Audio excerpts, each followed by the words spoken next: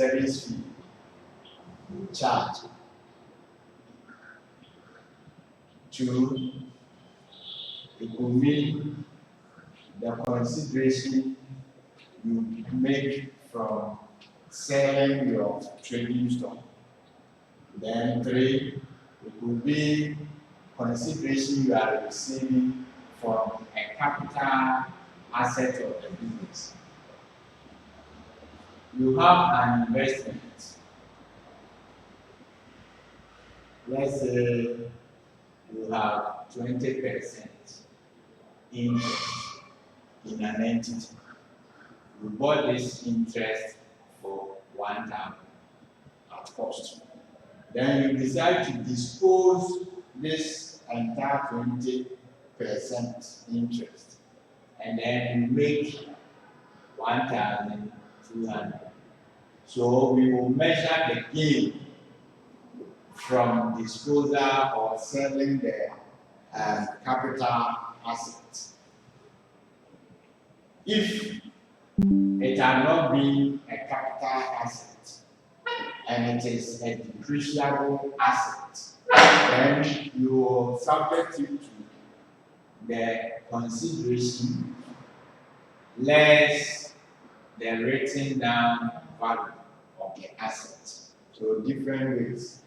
If it's a capital asset, then we look at the gains from the sale of the capital asset. So look at its consideration and then deduct the cost at which it costs you to buy, and that will give you the gain of the loss on capital asset.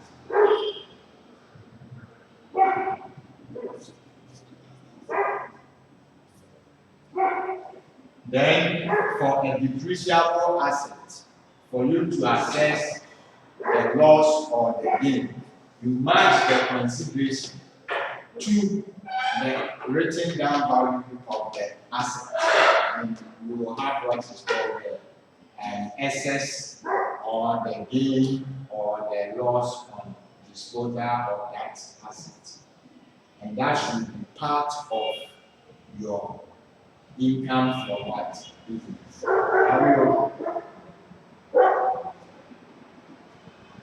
Then, if you receive a gift from business, a gift that is in relation to the business that you are conducting, that gift should be part of your income from business.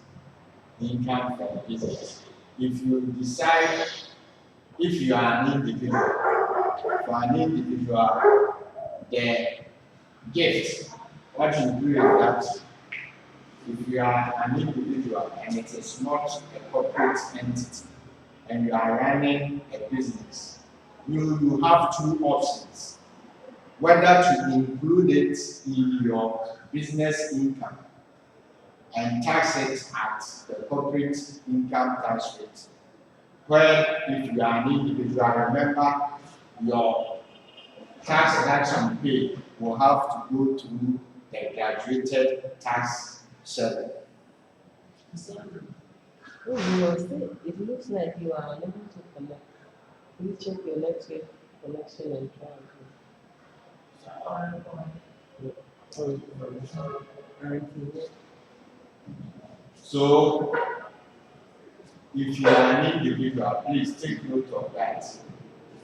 For an individual who receives a gift or who makes a gain on a capital asset, under that situation, you have the option to include it in your income and tax it according to the graduated tax rate, or you will not include it if it's a gift or a capital gain you are making.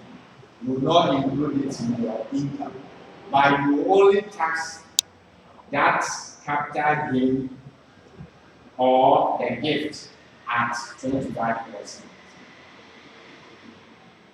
at 25%. Are you okay?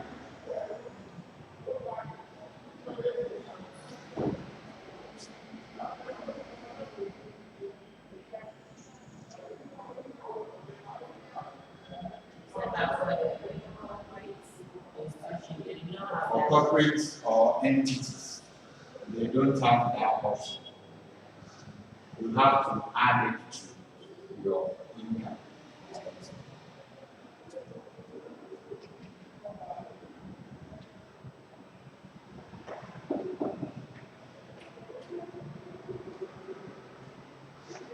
The income of an entity does not include the income of an entity does not include one, an exempt amount. An exempt amount. When you say exempt amount, then it means we have to know section 7 of Act 896. Section 7 of Act 896, which include maybe medical, that one will be more related to the individual, medical expenses, severance pay or redundancy pay. But if you read Article 7 of Act 896, it lists about almost 80 types of amounts which should be exempt from tax. Let's read them because they can ask you to write on them. And when you have to write on them, at least you have to list example exempt amount.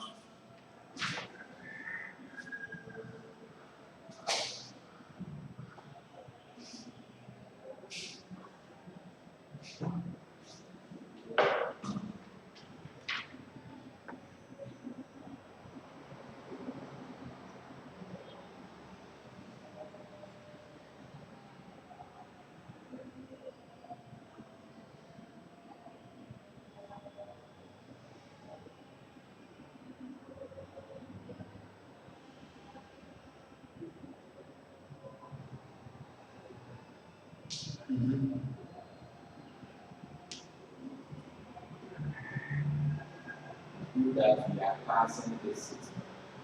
Otherwise, next city, if I am teaching, everybody will have to get the act. How will you get the act and then have the cash in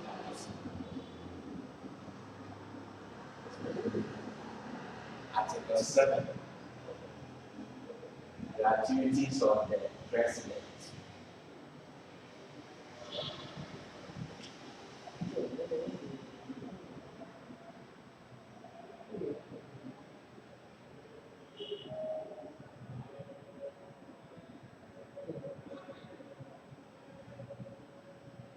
It's a tall list.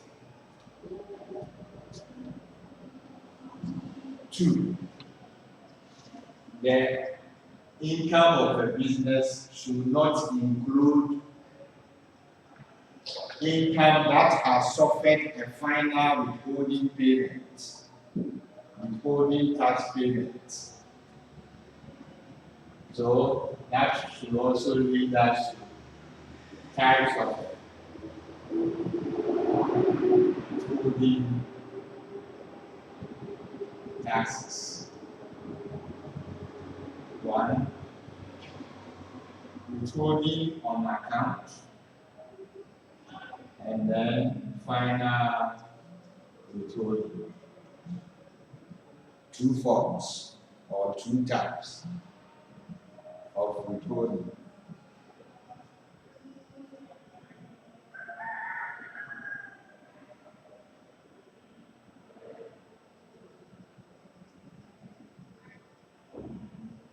Exempt amount. Exempt amount. Okay. exempt from tax. The following are exempt from tax. So for them, you do not include them as part of your income, whether you are an individual, an entity, or an entity. Don't include them. They are exempt from what tax? The salary, allowances, facilities, pension, and gratuity of the president in accordance with Article 60. So everything we are paying, the emoluments to the president are exempt from tax. So when you are getting your wage or salary at the end of the month, and it is going through the graduated tax rate, that of the president will be exempt. It will not go through that. The income of the government of Ghana or a local authority. So income of government of Ghana or local authority, that's why the MMDAs, they don't pay taxes. The taxes they pay are not corporate tax. They only serve as withholding agents, and they are to file returns and have the taxes withheld paid. So MMDAs, local governments, are not to pay. Their income is exempt. In the income of a public corporation, where the public corporation is not set up as a commercial venture. A public corporation which is not set up for profit making, their income should be exempt from what? Tax. Continue.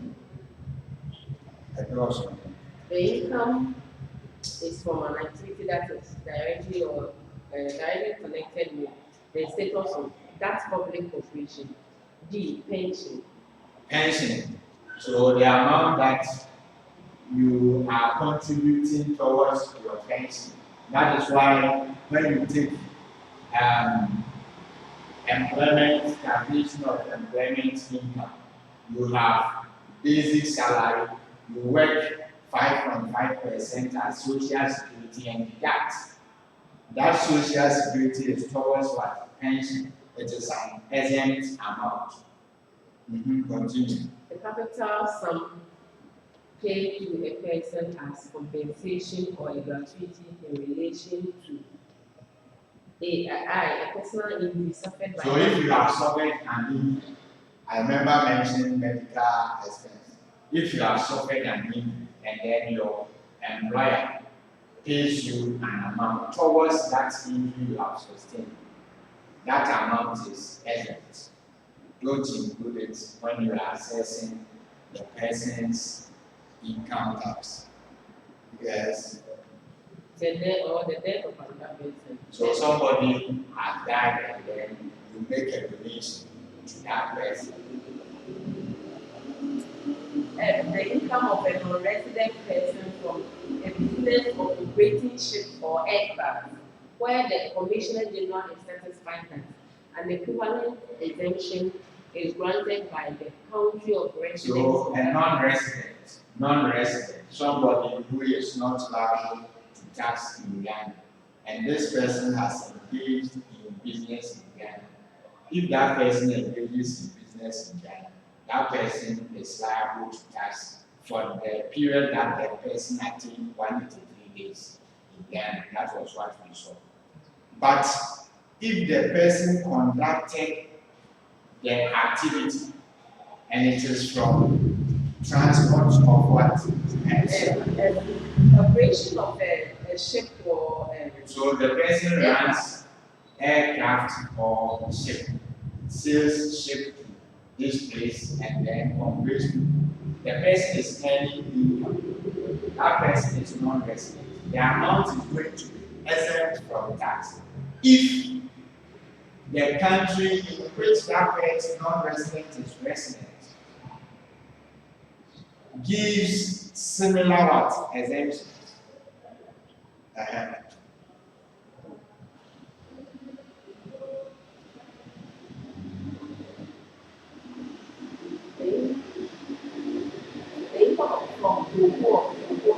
The income of The income from cocoa of a cocoa farmer is exempt. So if you have a cocoa farm and you are also doing teaching, you will not say you are a cocoa farmer and therefore the income you are making from teaching should be exempt. No. It is the income from the cocoa that is exempt from what? Tax. Mm-hmm. the income of a person receiving instruction at an educational institution from a scholarship, exhibition, paid or similar educational endowment. So you are getting scholarship for studying in Ghana here, and you are remunerated each year by your parents. Though it is a source of income to you in Ghana, that amount is exempt.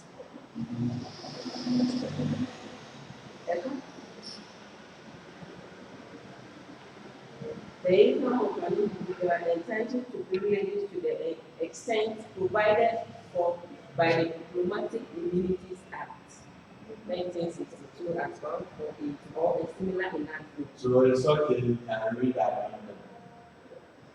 But at least get the common ones. Donation you receive in respect of the death of another person, the income from cocoa of a cocoa farmer, the gratuities of the president, any severance pay, I think that one is the last one, and then injuries that you suffer. Look at all these things. As for level 3, advanced taxation, employment income, taxation of employment income, it's not evident so much. It's not evident so much. But because of taxation on a worldwide basis, foreign source income, usually you are tested on employment. And the examiner will bring some of these things. Where you have an individual who is resident, and that person is engaged in employment outside. Then the income, if that income the person is getting from the employment outside, the income the non-resident employer recruited that person, then that amount will be exempt. If the employment is exercised with a non-resident person, then that income the person is getting will be exempt. But where the employment is exercised in Ghana here, then still we are going to tax it. We are saying that you exercise the employment outside and your employer is non-resident, then that foreign income for employment will be exempt. But when you are providing the service in Ghana here, then it will be taxed. In the same way, if you have a resident employer who engages somebody to work outside, and that person is resident for tax in Ghana, for the fact that the person provided the service or the terms of the employment outside Ghana for a period not less than 183 days, that income will again be what? Exempt. So take note of these things. Foreign source income. So if it's about employment, the key thing you should note is that certain amounts are exempt and you should not include them. Then I mentioned that an income that is subject to a final withholding tax should also not be included don't include any income that is subject to final withholding tax as part of income from business. Example of income that is subject to final withholding. Our first meeting, I think I did justice to that. Dividend. So if an entity receives dividend for investing in another entity, then that dividend must suffer a final withholding tax. When that dividend is paid, the entity which received the dividend should not include it as part of business income. I think I applied this one. And the auditor said, no. I should include it. It is income of the business. And I was talking about business. What I did was that I did not include it in my income. Then I go to what is called their related surpluses. And then I recorded the dividend. Then the auditor said, no, it's not done that way. I should remove it from there, bring it as part of my income. But if you go and do that for tax, you are going to pay tax on the dividend. But what will happen is that you will pay the tax at 25%. Already 8% has been deducted. Because it's not subject to withholding on account, you cannot claim this 8% again. So if you come and pay the 25, you can't claim the 8%. And that is why the rule is that any withholding tax which has suffered a final payment should not be included. If it is on account, it must be included. And then when you have included it, you will tax it at the normal rate, 25. Then you will take tax credit for the 8% or the rate that was charged. You use it to reduce the person's tax liability.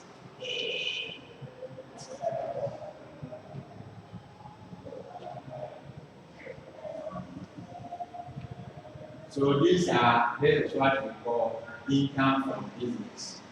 The service fee, considerations you are taking, any gains or loss on depreciable assets. Let me talk about that one again. When you come to petroleum and mining, for a depreciable asset, the gain or the loss should not be the written down value of the asset should not be matched against the consideration. Remember I said if you dispose a depreciable asset, let's say the asset cost was 2,000. It is a computer, an accessory. So first year, capital allowance was granted at 40%. So what you mean is that you have 800 to be deducted, and that brings you to 1,200. If you dispose of this asset and you receive a consideration of, let's say, 3,000, since it is business, you are determining their income to tax.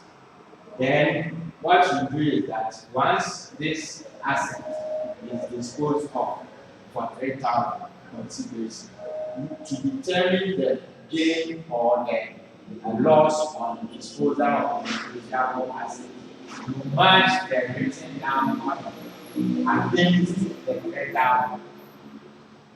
And that's the 1,800. This will be a gain. And this gain will go through your profit or loss or your business income. But for mining and petroleum, remember that for mining and petroleum, we said that their capital allowance is 20% on a straight line basis. So what happens is that even when you have disposed of the depreciable assets, it will still continue to be enjoying capital allowance. So what you do is that the consideration you make from disposing the depreciable assets and the mining straight away go and then add it to your income in gross, so that you continue to charge your capital allowance and other situation. So that is the difference between disposal of depreciable assets, how you determine the gain, and how it will be under petroleum or mining.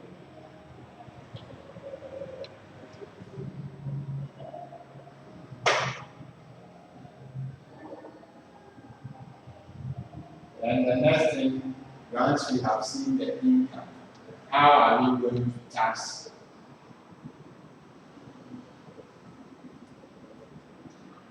So we look at deductions. So it's under the ones which are not is the Exempt amount, withholding tax, final withholding, and then any amount which is in connection to employment. So if it's employment income, don't include it as part of your business income. It is the same individual who is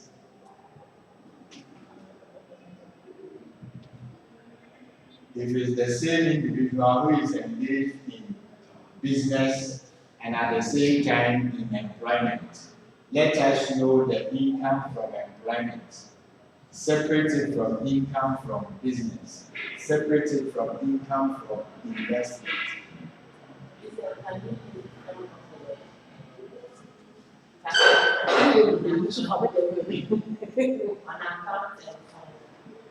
Finally, mentioned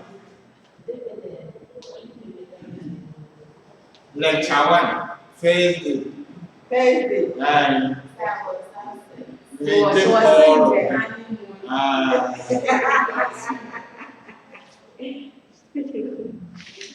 on the first day, on account, you can have on account management and directors.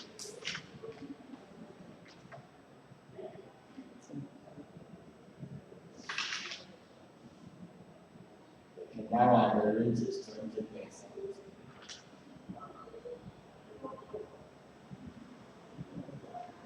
Now on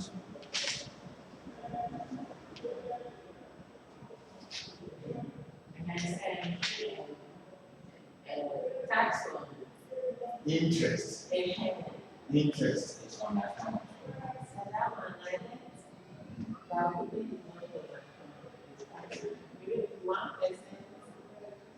If it's an individual. If it is the interest is paid to an individual, that one is 1%. And if it's to an entity, it is 8%. And which one is I think if it's from a financial institution, that Is it?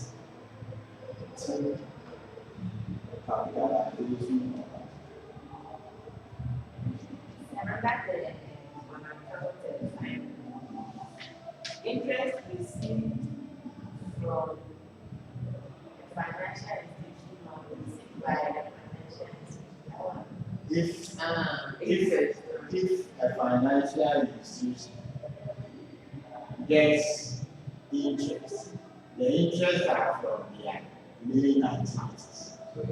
So it's income to them. So you will not go and say you are withholding 8%. If it's on their loans and others. But if they engage in any other investment activity, which is bringing them 8%, which is not related to their core activity, then you will have to subject the withholding at 8%. It will be on account. But if a financial institution, take note here, we have investment.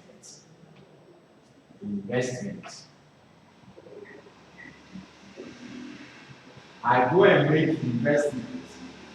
I'm an individual. I make investment in a bank. Let's say they are selling not TV is evident. They are selling a product, one of their services, and then I go and buy some and make investments in it. If that entity declares any gain to me, because it's an investment, then they must withhold 8% as the interest I'm making. But if I go to this financial institution and make a savings, and at the end of the period, this savings, they pay me interest on savings. Then interest on savings is exempt. You will not pay the 1% if you are an individual. It is exempt. You will take note of that. The examiner will test to this that interest on savings. You know that interest must suffer tax at 8% if it's an entity, and then at 1% if it's an individual. So if they bring interest on savings, candidates are tempted to say, oh, I will have to withhold 1%. No. If it's interest on savings, then it is exempt. In 2017, that was when it was abolished. Before 2017, it was not abolished. It wasn't exempt. Can we continue? The deductions. We say that any amount you want to deduct, it must meet certain rules. It must meet certain rules. If that amount does not meet the rule, then it is not allowed as a deduction. One, we call general principle. And what is the general principle? In section 8, that is where we look at general principle. Then 2, residual deduction rule. Then we have specific rule on deduction. And these are the specific ones. The specific are provided by the Act. I think it's from section 10 up to 17 or so. They give rules on what that and what not that.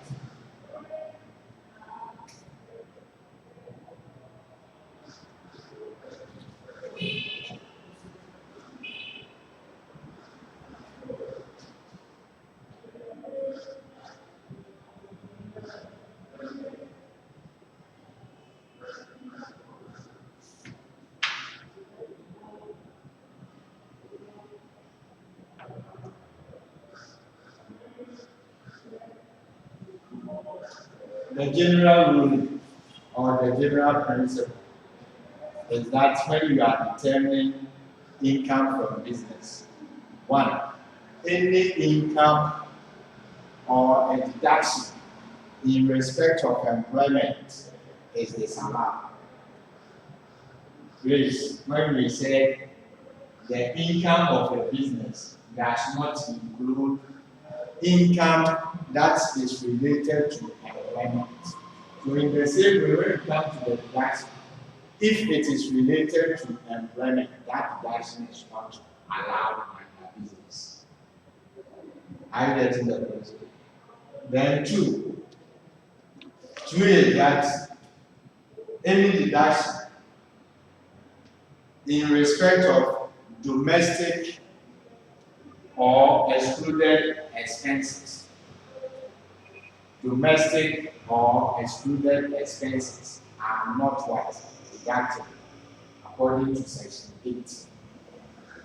So what are domestic expenses?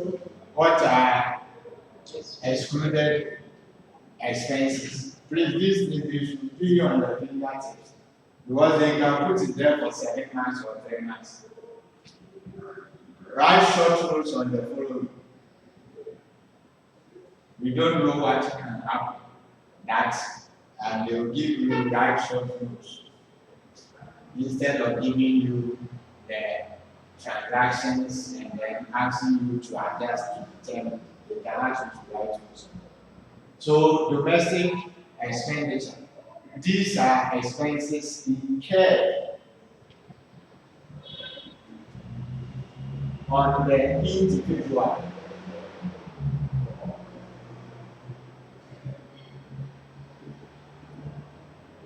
Expenses incurred on the individual.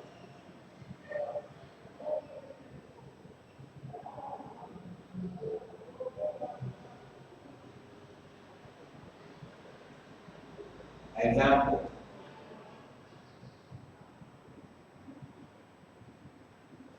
Expenses in commuting from home to business.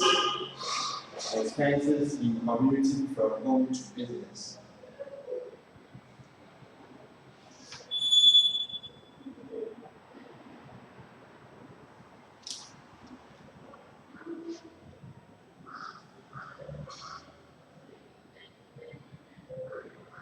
In simple terms, I'll call it transportation. So if the transportation fee you pay from your home to the workplace should not be included. Then you can also talk about clothing. So you can talk about expenses incurred in providing shelter. They are excluded.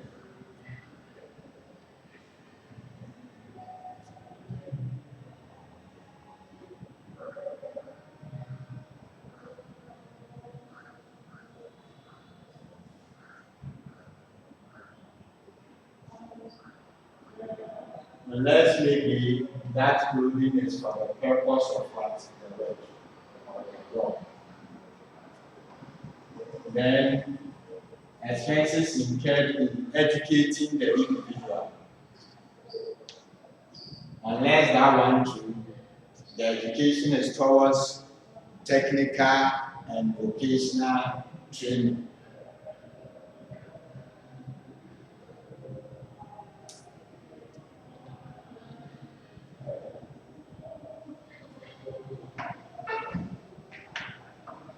Then excluded expenditure.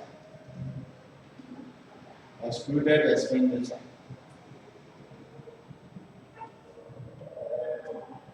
Includes penalties and fines for breaches of the law.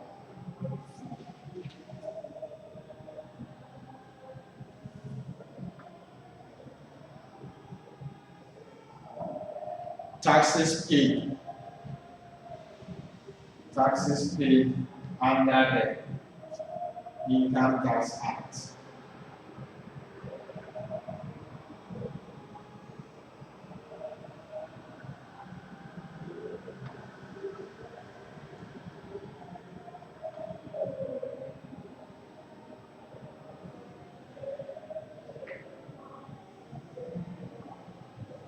Retirement contributions.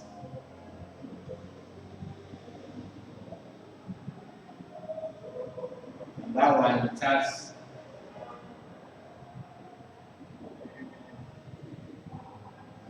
unless it's included in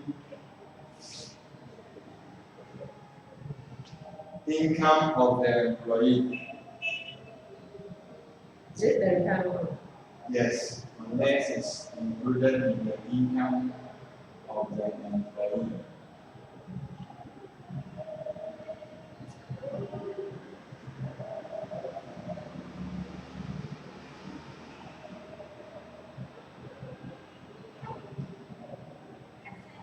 So, this question has been examined before. That under what conditions are domestic expenses allowed as a deduction? Remember, we have said they should not be deducted. So there are certain conditions under which, when they meet those conditions, and even though it is a domestic expenditure, it should be allowed. One of them is it should be included. The domestic expenditure should be included in the income of the person or individual.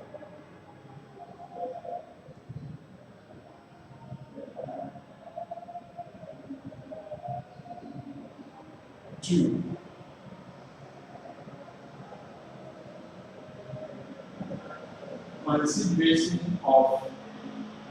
consideration of an equal market value. The first one is that it should be included in the income of the individual. Let me cite an example. Let's say you have an employee whom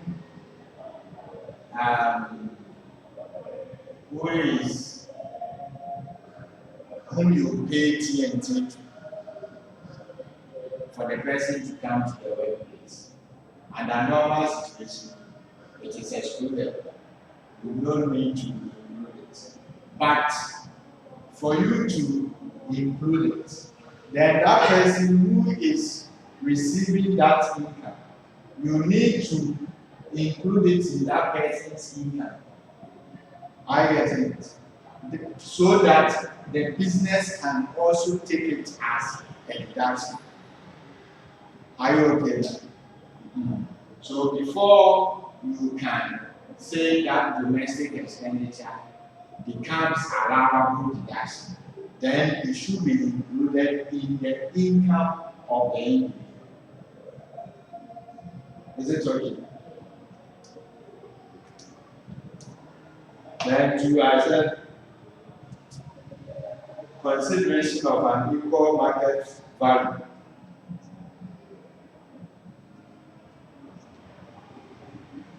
Is provided for the payment or benefit.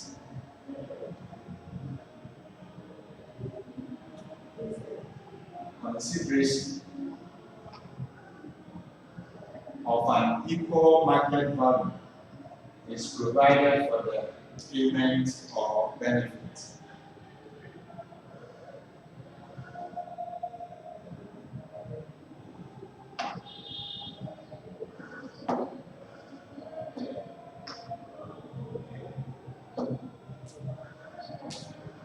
And lastly, the expenditure is too small.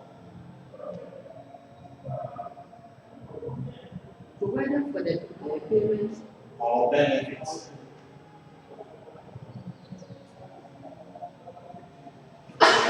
Lastly, the expenditure is too small.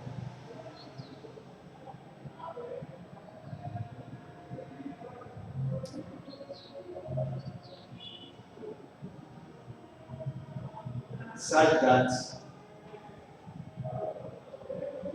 it is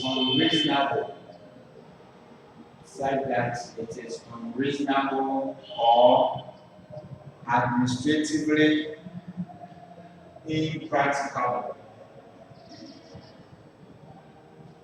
to account for.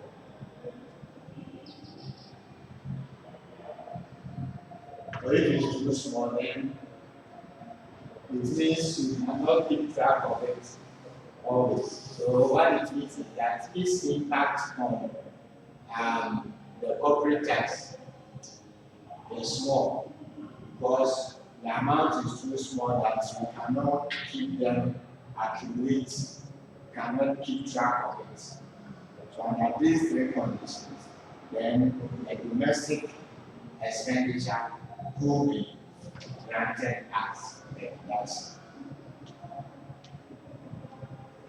So that is the general rule. The last thing I want to add is that any expenditure should be at arm's length principle. But they can actually write short notes on arm's length principle. Section 31.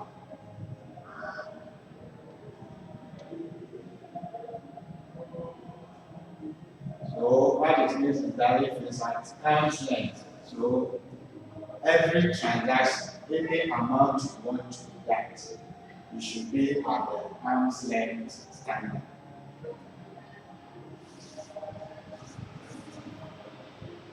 If it is income, it should be at arm's length. So it's expenditure. Then the next rule to calculate deduction is that of residual deduction rule. Please don't forget this. Residual deduction rule. Any expenditure that is to be allowed shall be wholly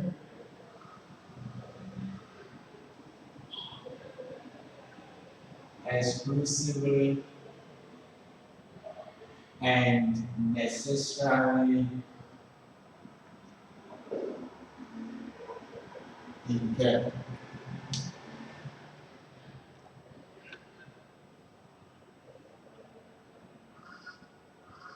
Any expenditure you want to deduct, it should be wholly. Wholly in the sense that the total amount should be for the purpose of the business.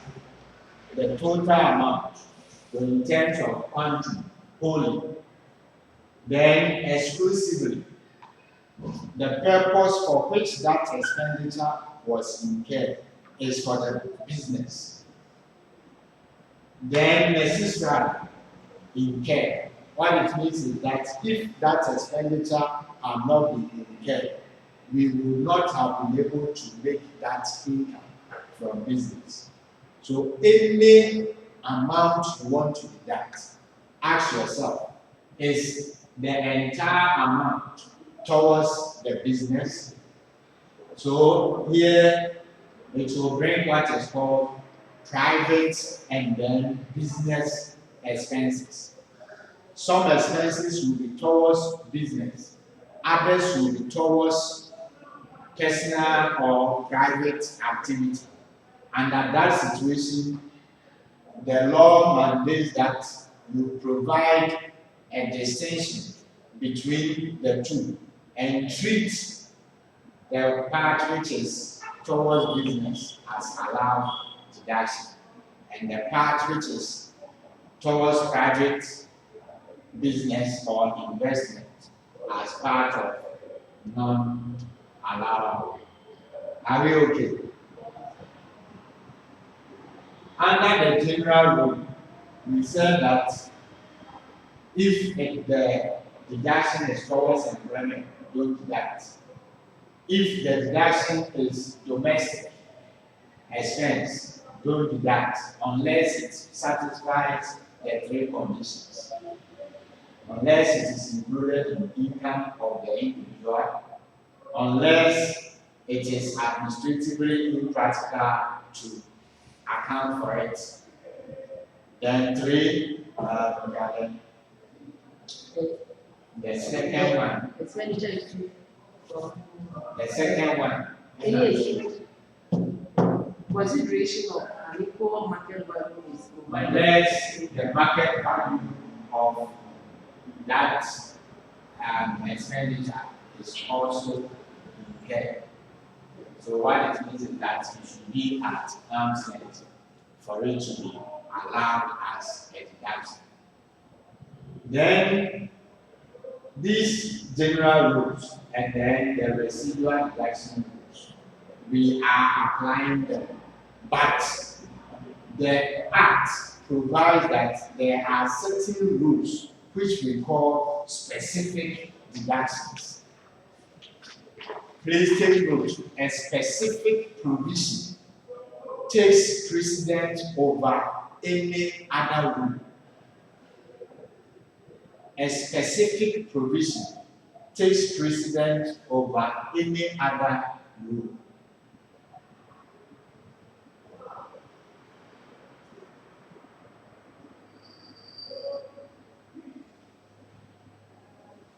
A specific deduction rule takes precedence over any other rule.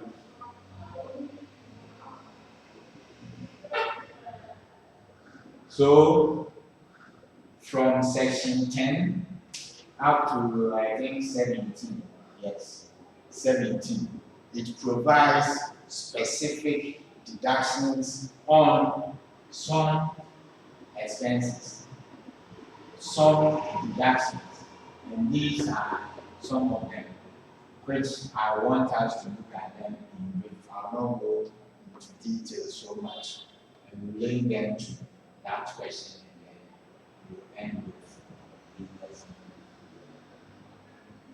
Specific deduction rule. Please, I've said a specific deduction rule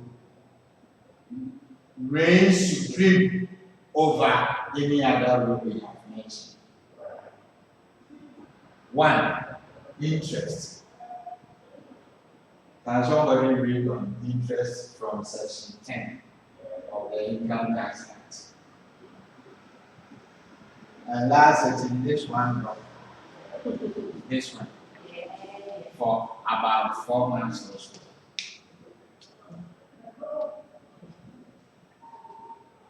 Interest. Interest for the purpose of section 9. Interest incurred by a person. For the purpose of section what? 9. Where is section 9? So residual deduction. The person who is ascertaining the income of that person or another person from an investment or business conducted for a year of assessment or for a part of that year shall deduct from the income and expense to the extent that that expense is wholly, exclusively, and ensuringly incurred in by the person in the production. So that is the rule. If that income is exclusive to the business, the amount that is being deducted is wholly to the business, and then it is necessary for the purpose of what? The business. It is allowed as a deduction. So in deducting such expenses, when there is interest, section 10 says that For the purpose of section 9, interest incurred by a person during a year of assessment under a debt obligation. So the person is incurred in the production of income to the extent. So you have a debt obligation when, let's say, you take a loan. If you take a loan, you pay interest. So the financial cost is what we are referring to as what? Interest. So if you are paying interest, you will have to pay interest to another person. For you to be able to deduct, it should be only, exclusively, and necessarily incurred. For the purpose of what? The business. Anything not related to the business and it is interest, don't deduct. And that is why the person will take the loan and the person will not use the loan for business purpose. Will go and put up a building for accommodation purpose. And at that situation, the building, though the loan was taken for business, the purpose itself is not towards what? The business. You have to disallow it. You continue. A. Where the debt obligation was incurred in borrowing money, the money is used during the year or at okay. Then it should go to the trading stock. If don't go to trading stock. I want us to do something here. Because one of the sittings, somebody borrowed an amount, spent a portion of it to acquire assets, and spent a portion on the business to acquire working capital. Please take note of these things. At the time that the entity borrowed, you ask yourself, is the entity making profit at that time? If the entity is making profit, then it's better you charge the profit to income, so that you charge it as a deduction. But the year of assessment, when the business is not running and not making any profit, that was when the person acquired the capital asset. So include the interest as part of what? The capital and the depreciable assets which were what? The cost. And then compute capital allowance. Are you getting the principles? I took a loan, 1 million. From this 1 million, I used 800,000 to acquire assets. Then it's left with 200,000. I use it to purchase inventory, working capital inventory, to start my trade. This 800, you should not directly go and deduct the entire 1 million from the profit. But what you do is that this 800 should be included as part of the cost of the depreciable assets. Then the 200 will go through your working capital, or what is called the inventory. If they bought them and they are not trading yet, they are not making profit, then it should go to add it to your inventory. Or if they are into business, then at that time they will be servicing the interest through their P&L. So you pay it through the P&L as a deduction. Yes, continue. Read on interest. What do you mean? Then let me talk about the one was the debt, where the debt obligation was incurred in borrowing money. The money is used during the year or was used to acquire. Then the second one is the debt obligation was incurred in the production of the income in any other case. And that is what I have explained. If it's any other year, include them in P&L. If it was used to acquire assets before they made profits, include them in the assets and be computing capital allowance. The next I want to add is that where there is the interest is paid on a debt that is financed by a controlled or exempt person, you should subject it to thin capitalization, where the debt, if it is from a financial institution, then you have no problem. It's assumed that it is at market price, arm's length. But if the debt was apart from an exempt controlled person or entity, then you should subject the debt to or the interest to thin capitalization rule, where debt to equity should not exceed 3:1. So 3 times of your equity at the time of the loan should be multiplied by 3 to determine the amount of debt that is allowed, for which interest will be allowed. So take note of that as well. Trading stock. How do we measure trading stock? This one, it is about how to treat cost of sales. So if you have a question, if they give you the extract, look at how they determine their cost of sales. And it will give room for allowable and then non-allowable. For trading stock, we said that it should be under IFRS 2. That is inventory. You measure stock at what? The lower of cost or the net worth realizable value. The same principle is here.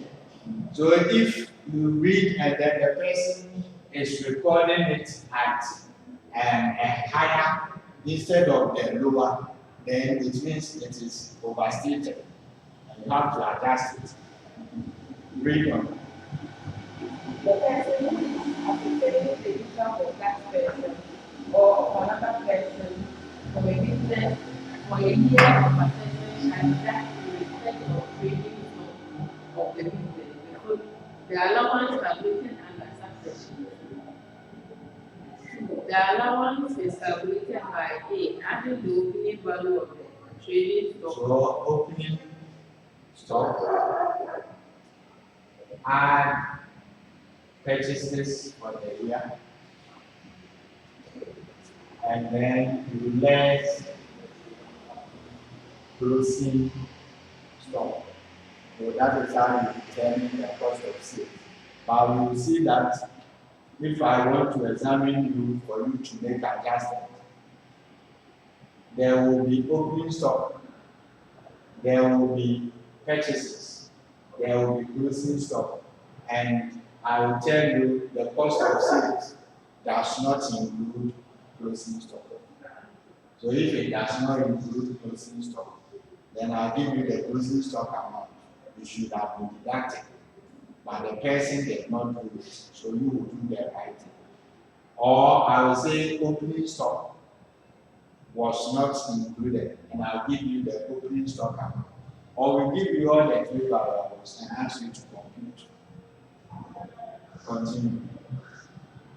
Then the method of determining the inventory or the closing stock, it should be by the FIFO method or weighted average method. So first in, first out. The first batch of stock that were brought in should be the first to be issued out. So if you are pricing your closing stock at the earliest stock, then it is wrong. Because the earliest price should be the last to be what? Issued. So if you are pricing closing stock or inventory at the first in price, then it is wrong. Because we will assume that the first batch of stock that were received should have been sold first. So the latest one will be having their prices stock. Continue and then conclude on that. And the opening value All the things. deducting from the sum obtained in paragraph 8 then. So opening stock plus purchases, then you deduct closing stock. The opening value of trading stock of a business for a year of assessment is the closing value of trading stock of the business at the end of the previous year of assessment. So how do you determine? The local, the closing value. The closing value of trading stock of a business for a year of assessment is the lower of A, the cost of the trading stock of the business at the end of the year. And then B, the market value. so the lower, we said net realizable value. So the net realizable value is the market value. So you compare market value to the price of the inventory, then you take the list. 5. Where the closing value of trading stock is determined in accordance with subsection 4, the person ascertaining the income shall reset the trading stock to what? To that value.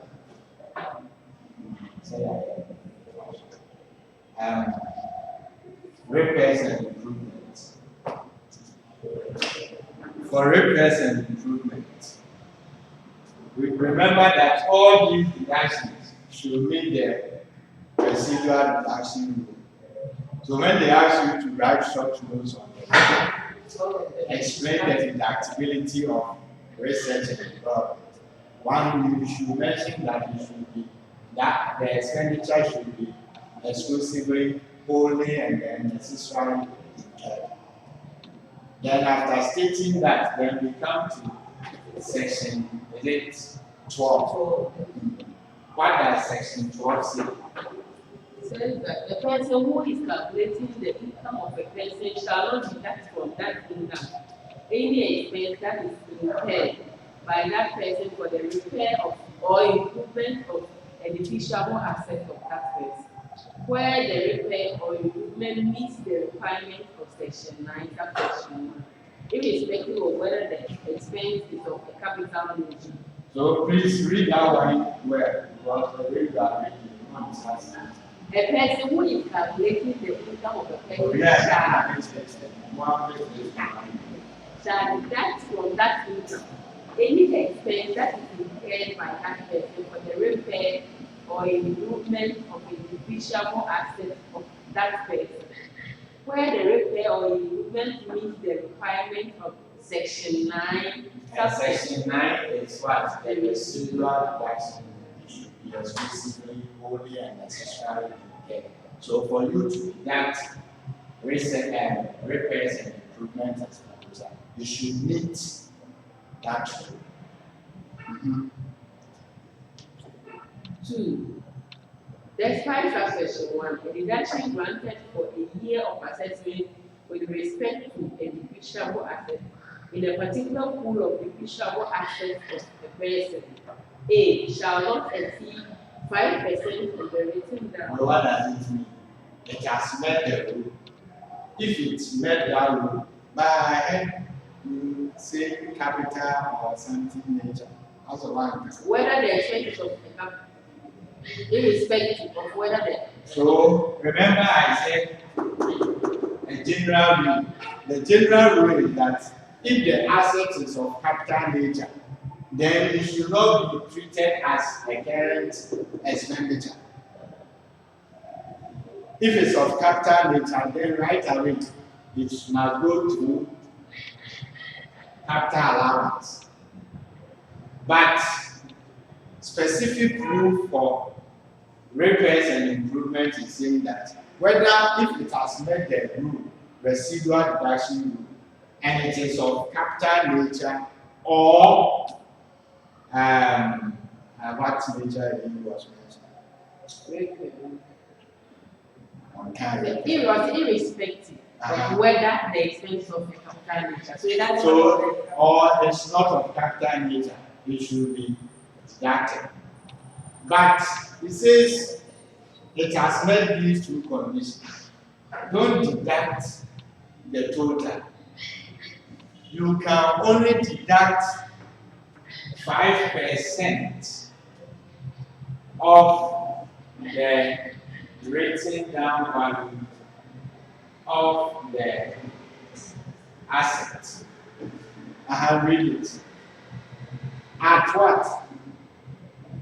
Of the pool at the end of the year. At the end of the year. And this is where usually the contention will come. 5%. So what it means is that it has made the residual deduction, whether it's of capital nature or not, it must be deducted. But the amount you are going to deduct as a deductible expense should not exceed 5% of the written down value of the assets in the pool at the end of the year of assessment. If we had not computed the repairs and development, what would have been the written down value of the pool of assets to which the repairs relate? Please take note here, because I always say the day I become the examiner, I'll be very quick. Because I always give you the cost, and then you will determine the capital allowance. Then maybe in the second year or so, I will say an asset to that class was repaired for 30,000.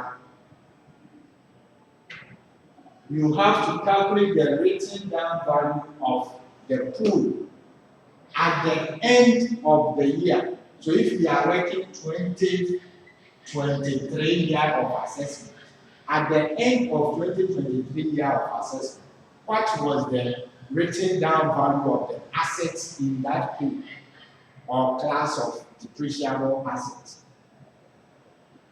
Before we compute the 5%. So please take note of that. Last sitting it was theory for you to write. By this sitting, it might be computation. I know that capital allowance will not be one measure, a standout question like last sitting. It will be fused with a major question of computation of business income. So determine the written down value and work 5% of it. And this 5% will be allowed as a deduction. The excess shall be included in the particular class and capital allowance calculated on that. So let's say I still use a class of class 1 or P1 asset. What will the rate of a P1 depreciable asset? 40%. So the cost was 20,000. Then capital allowance of 40% will be 8,000. Then 40%. 40% of 20,000. Then it will qualify for that capital allowance. Its written down value becomes 12,000.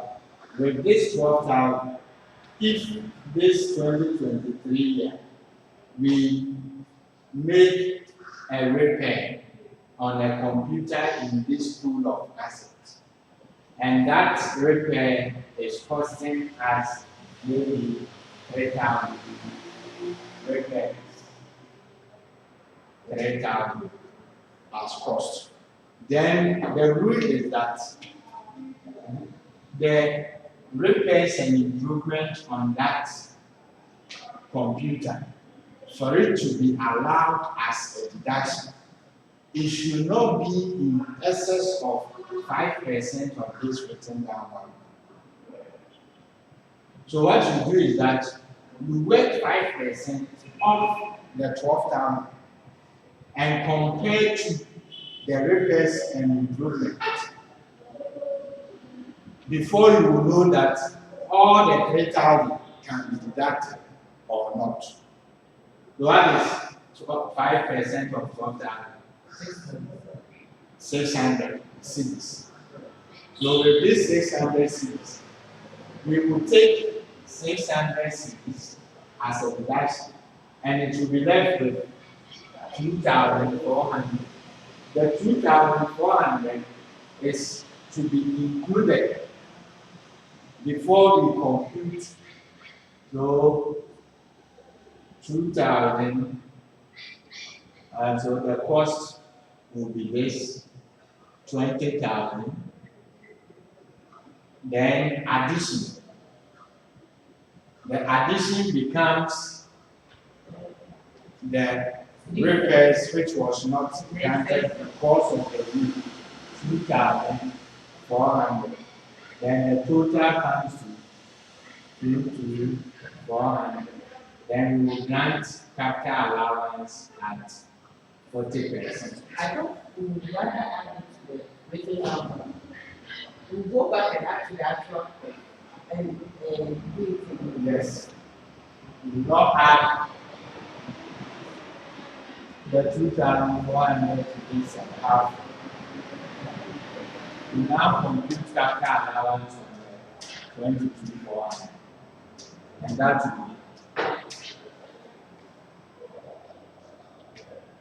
be 8,960.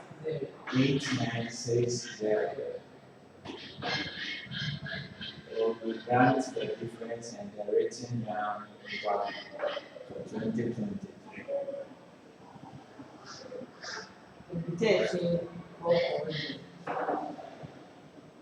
So in case in the exams you are time pressed, then what you need that you take this one already to have 8,000. So you also work again 40% on the 2,400 and add the 8,000 instead of going to add and then calculate. So that is repairs and improvement. Repairs and improvement.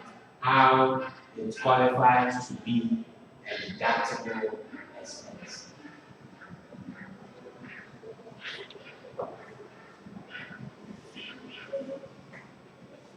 Then research and development.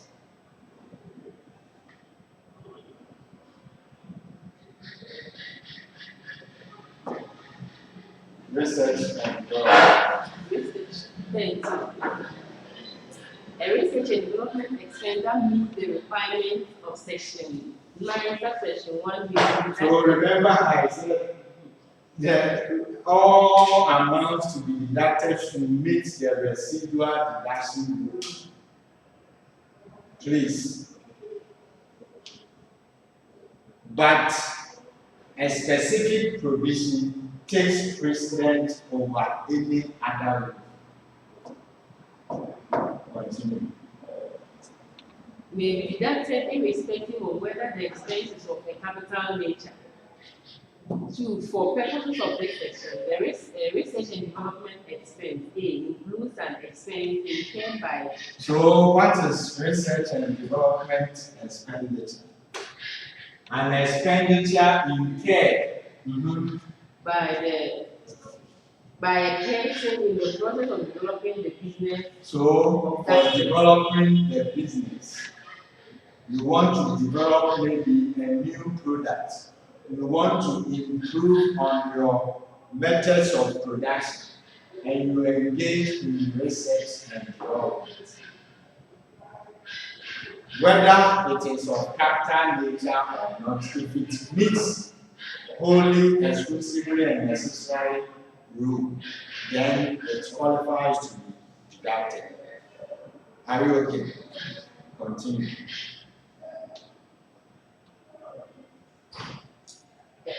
B. Excludes an expense incurred that is otherwise included in the cost of an asset. Now, if this research, you have included it in the cost of the asset, then it should not be part. It should not be deducted.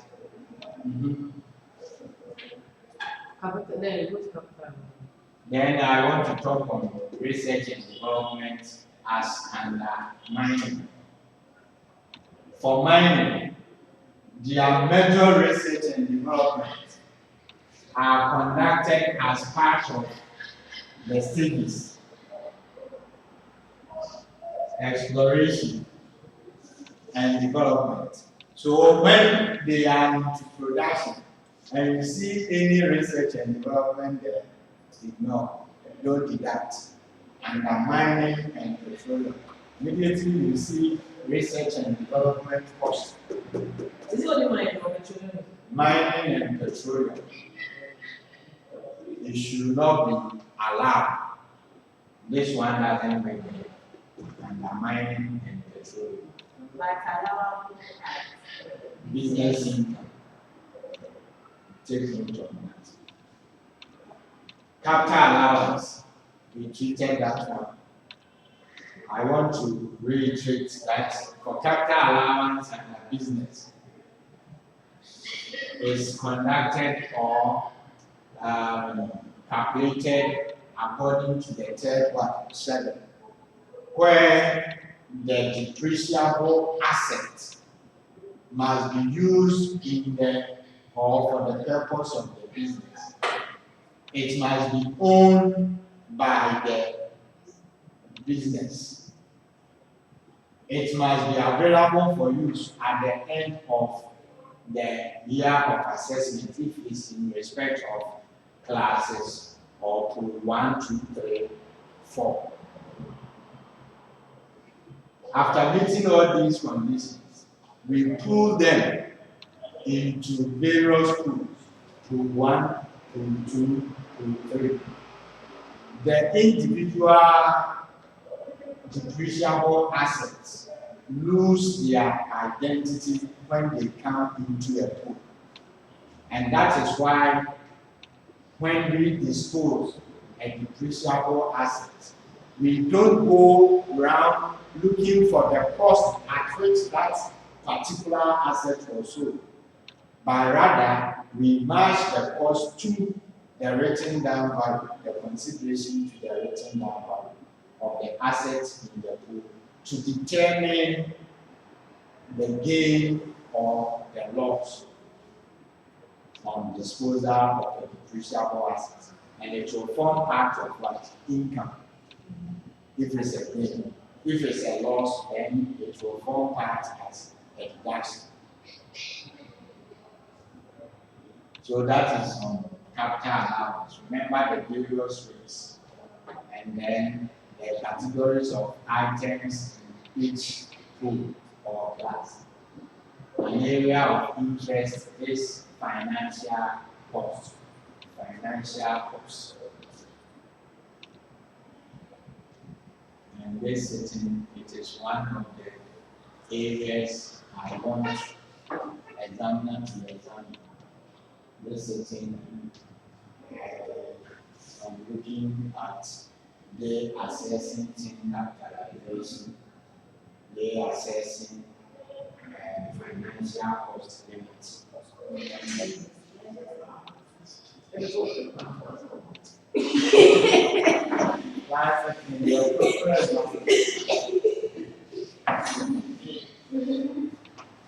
but definitely this is in the future. Financial cost limits. What is financial cost? Here. The financial cost we are looking at here is a financial cost in relation to a derivative. In relation to a financial instrument. If you want to deduct any financial cost from business, then it should not be more than 50% when of the chargeable income, when the financial gain and the financial cost are excluded. I'm explaining it in simple terms.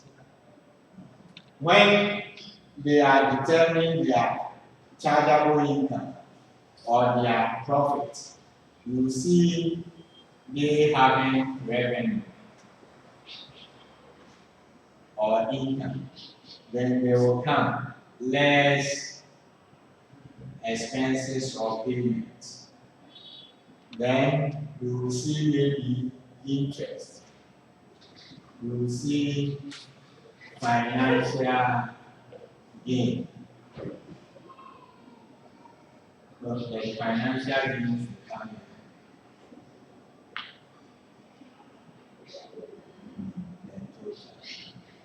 Financial cost. What you pay to acquire the financial instrument or derivative. And then what you are getting, the returns you are getting are the gains. So they will deduct this from that and they will say this is their net profit. For business, for you to deduct this cost,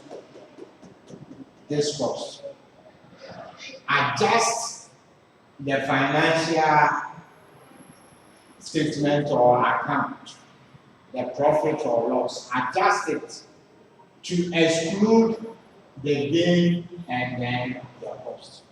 So what it means is that I may take the net profit, adjusting net profit. So you take net profit. Please take note if there are any allowables, non-allowables, you do all of them here. Then the net profit, you add the financial cost because the cost was deducted. It has reduced the net profit. So add it back to increase it. Then you less financial gain. Financial gain reduced, it has increased the profit. So take it out. What you get becomes your chargeable income.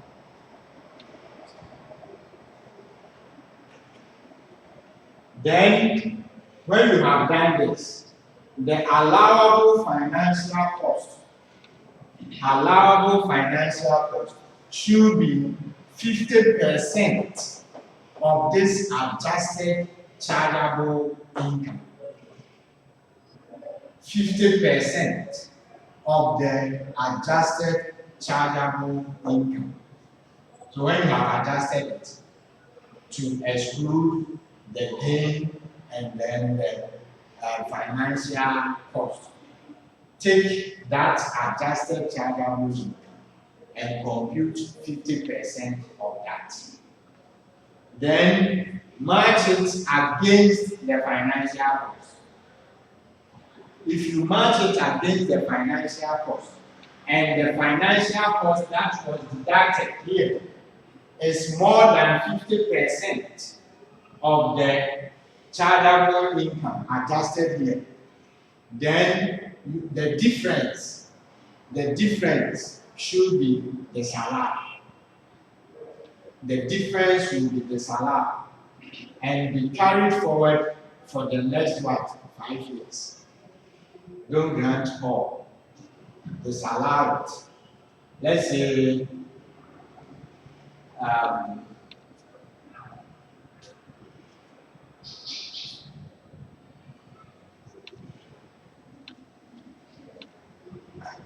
my revenue income is 50,000. Financial gain is 2,000. Then I make 52,000 less interest paid of 1,000.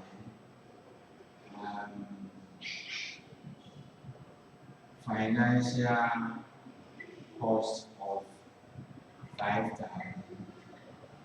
In effect, I'm deducting 6,000. And that would be 4,600. This is the extract. Please, this is not how the person will be. Because it will include those things we have discussed already, and you have to adjust them. Some will be of private, domestic, you have to adjust all of them. Then, in adjusting the net profit, we say adjusting to exclude the gain. So net profit per the extract is for I add the finance cost of 5,000, 51,000. Then I less finance gain of 2,000, bringing it to 49,000. This becomes maybe adjusted chargeable income. So with this adjusted chargeable income, I take 50%. So 50% computation of financial cost limit. 50% of adjusted chargeable income. So 50% of 49. 24,500. And then I compare it to the financial cost, which is 5,000. So it means that I could have deducted 24,500, but the cost is not even more than 50%. So under this situation, all would allow as a deduction. But let's say the cost is 50,000. If it's 50,000, then the person will be making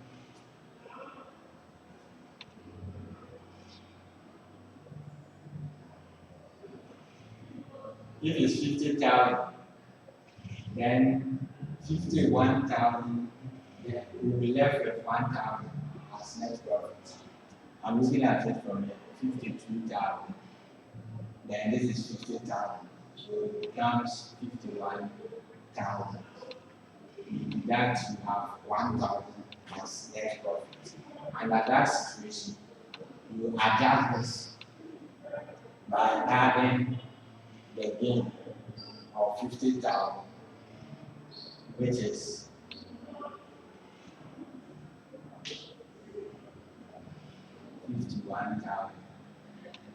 gain is 2,000. 53,000. Then you work 50% of 53,000, and that will where the 2,000. So that it comes to 49. So you work 50% and it is 2,4,500. But comparing 2,4,500 to 50,000 here, we can only grant 24,500 as allowable financial cost. Then the remaining, the difference will be when we grant 54, we subtract it from this one, and what the excess will be carried forward for the next 5 years to be deducted from future profits. Are you okay? That is how you go by. You add that in the order. In order, that's in order. So when they ask you to write notes on financial cost limits, that is what you have to write. That it should not exceed 50%. But for petroleum and mining, there exists a difference. For petroleum and mining, the allowable financial cost to be deducted shall not be in excess of the relevant financial gain.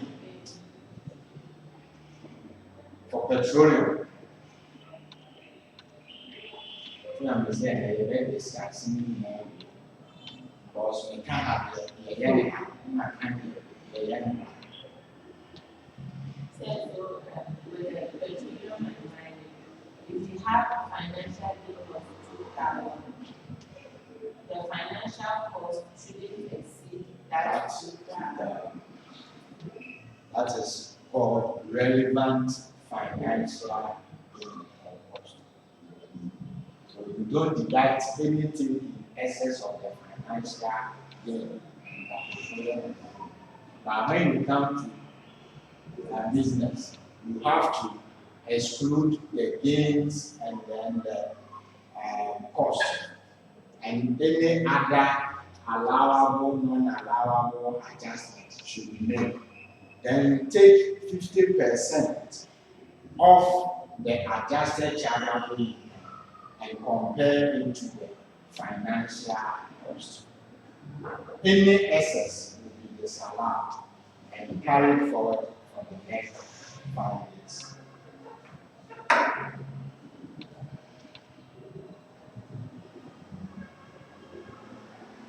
Unrelieved loss. Now go to the next section.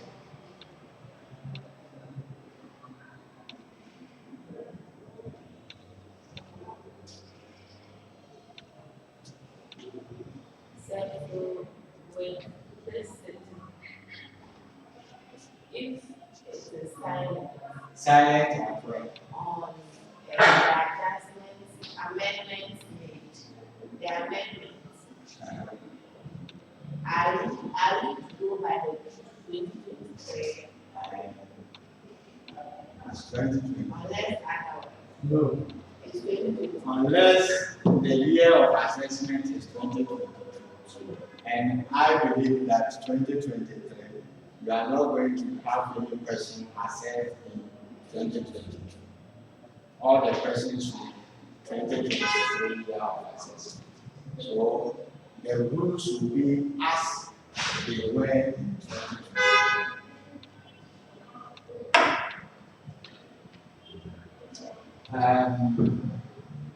The next session is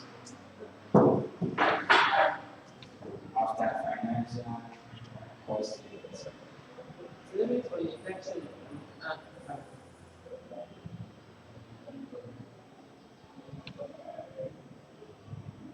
Financial cost. Was capital allowance. Capital allowance, I think you know The losses of realization of assets and then limit for the reduction of financial. The next one. The losses for business or investment. Yes, laws from business and investment. Please take note here. Unrelieved losses. When they say write notes on unrelieved losses. Unrelieved losses are losses or costs which have not been deducted. Business loss and business expenses which have not been deducted from income are called unrelieved losses. Such losses shall be carried forward for 5 years, irrespective of the sector. Now, shall be carried forward for 5 years. But if you make a loss from business and you also make a loss from investment, how do you treat these losses which are made from different sources of what? Income? Please, are you getting the principle? You engage in investment, you engage in business activity, you have made a loss in business, you have also made a loss in investment. How are we going to treat them? That is the provision of that act section. I read it. Losses from business or investment. One, a person who is ascertaining the income I think this one was also assessed last. Now, you jump. Loss or we are investing here, and we are business here, but years of assessment, that's what we are taking. 20 we are 21, 20 we are 22. And now loss. The person who is ascertaining the income of that person or of another person from a business for the year of assessment shall that pay an unrelieved loss of the person in a specified priority sector. Please, now it's not like that. No priority. Now it's 5 years for all business sectors.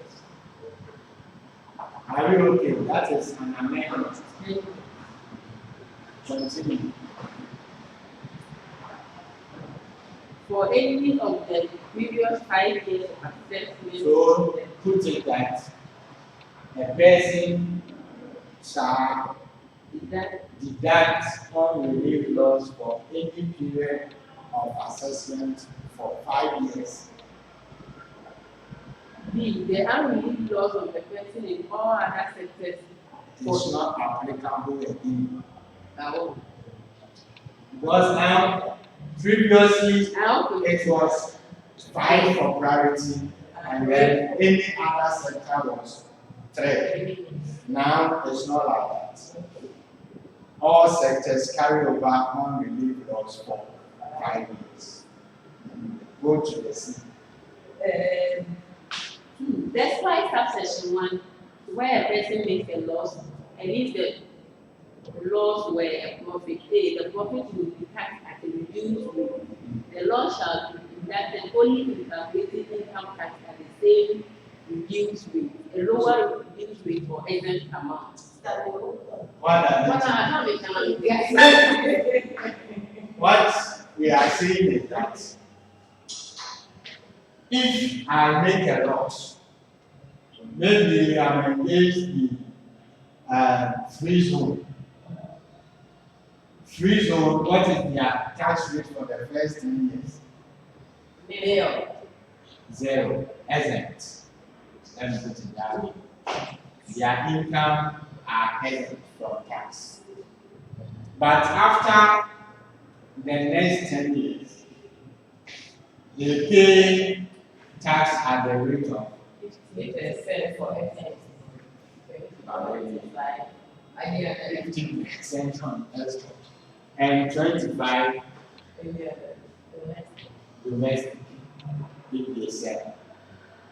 So this rule is telling us that if I'm in a free zone and I make a loss, under exempt. At the period when I was enjoying exemption, if I was making a loss, I should deduct that loss from any income from that period. I get the principle. If you make a loss in an exempt regime, tax holidays, you cannot bring those losses to when you are making profit after your exemption. Or the next one will be I am into hotel business. Hotel businesses are taxed at what rate? Are taxed at what rate? 22%. 22%. I have this hotel business. The rate is 22%. I have a manufacturing company. The rate is 25%. If I'm making losses here and I'm making profits here, I cannot bring the loss here to hotel because their tax rates are different. One is taxed at a lower rate, the other is at a higher rate. In the same way, I cannot transfer a loss here to manufacturing because their rates are what? Not same. So you can only deduct unrelieved loss when the rates or the loss is made under same rate. If it's a lower rate or an exempt, then at the time that you were enjoying the exemption, that was when you made a loss. That is from there. You can't carry. Who became that tax? But what is the 3 year will run into a year that making a profit? The which 3 years? Like, carry over for 5 years. You see, in carrying forward, you carry them over in FIFO order. FIFO. So what it means is that first year loss, second year loss, first year loss will be deducted from second year income. You go to third year, if all has not been exhausted, you will still go and deduct until it finishes. But if the 5 years elapse and you have not deducted it, that is the end. For the first year loss which was made, then the second year can qualify in that principle. So what do you mean by your 5th year loss running into the 6th year? The rule is that if it is under exempt, then you are making profits under exempt regime. That is when you can deduct any loss which has been carried from the previous 5 years. Otherwise, you can't deduct. Are we okay? This is what can not just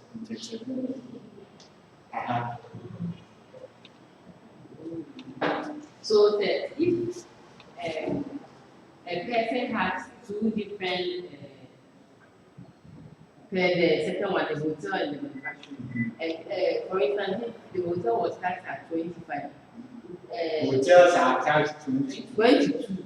But if we have another, you have another entity that is taxed at 25. Manufacturing is taxed 25. And there's another, no, I'm talking about if you have 2 separate entities, but their tax rate is the same. That one can transfer from separate entities like.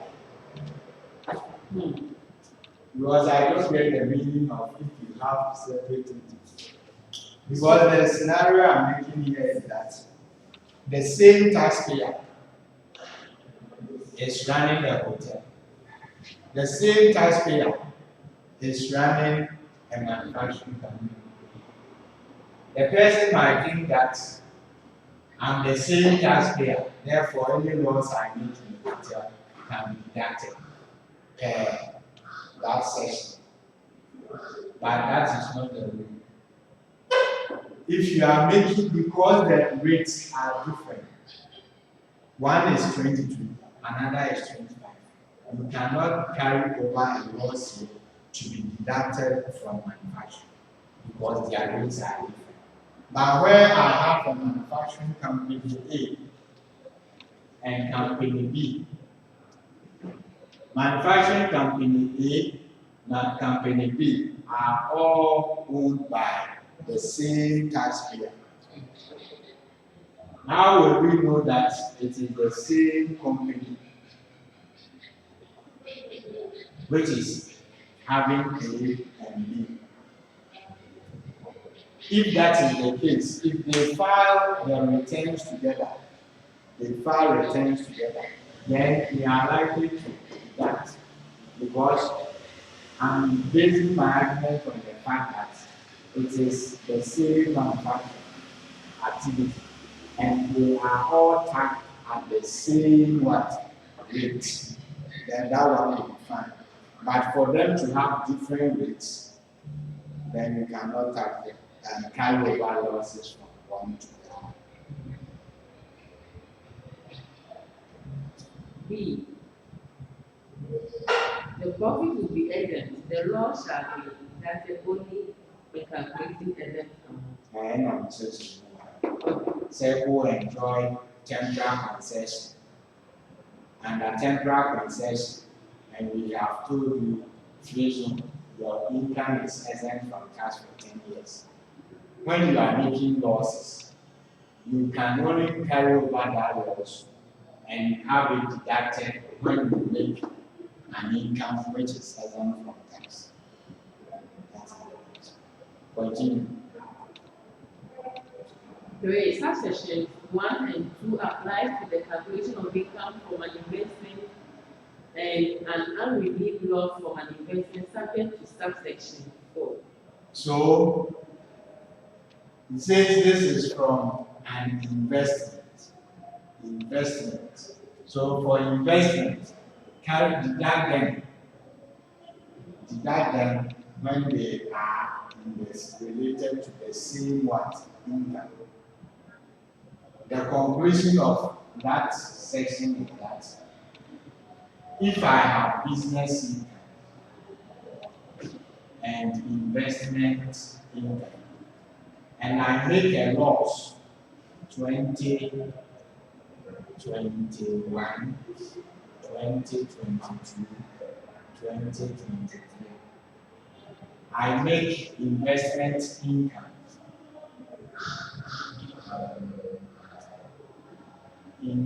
from business.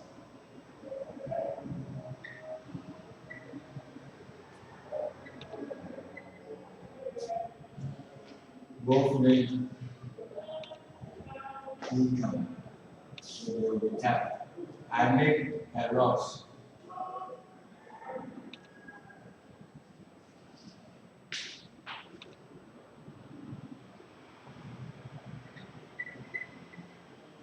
Income from investments. Then in 2023, I make income. I make a loss here.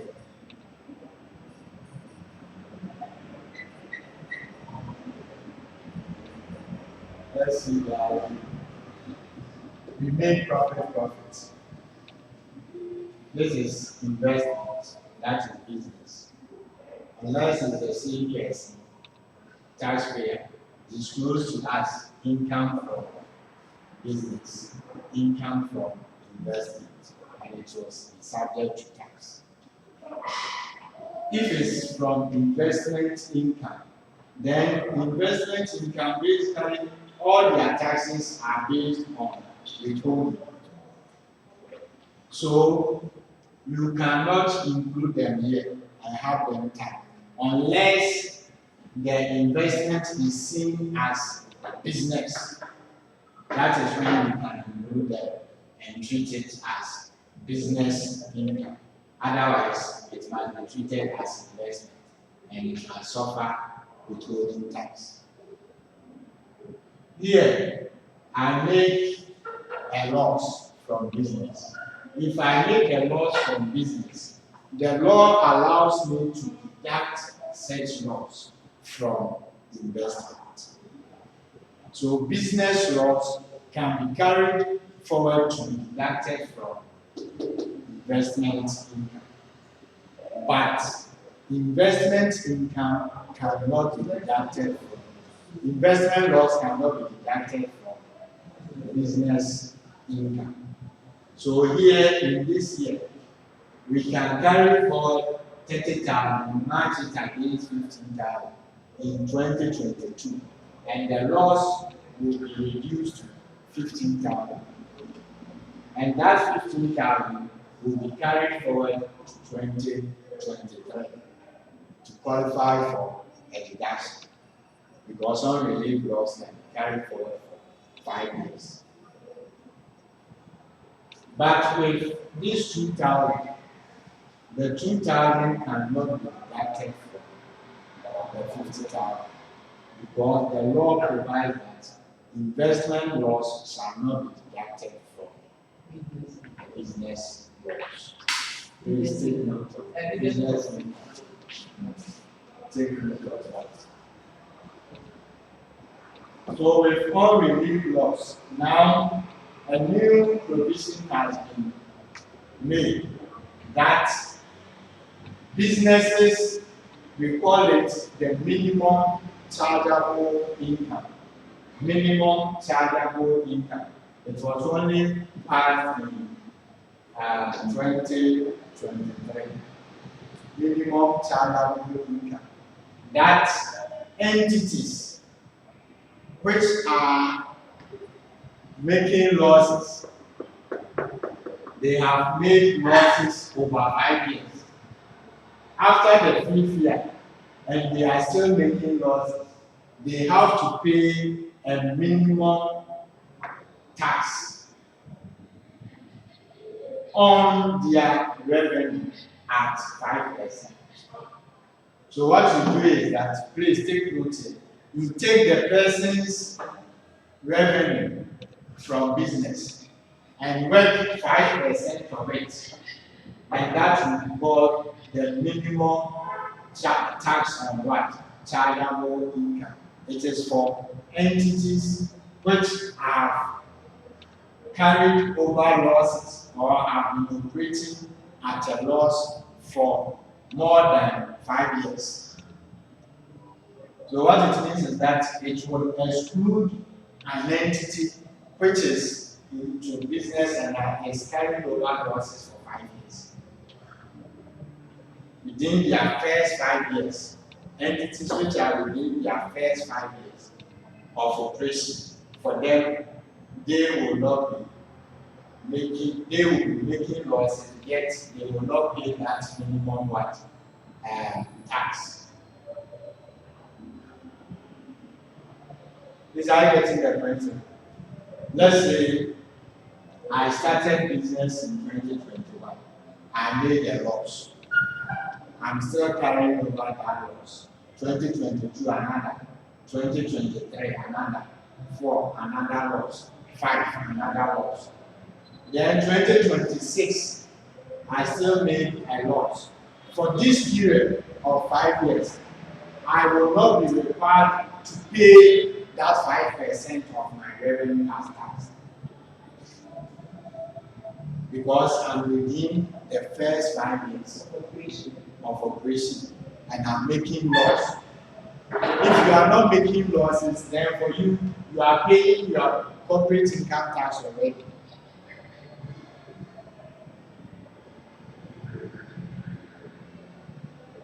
So that is what I wanted to add. That entities which are enjoying unrelieved loss for 5 years shall be required to pay a minimum tax of 5% on their revenue. And that is 5% of revenue, and that will be taxed. Even though you are making losses, you make loss after you have deducted allowable deductions. So pay that 5% on your revenue before you make that loss. That is the principle. Before we say this year of assessment 2023, you have made a loss, so you are not going to pay tax. If you have operated for more than 5 years and you are making losses, in your sixth year, you will pay 5% of your revenue, even if you make all adjustment. You make the adjustment and still the person is making loss in the sixth year. So in that sixth year, the revenue the person had, work 5% of it and ask the person to pay. So what is it from there? That's It's a tax. It's a tax. Yes. and so instead of the entity paying 25%, they are paying If you pay, no. You will not pay any 25 because you are making losses. But most entities will make loss every day. They are making losses.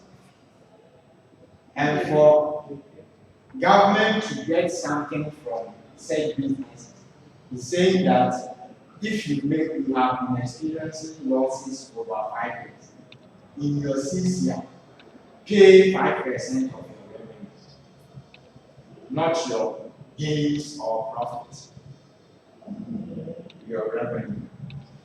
But it's going to exclude entities that are in their first 5 years of operation and are making losses. And then 2, entities that are engaged in farming activities. We are all farming, but no one is like. So we keep losses, wouldn't you?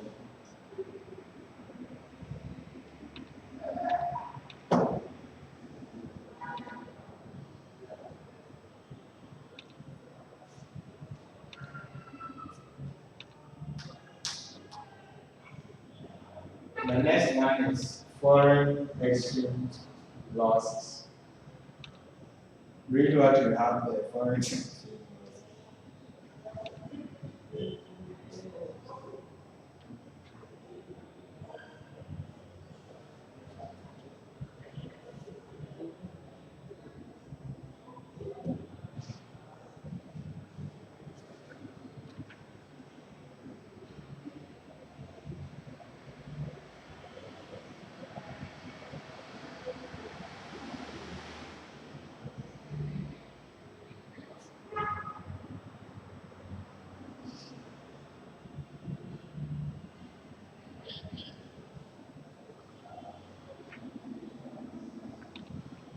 Foreign exchange losses.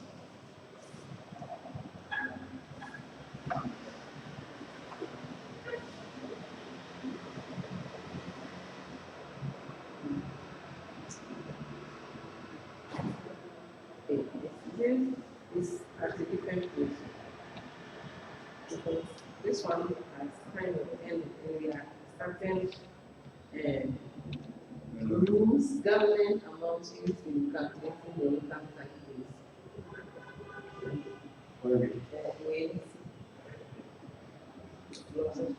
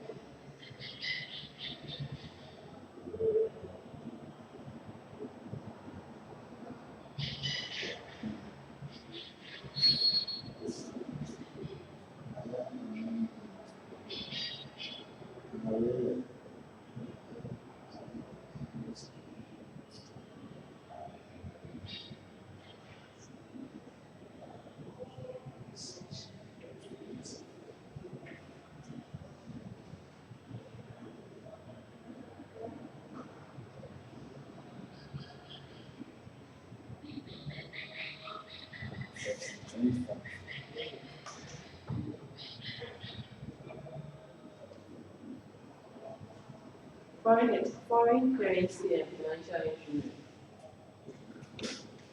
1. This section applies where under the rules in divisions II or IB or part II.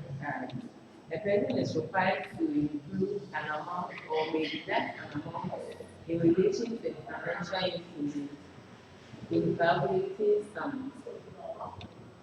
In calculating income from a business or investment. 2. The determination of A, the time at which an amount is to be included or deducted. B. This is amended into the animal amendment. The amendment is that previously somebody will be in Ghana here and will visit Lancaster hotel where you see their guests over there and you pay in foreign currency. So they will need CD to convert so that they get the dollars. So when they do the conversion and they make any loss on that conversion,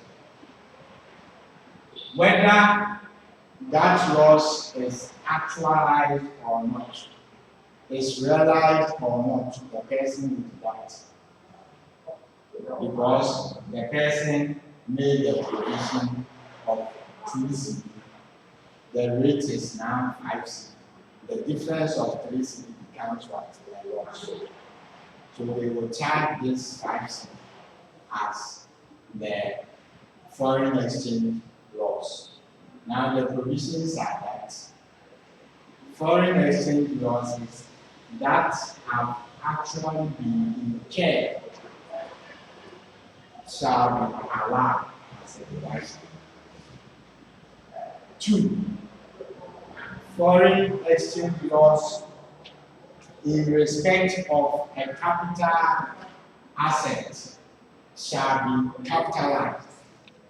So now, just like interest, if you use the interest to acquire a depreciable asset, then you have to grant capital allowance. In the same way, for foreign exchange loss, if the loss is related to an asset of capital nature, or that loss is of capital nature, then it should be charged or included in that cost of assets and granted capital allowance. So the only loss that which is a foreign exchange loss that can be granted is the loss that has actually been incurred.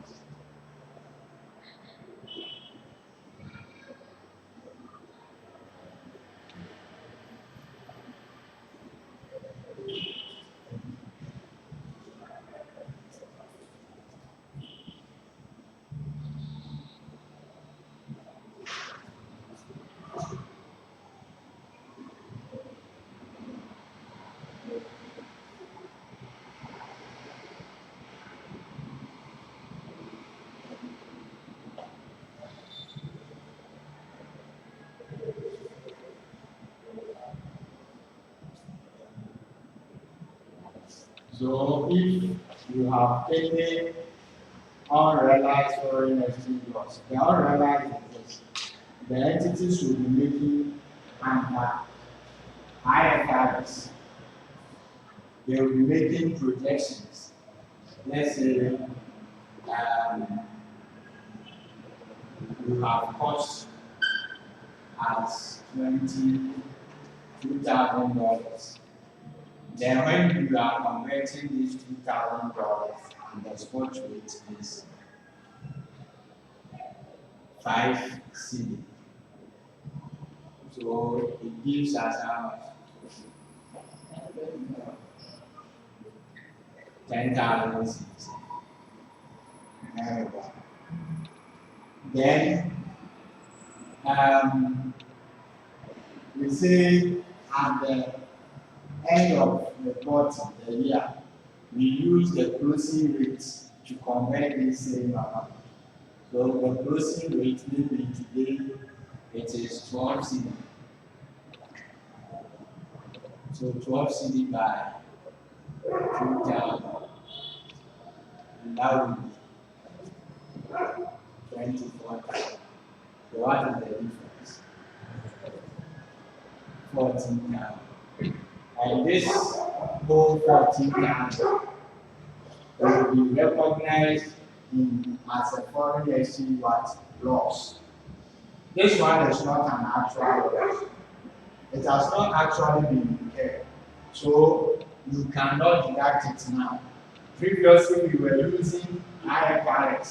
For tax purpose, we are not doing this like that from 2024. So you cannot deduct this financial foreign exchange loss from your assessable income before we determine the tax, because it is not actually paid for or incurred. What is actually incurred are those which qualify to be deducted. Even with that, if you have actually incurred it, but it is of capital nature, don't deduct it. Keep it in capital allowance and grant capital allowance. So what you do is that you look at the particular pool of assets and add that financial loss to it and grant it at this rate. So that is that. Any question? You add it to the capital and the judicial assets. The pool, maybe you order for a machinery, then the machinery was delivered to you. Then you get a foreign exchange loss on that importation. The difference, because it's on the machine, when you put it in that price, and grant capital allowance. So only recurrent foreign exchange losses which have been incurred are to be allowed as a deduction. And so in a case like this, is it going to be stated clearly that the actual loss? Yes, now that the government has allowed to test you on that, you will or the commissioner will disallow us, and maybe is disallowing it on grounds that it is towards acquisition of a capital or depreciable asset.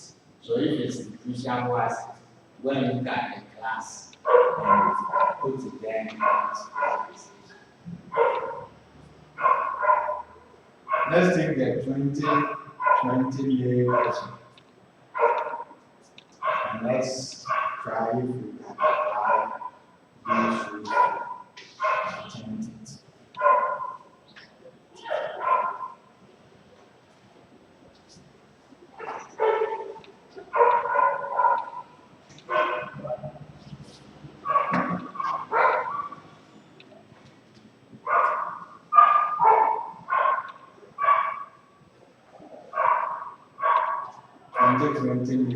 The question is on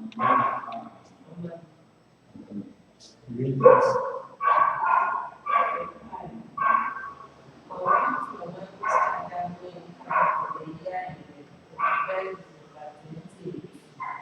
Compute normal base chargeable income for the year ended 2018. But we are putting it 2023 because I want us to apply the 2023.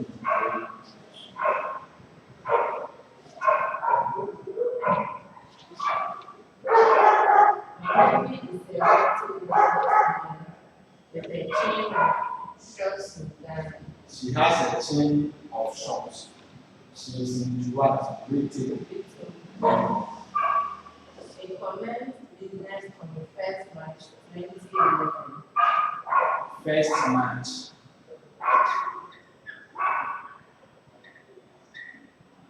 2011. That's when we started. With, you see, please take note, with a business name of Unity Enterprise. So do you see Mama V as an individual or an entity? An entity. So her tax should not be taxed at the graduated tax rate. She will go through the corporate tax rate because she is trading as under the name Unity Enterprise. Continue.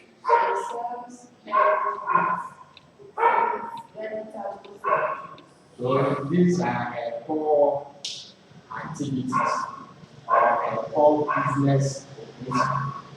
Then she has a chain of what? Shops that sell these things that are mentioned. Continue.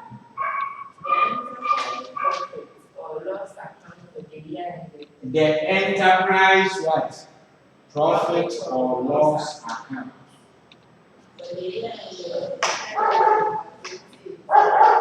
As prepared by the accountant.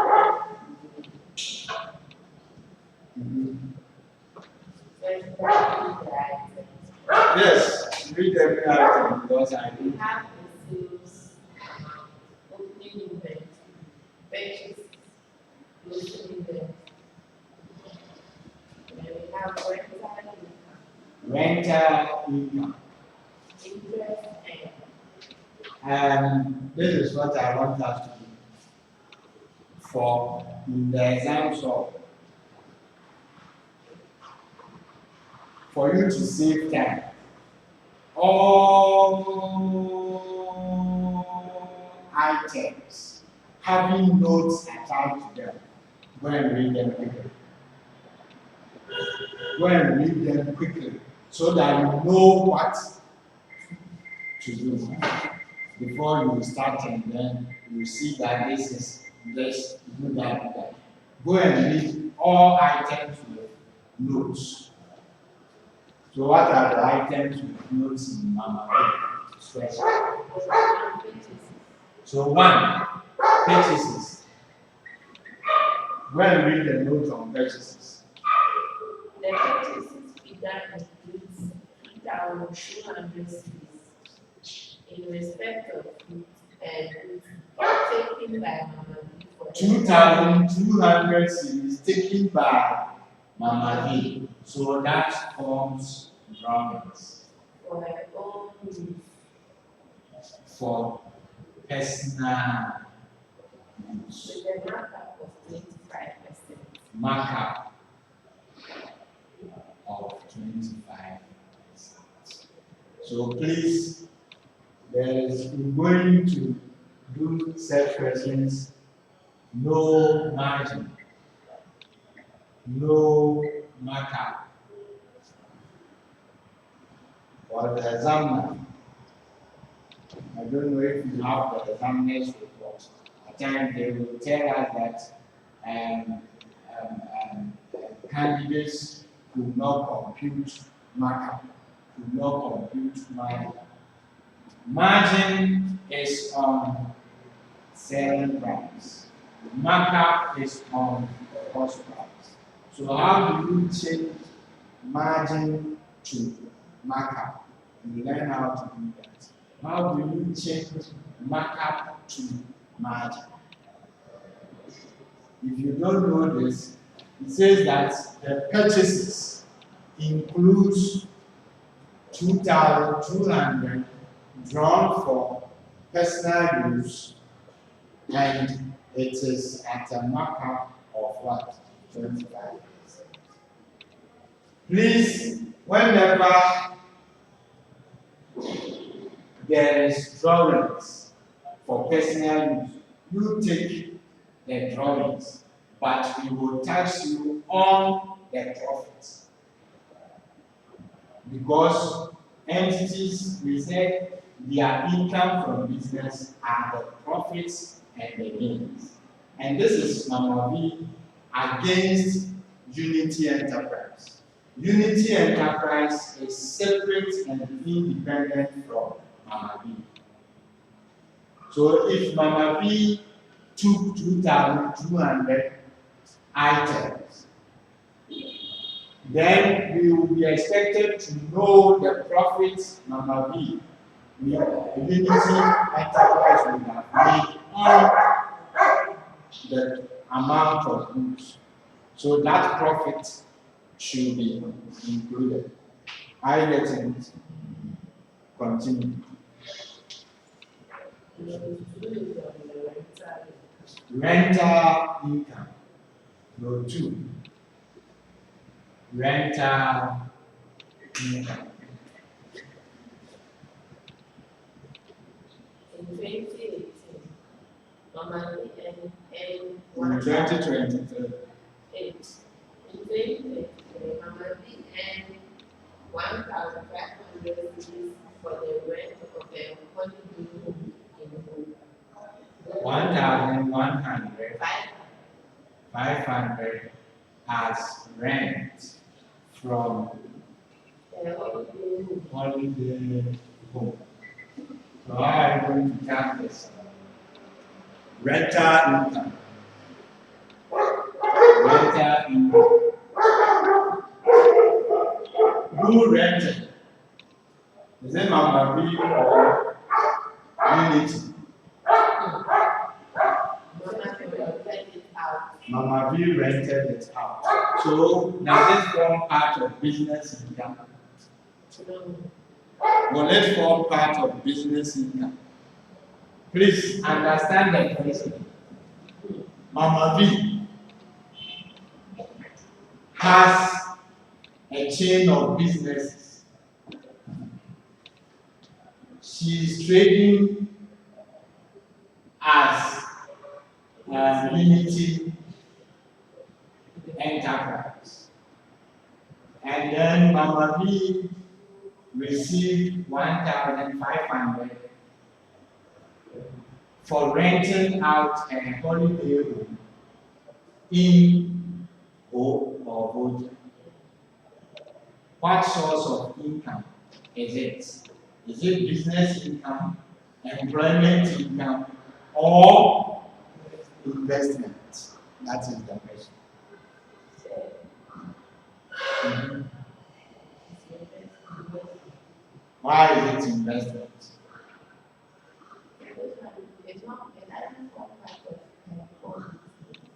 Doesn't form part of the Okay, let me ask you this one. What if Unity Enterprise had that own that home and rented it? Other business. So under that situation, how would you have treated it? So you apply the rate of Senior, yes.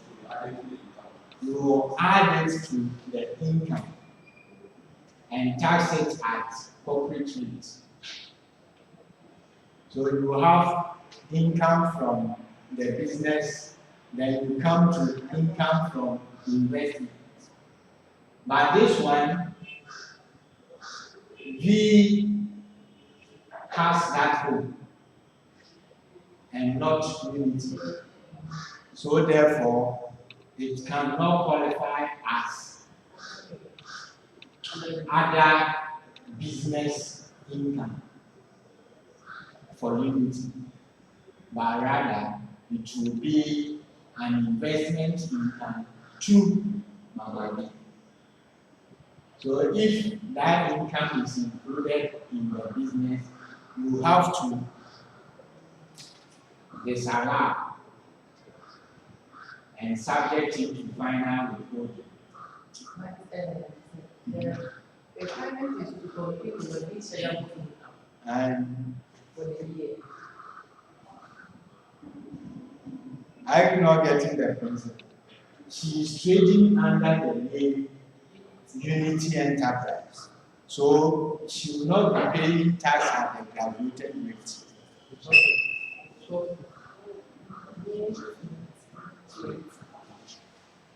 She will not be paying tax at that graduated rate individually because of the fact that she is trading as Unity Enterprise. Are you okay? And that is why I am treating the 1,500 as investment income. Continue. You really have a real wow international solution.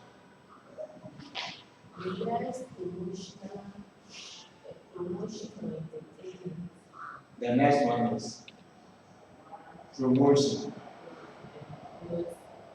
No third.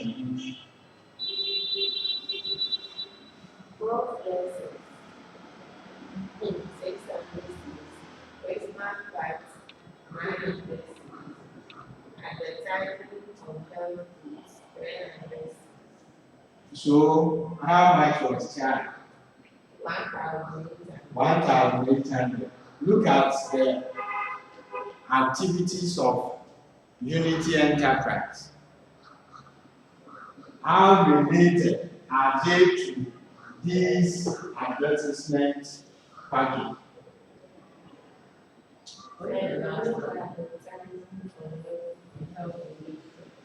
Is related. Golf losses or golf lessons. Maybe she went there to promote her fruits to them. She has registered for golf. Or she goes there to play golf. Or to study.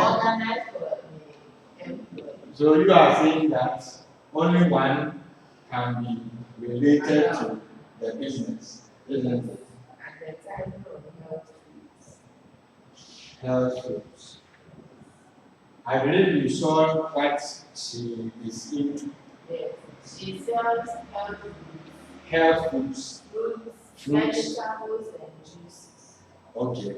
So all those that were not related and have been deducted should be added back.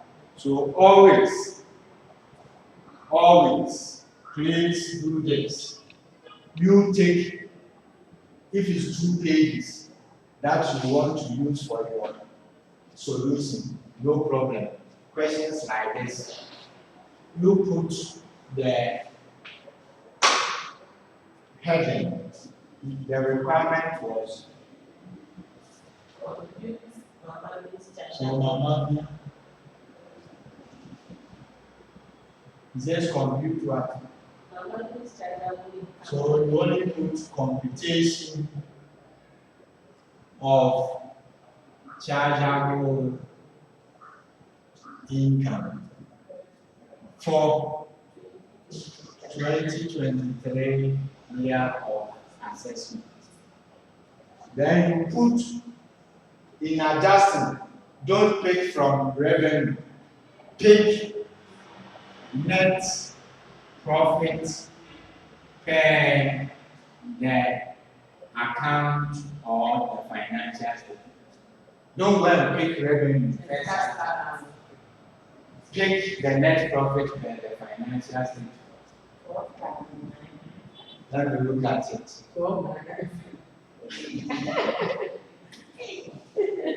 Is it in Ghana city? Yes. 12,000. 9. So this amount. Is it in billion or? I know me. Okay, then you come and write.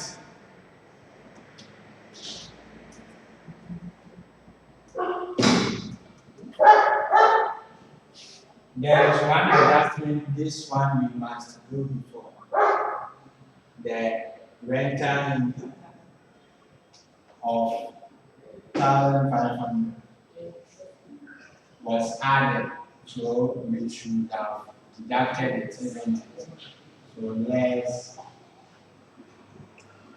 rental income.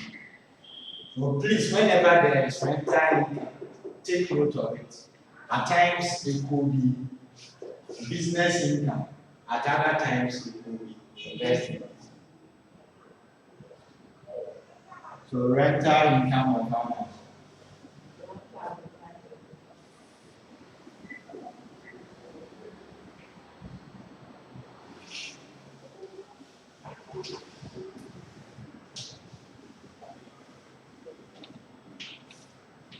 Then right away you leave about 2 lines in case other adjustments will come. Then you come to write add back. So if there are depreciation, then there depreciation, you disallow depreciation, add it back, and then grant compute after allowance. Then you leave about 10 or so lines to write less, so some of the adjustments that should be deducted, bring them. Then when you have finished, you come to add and then subtract to adjust this profit. Then you get your accessible income. That's your capital allowance to get the charitable income. I have continued. So you can use 2 lines and 2 pages if it's about this and that. One for living in a next case is the one and that's what the other side will come back.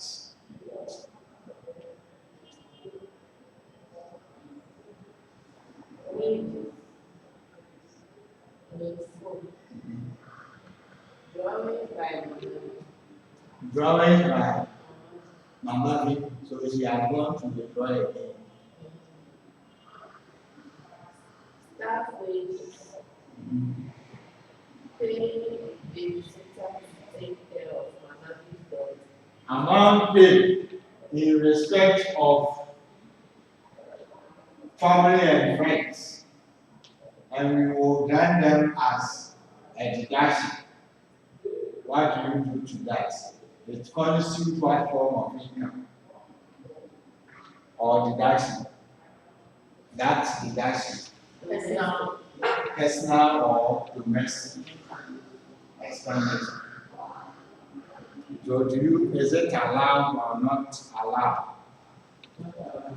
So you have to adjust it. Continue. Tax payment on account. Tax payment on account. On account. So what does it mean?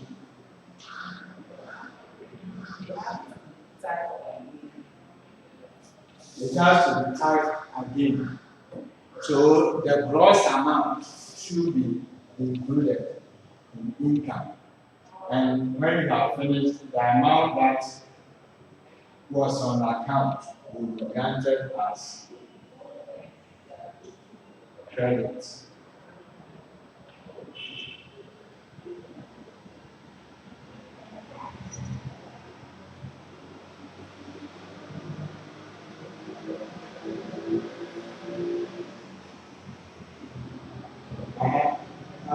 So on the wages, you have drawing by Mama B. So is it allowed or not allowed? Drawings by Mama B, is it allowed or not allowed? Wages. The wages, the component of it is one, drawings by Mama B. Is it allowed or not allowed? Not allowed. Not allowed. Okay. Then the next one is Staff wages. staff wages, allowed or not allowed. And the next one, paying babysitter, allowed or not allowed. Then tax payment on account for B. Is it allowed or not allowed? Not allowed. What form of expenditure is it? Excluded. So you have to disallow it. So you add together all those which are not allowed. And then you go and add back. I get in the next. Continue. Electricity and water. Electricity and water, you will find. Mama pays electricity and water for the home office. 20% of the cost relates to the home. So water used in the home, what form of expenditure? Domestic, it is not business. So this one has both private and then domestic. So they should add back what percent, so add back 20% of what? Electricity or water.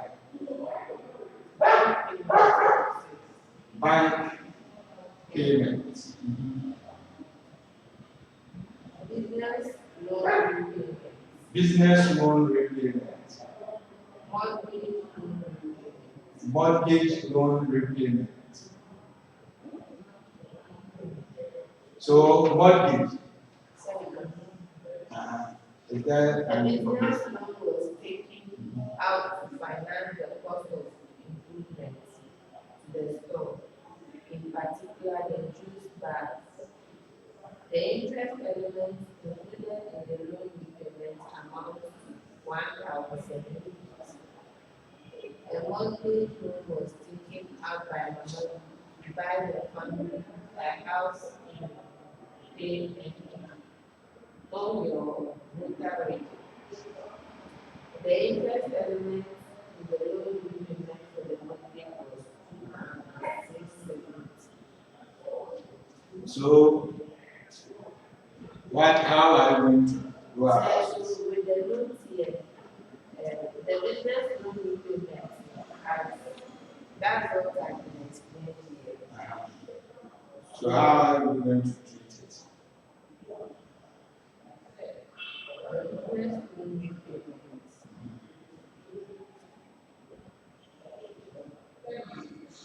The interest is allowed. The interest is allowed. What of But the the mortgage? mortgage, it was used to buy a family house. So it's not towards the business. So it's not.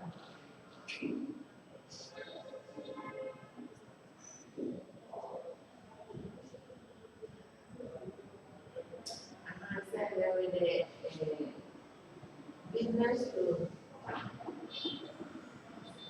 finance the cost of improvement. Says, can you explain it in relation with the repairs and improvement? That 5% is allowed for. It says that it's towards the back. Yes. So because of the improvement here, that's an aspect. So that will mean explicit. Here you don't know the cost of the back. If we had known the cost of the back, then we could have mined the cost of the back to be a building, so that you take 10% of it and then deduct to know the rating. You don't have all these issues, so you have to allow the interest portion.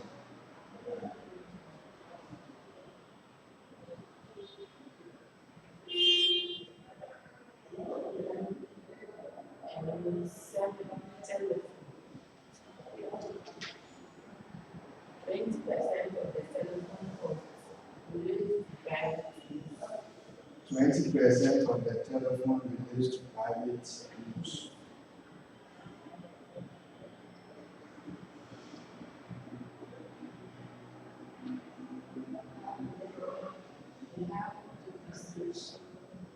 Bad debts. Rent. I did not talk about bad debts.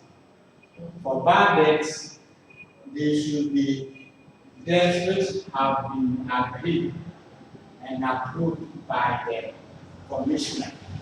And they are called specific bad debts.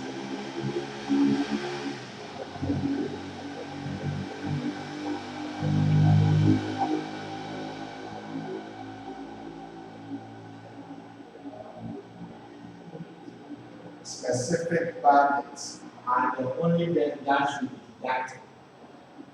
Or debts which you have taken due process to have them collected, but yet they are not recoverable.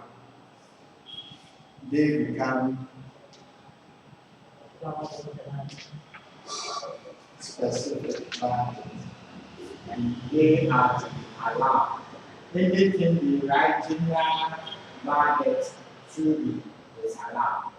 To take So in this one, bad debts. the There is no specific. what is there.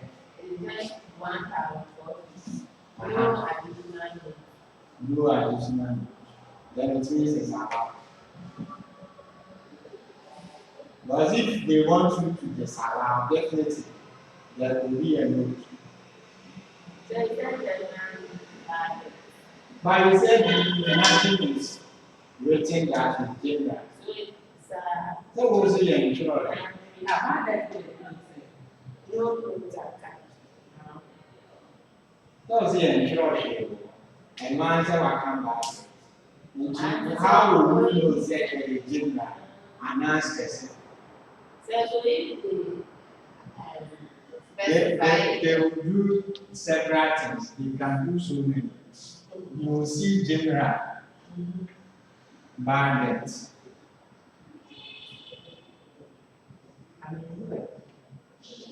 They could do specific bad debts. Then go to the notes. They will have this bad debts on your statement. And go to the notes. Write specific. General. So you will disallow one. And they will do it maybe other.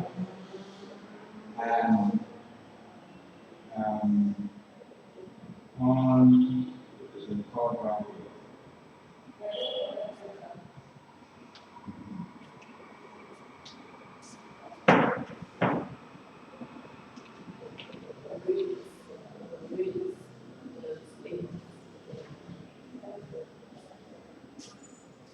So your 15 minutes planning time, these are some of the things you should do.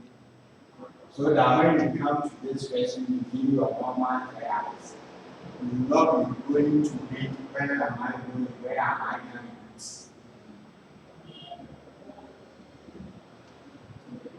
I have read. The figure includes 120 cities in respect of the local property tax for the home school. The difference is business rates.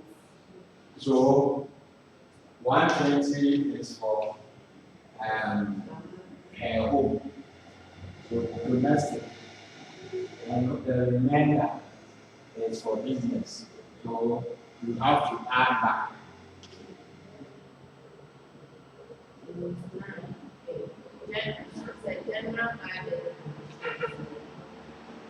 General bad debt provision is allowed.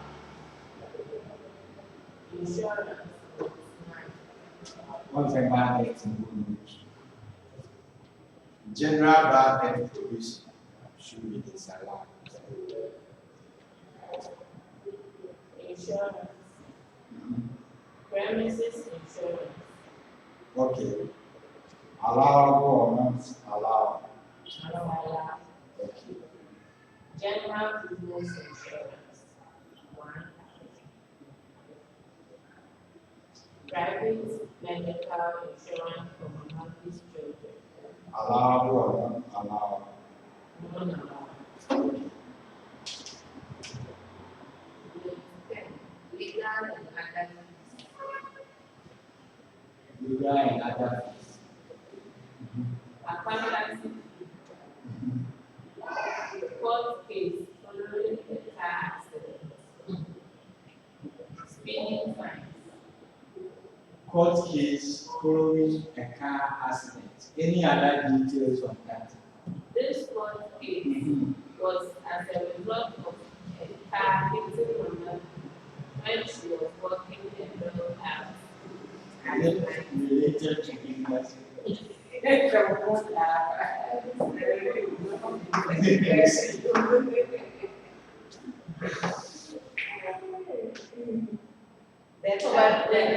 private people want to do it.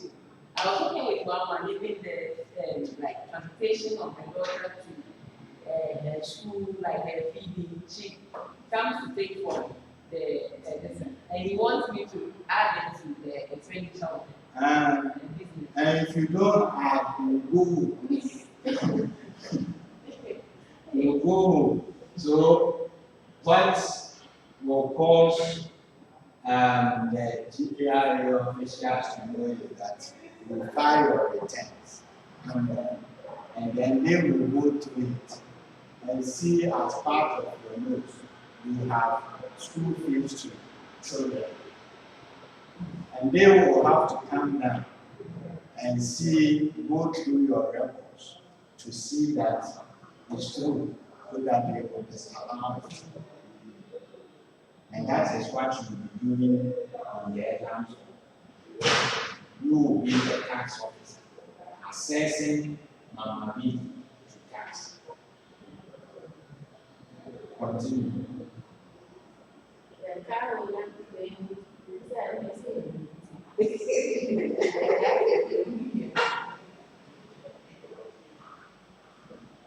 and 11. Some paint. Painting of what? Just paint. Painting of what? I think there's a recommendation down there. 700 is of the painting cost related to the painting of Emily's private house. The balance related to painting her shop. 1,200 lease charges relate to the leasing of a car for the business.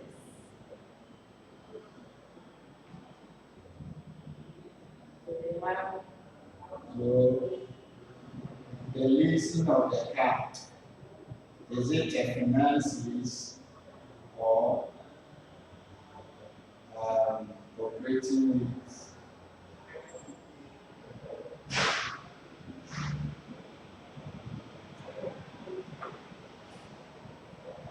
Because the treatment will be different.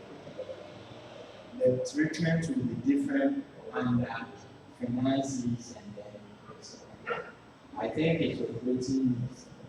That's why they do not mention maybe the useful life of the assets or the lease term.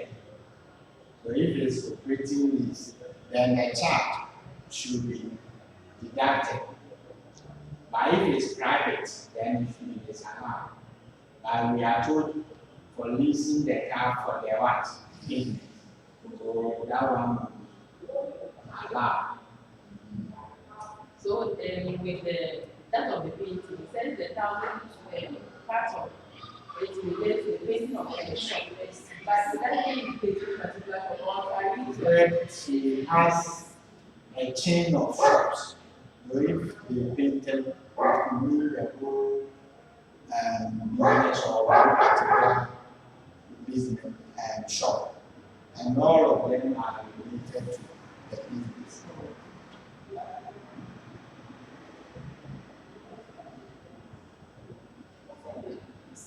Awesome.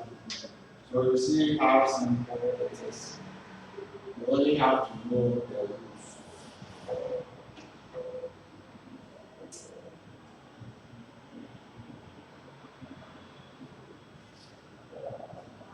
So can you try it on your own?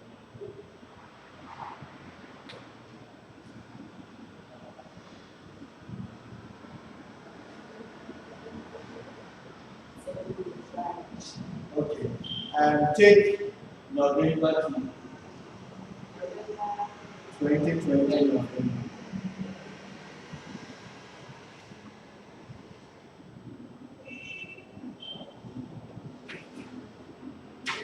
I want us to look at 2020. They began 2019. I think 2019 there was no business income competition. 2020 up to 2023.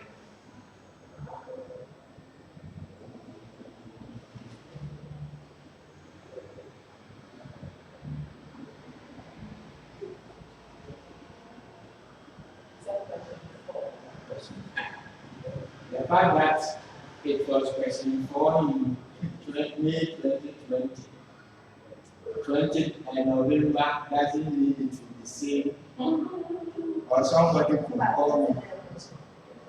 Somebody could call you, say, okay, I said, we go by your call and question 4 and then it is.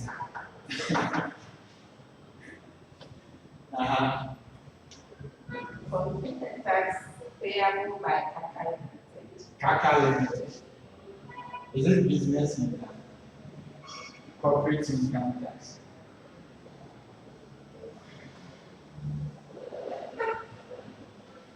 Mining. Mining.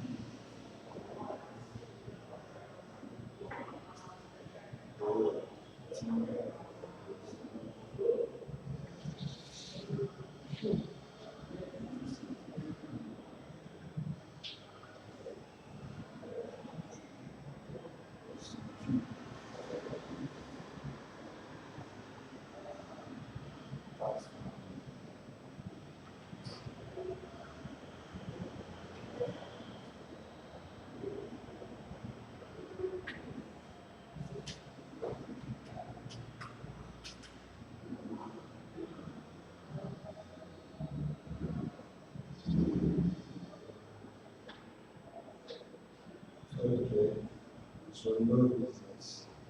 2021, May.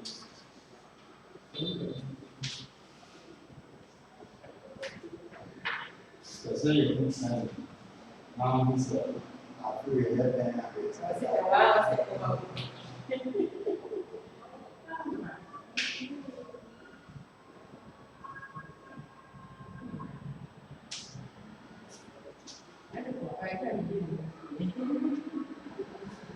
May 22.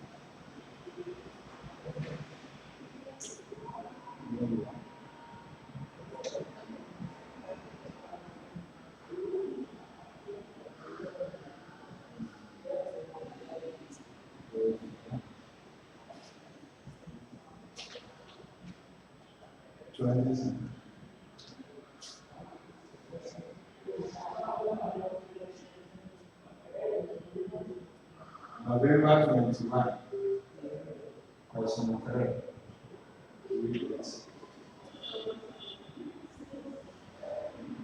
November 2021.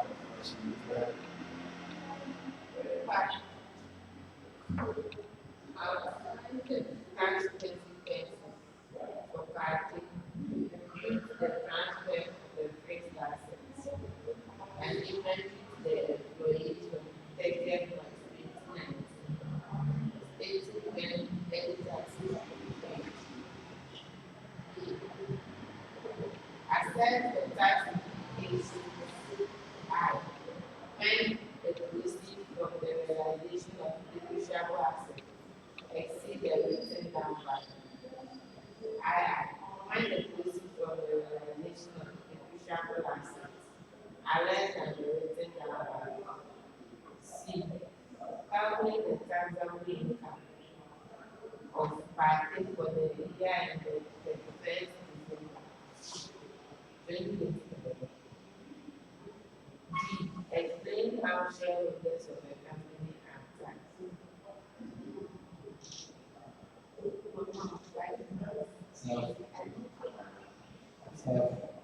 Explain how shareholders of the company are taxed.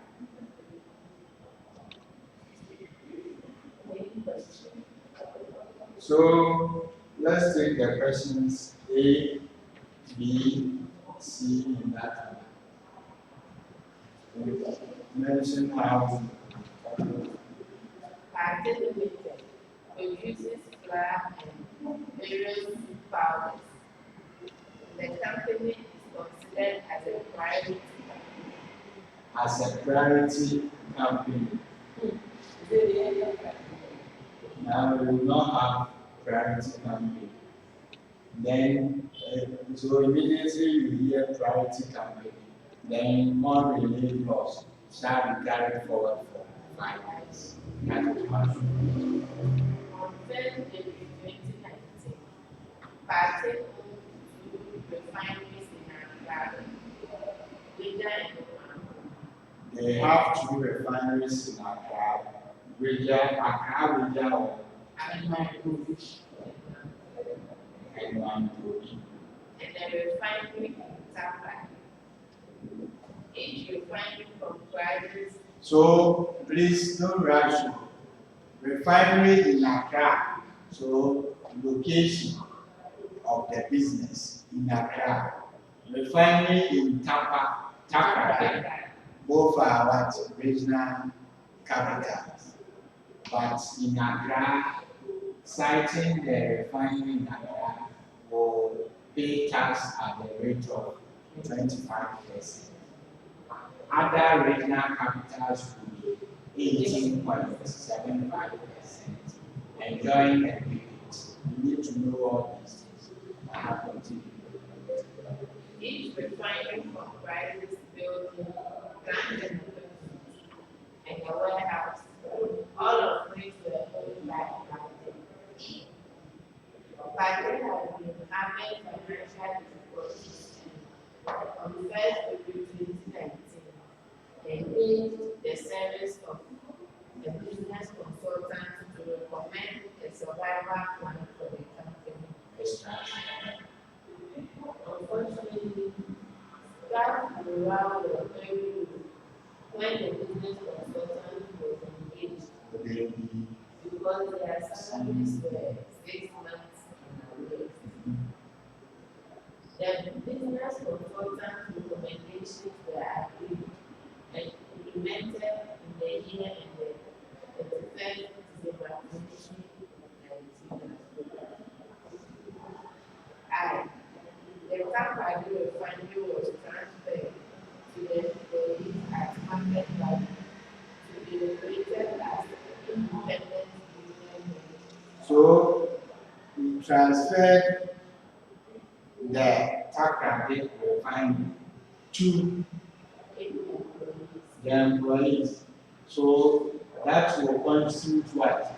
A disposal of a capital asset.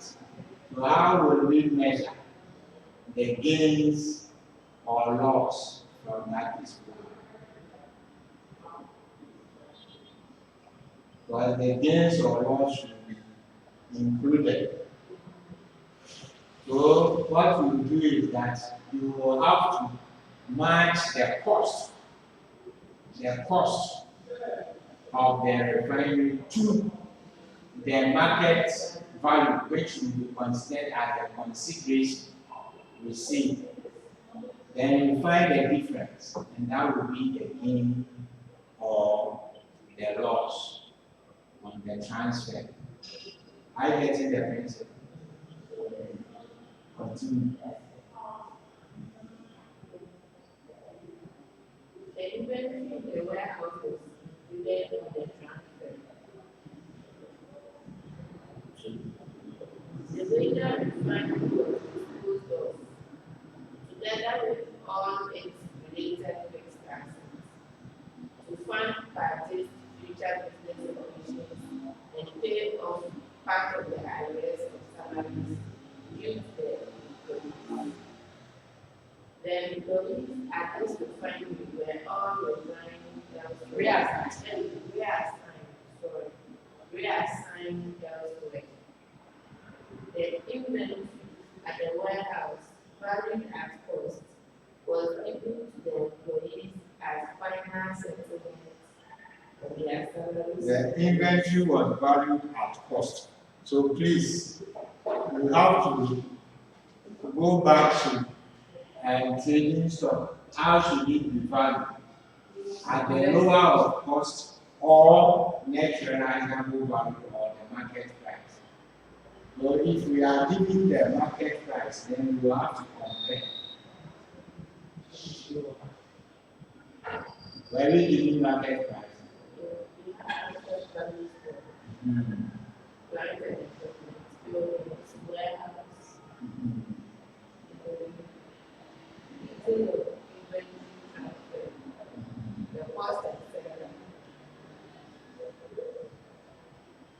Continue. Both the disposal of the wager refinery and the transfer of the Taxation refinery to the employees were made on 30th March 2019. So it is to help you know the market price on the day of the transfer. Details of the fixed assets disposed and transferred are transferred to employees, capital, plant and equipment at the dates cost was 100,000, market value 160,000, building at cost 300,000, market value 400,000, then warehouses I see. 200,000. Now you can't predict them. Market value 300,000. The disposal of wager, plant and equipment at cost 180,000. Market value 230,000. Building at cost 250,000. And market value of 430,000. Warehouse at cost 170,000. And the market value of 320,000. The details of inventory transfer are the temporary warehouse cost 300,000, the selling value of 960,000.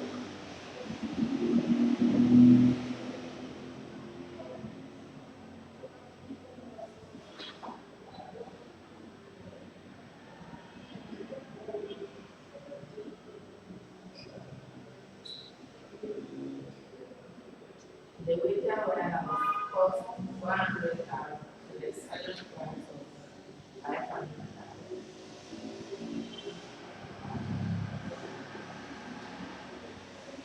Therefore, where is stated that the inventory at the warehouse valued at cost, and the cost there is lower than the selling price. So there is no adjustment. So if it was valued at cost, then it means you will not use the market. If you compare, where the inventory, this one is not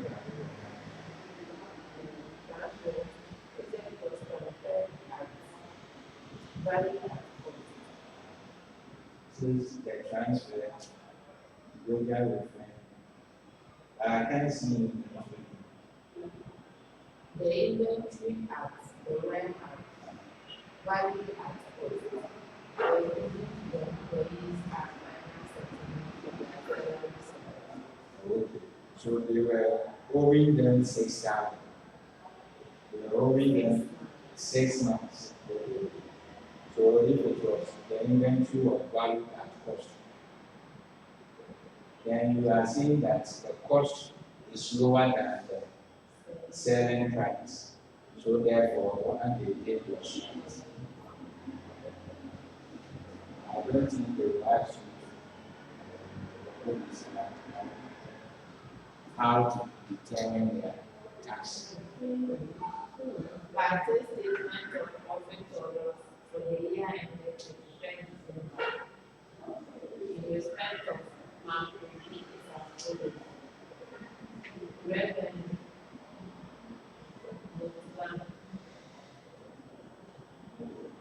This amount represents parties ordinary sales for the year. Cost of sales. Included in the cost of sales is the total value of inventory at cost transferred to the employees on 30th March 2019. No other adjustments were recorded regarding this inventory transfer. So once it has been transferred, then they need not to form part.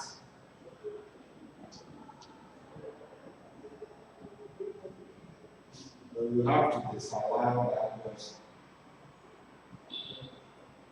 Other income. Other income comprises rent received, hire of refining plants.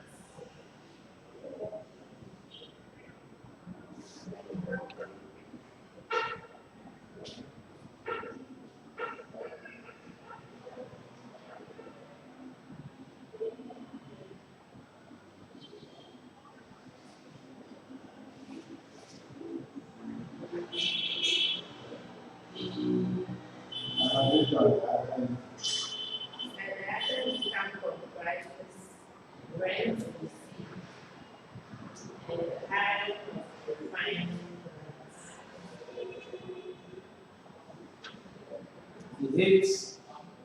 If it's rent income, then it means that the income is coming to party or so if the income came to party, the refinery plant is towards what? Business. So you see it as what? Business what? Income, not investment. Are you getting the difference? Then the other one was Is rent received and hire of refining plants. by the rent received, does it have goods? Or no? Says, other income. The loan under the is the rent received and hire of the refinery plants. So the rent received, they rented what? Is there a building? Just rent received. But that will tell whether it is investment. So that would be investment for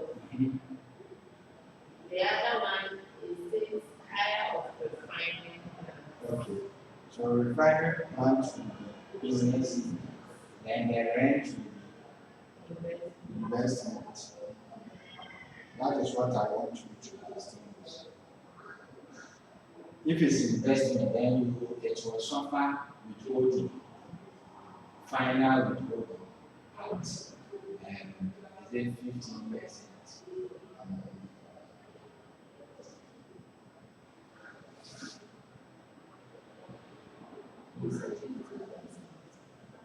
And rent time, now what is the difference? 15.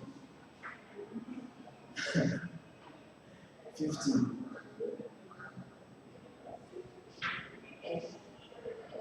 Distribution costs note 4. Distribution costs comprise motor vehicle expenses, vehicle license payments, legal fees and fines for unlawfully damaging a client's items. Allowable or non-allowable. Unlawful damaging of what? Clients' items. And vehicle license penalty. After not choosing the first Then, and they are coming Vehicle license penalty. like super action. Number 2, yeah, is okay. So it's not allowable because it constitutes excluded what expenditure.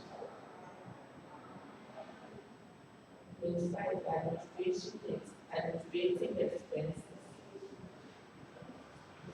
Administrative expenses comprise staff costs, paying on arrears of salaries, paying penalty on arrears of salaries, software upgrade, allowance for receivable, depreciation. Now, what are you using that information for? Administrative expenses, And it includes staff costs, paying on arrears of salaries, paying penalty on arrears of so the penalty should be disallowed. software upgrade, allowance for receivable, Allowance for receivables. So bad debt. Bad debt. and depreciation. Depreciation should be disallowed because we are going to grant capital allowance. The allowance for receivables should again be disallowed because one guy will say it is general, it's a provision.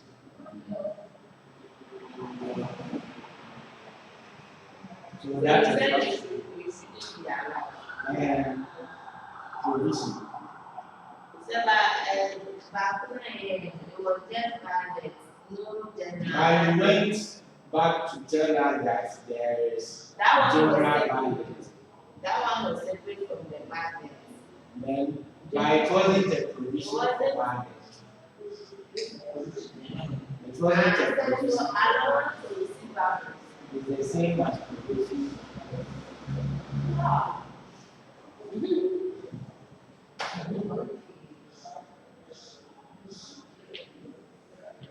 So please, that is how it should be. All allowance, your ability to identify allowable, non-allowable. Very important. Finance costs relate to trade payable and long-term loan.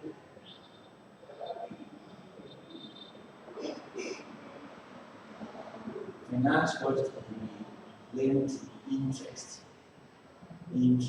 under the account. So if it's trade payable, then it means they have some creditors. They are paying interest on that.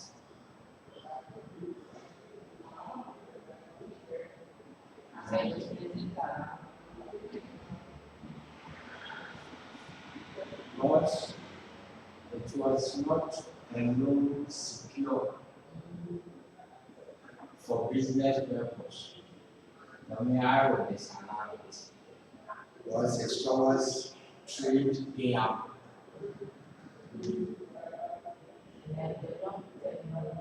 For long term, we should be allowed. So trade payout is like initially there in this month. Yes, at least, how I'm coming from the point that how do you know that you are going to pay this interest on trade payout? That is my point.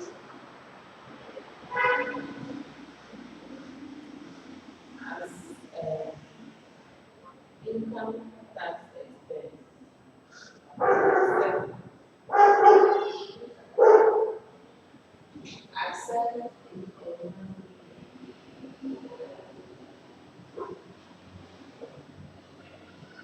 Accept losses restored from the last 2 years was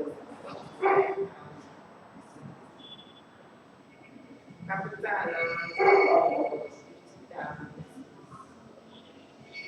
So that is why you disallow taxation and grant capital.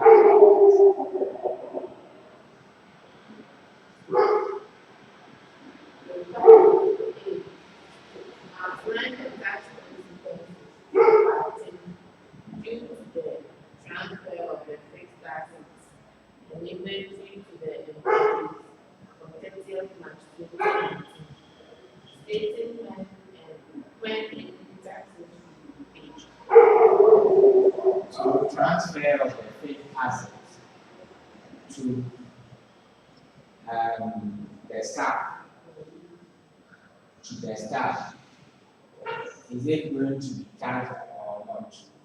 If yes, how will it be taxed?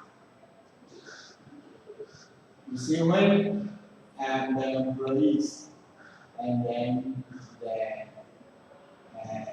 employer, all activities should be at what? Arm's length. Because they are likely to be in a position of relation. So if they are not at arm's length, then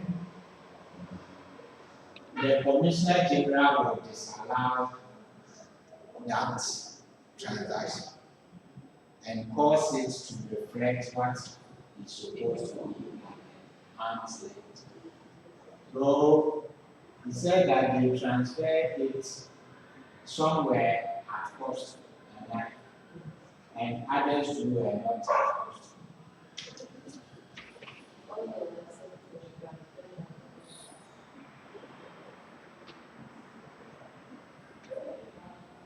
The inventory at the warehouse valued at cost and the employees at 5%. So yes, though it is valued at cost, please take note here. It is valued at cost, but when they are transferred, it should be at market price or value.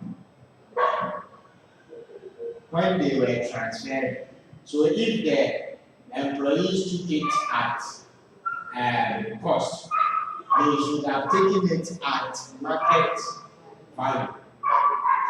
So we will assess them for tax on the market value, not the cost. If it's about treating cost of sales in purchase business, then that one should be at cost or market value, which is lower. But in transferring, it should be at arm's length. So it should be at the market price. Which year is it?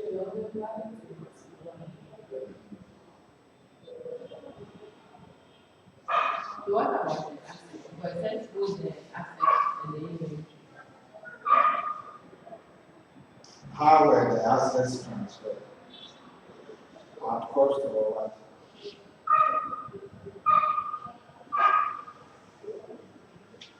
Remember the principle. If related parties are selling among themselves, We are saying that they may not trade at arm's length. So the commissioner will cause that transaction to be at arm's length. And that will mean the arm's length standard is the market price or value. So if it was at cost, they should transfer it at market value so that we will match the market value becomes the consideration. Then we will less if it's a depreciable asset like the refinery. It should be seen as a manufacturing plant class 2. So you match the written down value of the asset against the consideration, which is the market what value, and the difference will become a gain or loss on the transfer.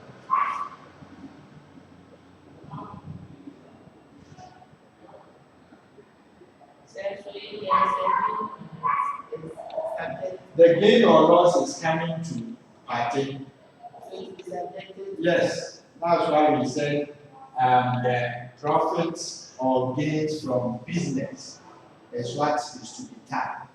And we gave an example: service fee, consideration for disposal of capital assets, the excess of written down value over the consideration received. All of them will constitute um, gains and profits.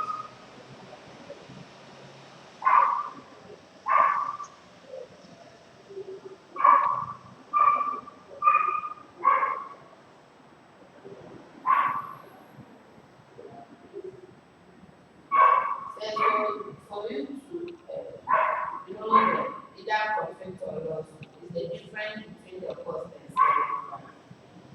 Market price. Just the selling price represent the market. Is it not the same? How do you determine market? They transfer it at cost. So to them, they will be saying that cost is their selling price. Like the market value you are here.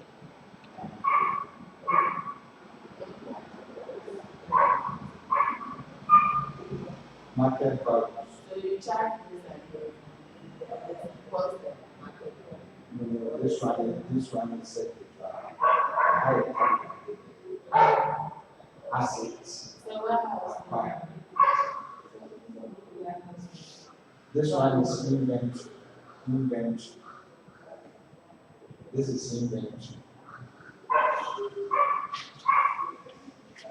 Says that both the disposal of the Wager refinery and the transfer of Taxation refinery to their employees were made on 30th March 2020. Details of which assets disposed and transferred are so Taxation was transferred. So this assets, so transferred to employees Taxation. So these are the assets. 2024. Dates apart. 2024. Cost at acquisition. Then market value is this one. So if you are transferring between related parties, it should be at market value and not what cost. I get the picture. It was acquired in 2007. We have to compute capital values. Acquired in 2005, it was started in use in 2009. Transfer. I don't know if it's there.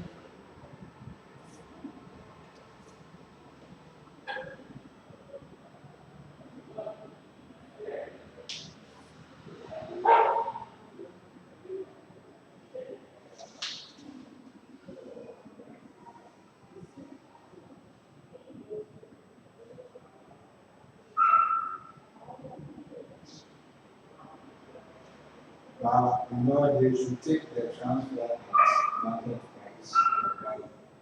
Not the cost. So for you to get the profit for us, you have to calculate the rating that value of the book and the margin that you to get the difference whether profit or not. Now this contract was it not in 2003 apart?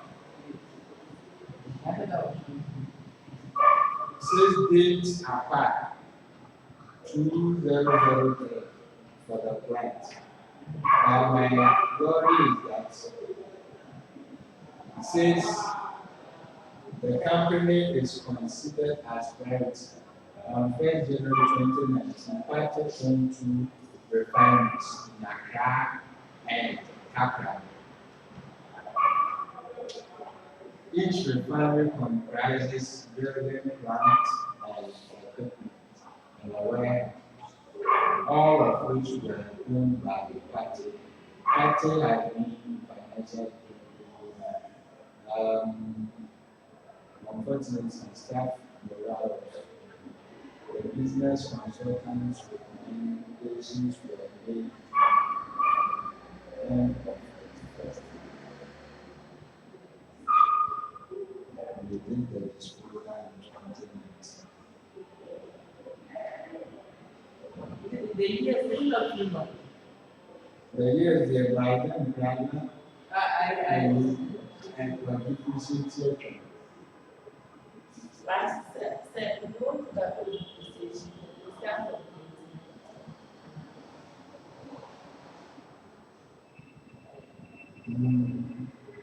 But I don't know why the assets, okay, if the assets were acquired in 2020, they were not 2010, they were put to use in 2019. So that was when we completed that capital allowance, when the assets was put to use. So 2019 up to. So the basis period will not be up to a year of the friendship. December. That's March. One day. So we check when the disposal happened.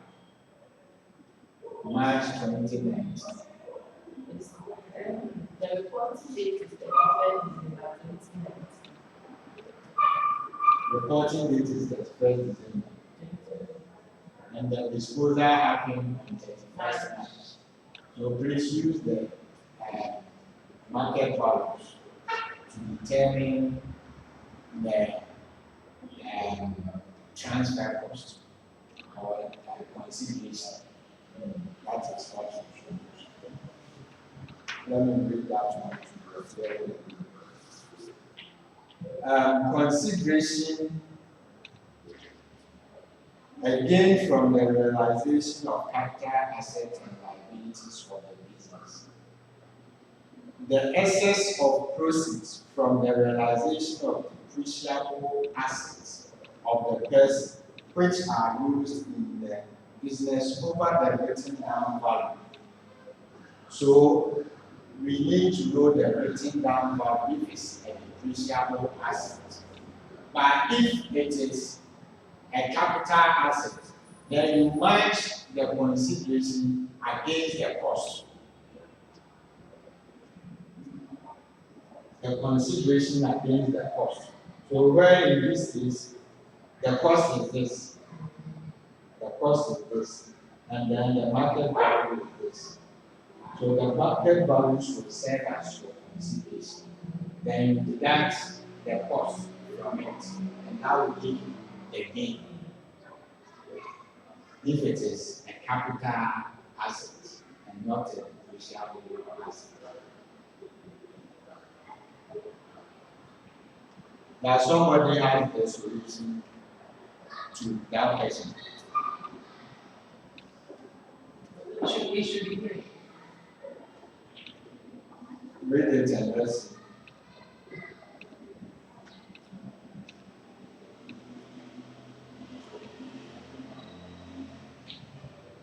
(2021) November.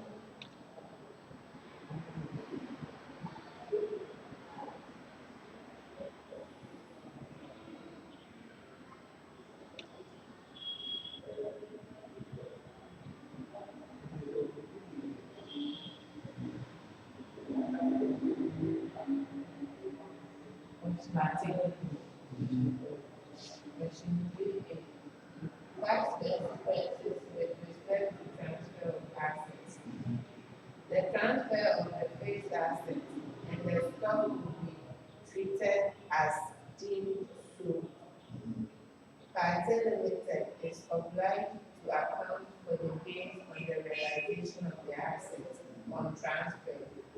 The gains on the realization should be added to the income of party limited.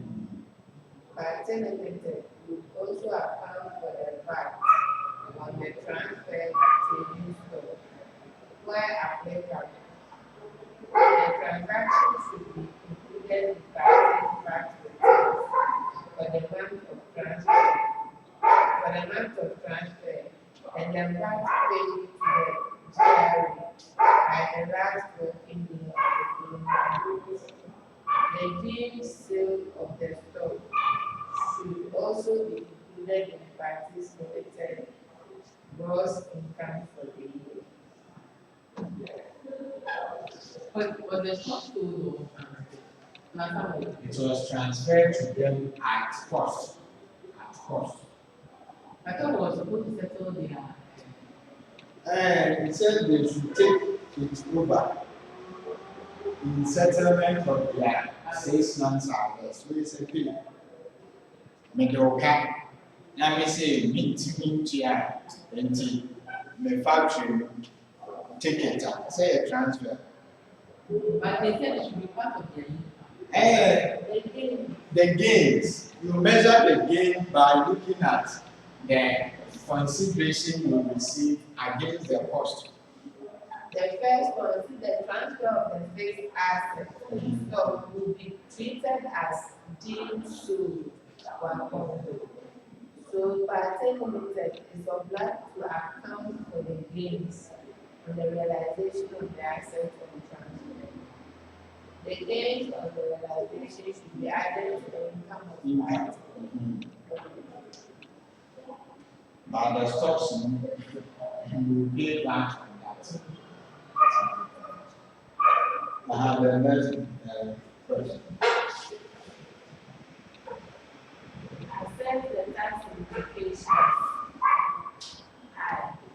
When the proceeds from the realization of the shareholder assets exceed the written down. So proceeds, that is consideration received, is more than what?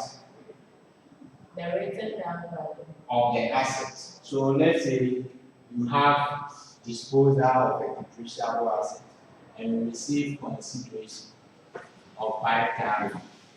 Then you have written down value of the asset to be no 1,000. So it means that you are making 4,000. How are you going to treat this 4,000? That is the question. So how will you treat It should be added to the income. it? It should be included in income for the period or for the year of assessment. And that is the question. And what If it's the opposite, what happens? It means that consideration is the opposite, 2,500. Then the cost is the written down is 3,000. You have 500 gross. How are you going to treat it? You treat it loss. How are you going to treat it? It is becoming like additional capital allowance or a deduction, a loss on disposal. So you grant it as a deduction. If it is income, you allow it as income, add it income. If it's a loss, then it will be a deduction. As an expense. As an expense. and so it goes to the income statement as an expense, right? But you don't go and say it goes to the income statement as an expense.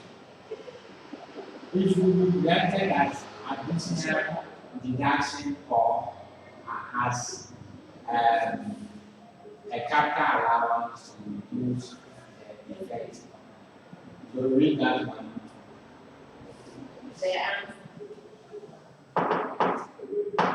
These are 3 marks, but for anything, things are. When the proceeds from the realization of beneficial assets exceed the written down value, constitute income in the company's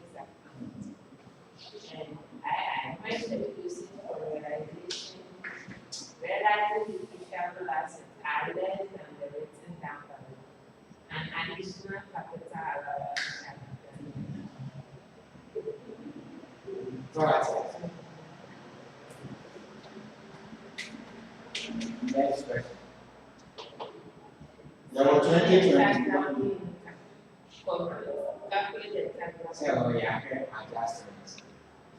The last one is explain how shareholders of a company are taxed. Really bonus. Last 3 weeks in the year. Sister Amy, a question to you. How do you Of a company, how are they taxed? If you are a shareholder of a company, after the company pays the corporate tax, oh, children, for example, or how many examples? they are taxed at the rate of How are they taxed? The first thing you should mention is that the shareholders are separate and independent from the company. All transactions between them and the company should be at arm's length. Okay, can be send a being at 5. Then any distribution to shareholders constitutes dividend. A dividend is subject to tax at the rate of 8% under the Human Tax Act, when at 4.65%.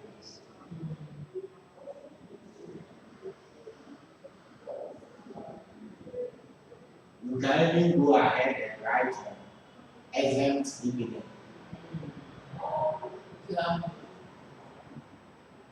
Where an entity owns at least 25%.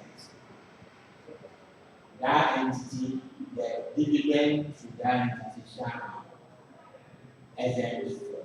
So can you also talk about the number of shareholders where they are not up to 5? the commission is not happy. So when they are not up to 5, if the commissioner allocate Out of their profits.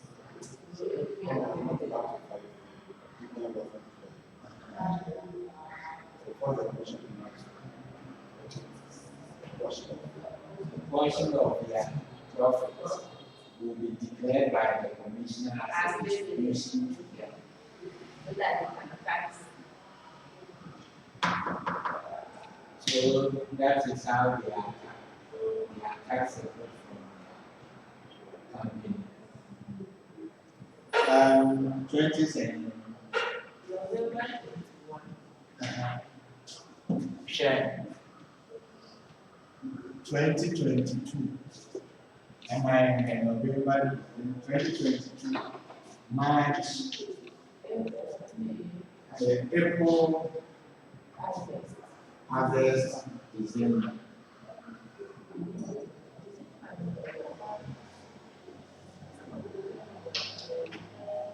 April, August, December. Okay. Then I want us to look at petroleum and mining. Okay, so we are supposed to try. Here we are So if the requirement is capital allowance, separate from it. separate from each other, That one, you draw the table. depending on the classes you are given. 1, 2, 3, 2, 4 will have A, B, 2, 5 will have A, B. So you start by the cost of the. Suppose 1, 2, 3, maybe 4A, 4B, 5A, 5B. So why is it here? A and B in the sense that 2, 4 is about is it buildings and other structures. if you put up this bill for 10 years, we are charging 10%. Then another bill will also come separate. So you can put them unless they were acquired in the same year. Then when you go to 5 intangibles, their useful lives are not the same. So you cannot put them together. That's why we maintain them as A. Taxation of natural resources. Please, this one, I'm only reviewing it. You have to work extensively on it.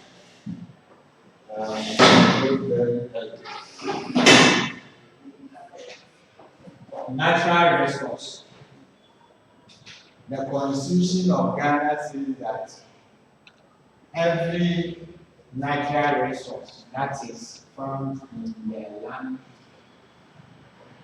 is owned by the people of Ghana and is given to the president to take care of it.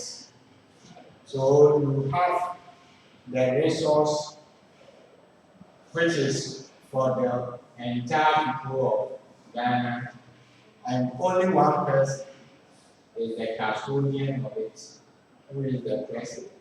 And he takes care of them for us until Obuasi gold mines. Gold the over in Ghana, and the Asian on. So in doing that, you go through a process to determine whether we have deposits of the resource. Now I'm told Madam has gone to Adan, where we have salt in Adan. The government is partnering with Madam for them to extract the salt and process them into aggregated ones. So now the people of Adan are also weak, like they are not getting their access to their salt any longer. But Adan is developing that area so that we can extract the salt in larger quantities. But for the purpose of the exam, only 2 natural resources will be assessed. 1, petroleum, and then 2,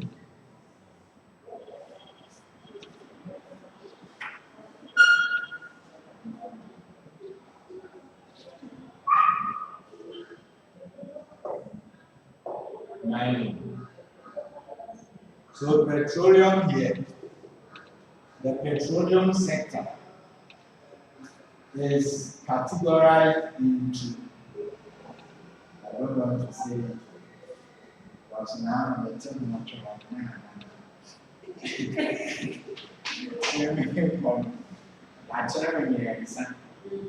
I said petroleum sector, there were upstream,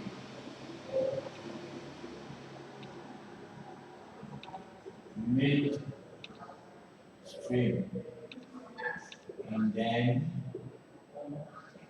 downstream.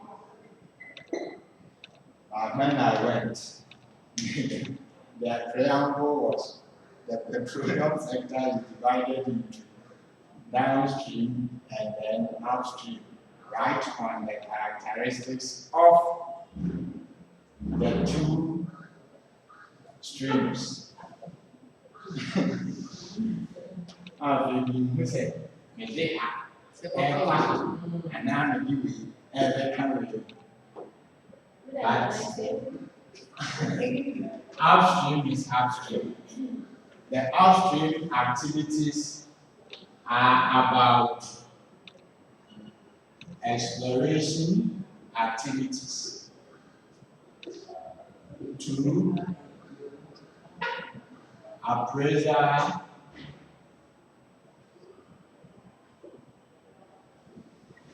and then development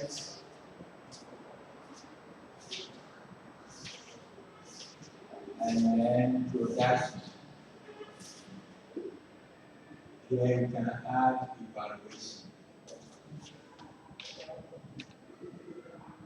Then the mainstream, if they group them into 2, then the mainstream you should consider it part of downstream, because the mainstream is about transportation and storage of crude. Then the downstream will look at distribution of the final or finished product. So the fuel. So if they put it into, then the transportation and storage, and then its distribution, you put them together. But for the upstream, we are looking at activities which we go through in searching exploration activities. It's about the search for the petroleum deposit, the crude oil. If we are able to search and identify deposits of petroleum, that activity we go through is what we call exploration activity. The search for petroleum deposits. The geographical and then geological, forget about them. That's an exploration. So you state that it is the search for oil or crude deposit. What goes into it? That is when you mention the geophysical and then geological activities. Then you come to evaluation and then appraisal. Evaluation is where you conduct studies to know the quantity and quality, the content. Studies about the content, the quantity, and then the quality of the petroleum deposits.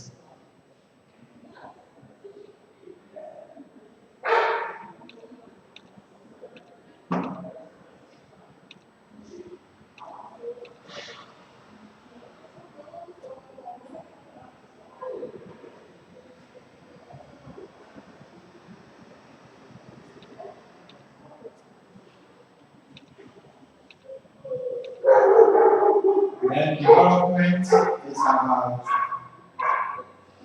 activities to drill. So here, exploration. We drill what is called exploratory wells. We only want to find that there are petroleum deposits. So we drill the wells. When we discover, if we're able to discover the oil, then we will assess the content in terms of the deposits, in terms of quantity, in terms of the quality of the oil, when to check that they are in commercial quantity. That is evaluation. When we see that we can have enough and it will fetch us commercial quantity or commercial value, then we go ahead to develop that area where we will begin to drill development holes. So the drilling of development holes before actual what? Production. When we begin production, then it means that for now we are going to what? Extract. We extract. Production is about extraction of the oil.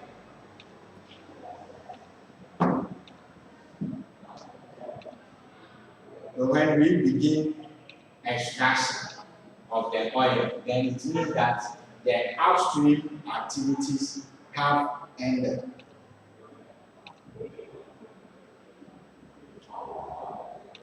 Then the midstream is about transportation and storage of the oil. So there you will store them in tanks.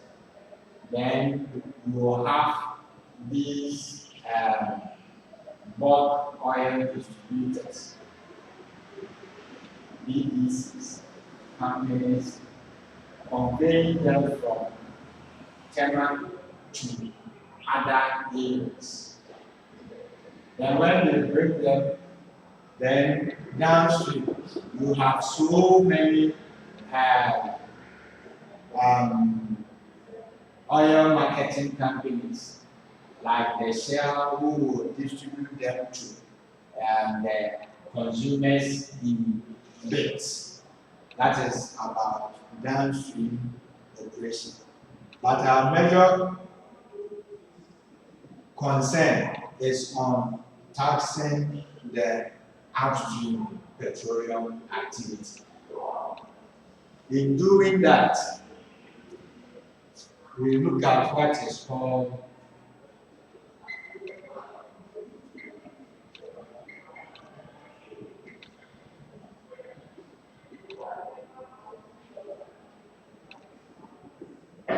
taxing the upstream petroleum operation or activity.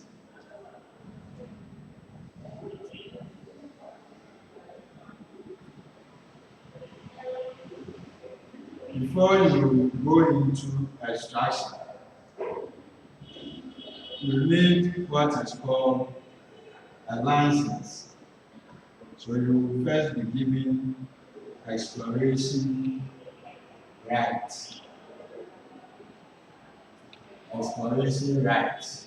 So that when you are successful, and that right, you have it for at least 7 years. Exploration can take you 7 years maximum. But what will happen is that they will give extension. So we have in the syllabus they call it surface rental. So for the area that you are occupying, the oil area, if you have initial exploration, the area you occupy, you rent it. You rent that area. So you rent it for, let's say, $30 per square kilometer. $30. So that after your first 2 years, you come for first extension. And then you pay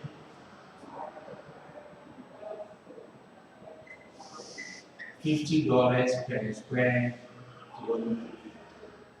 What it means is that within the 2 years, you could not find oil deposit. So you want to excavate further. So you go for extension. And that is why you pay the surface rental. Then, second extension, you pay 75 kilometers per square kilometer.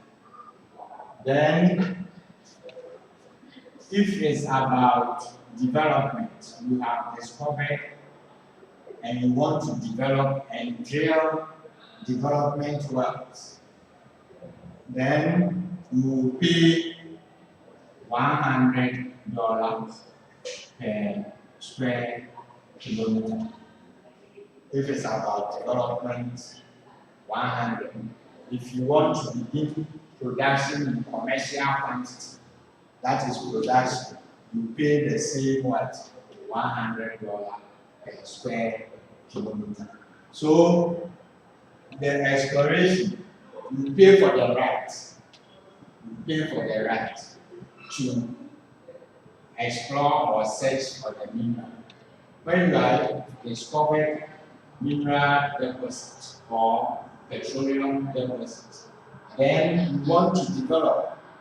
Then development will come with this whole right. You will have to take the exploration right for you and then give you a development what? Right. And you will carry on the development using the development what? Right. The same thing happens under production. When you are beginning production, then you now have what is called, you will change everything and give you what is called petroleum rights. So this petroleum rights will give you the license for you to produce oil in a particular area, licensed area. So if it's Obuasi that you have the petroleum rights, that is the only place you are going to work and produce, beginning from exploration up to production. Each one or each activity will be seen as a separate operation.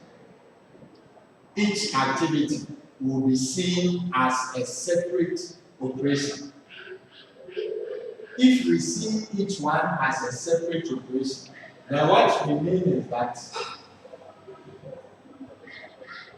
if you have the right to undertake exploration in a particular area, that is the only area you are working in. If you have another right to undertake exploration in another area, it constitutes a different operation from the first right. Are you getting the principle? So what we mean is that each activity is seen separate.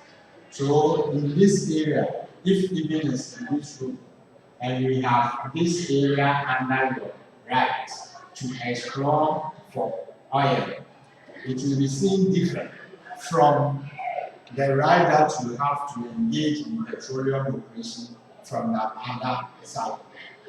What it means is that the cost and income from this petroleum area should not fit into that area. Highlighting the principles right. So your right confers on you the right to explore, develop, and produce oil in Ghana. And each will be seen as a separate operation.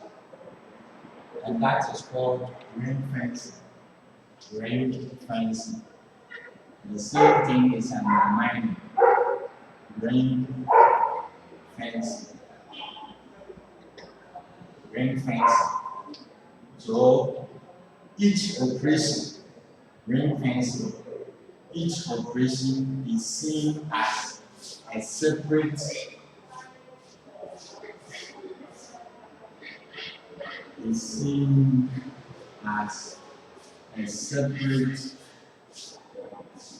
petroleum operation. So when it's a separate petroleum operation, transactions between separate operations shall be at arm's length standard or principle. So what it means is that whenever you are transferred an asset from one operation to the other, from one field to the other, it should be at arm's length or the market wide price.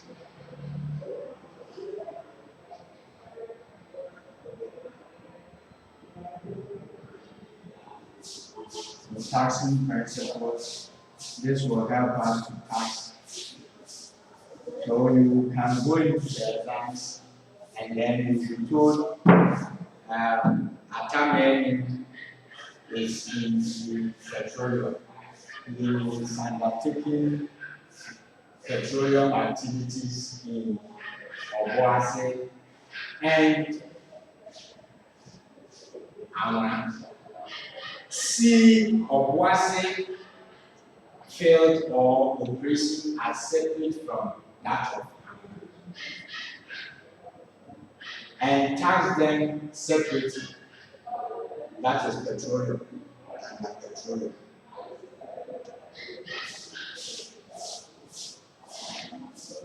Then capital allowance taxing principles. You always know that each activity constitutes a separate operation. What are the taxing principles? We tax or grant capital allowance. But what is the principle in granting capital allowance? We said that when we were looking at capital allowance, I said for petroleum, capital allowance is granted at the rate of 20% on straight line basis. So what it means is that if you have any depreciable assets used in petroleum, within 5 years, the assets must be written off. Because each year we are going to grant capital allowance at 20% on straight line.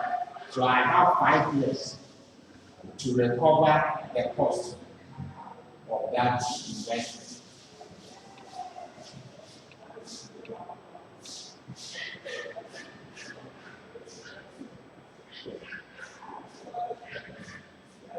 Capital allowance are granted at the rate of 20% on straight line basis.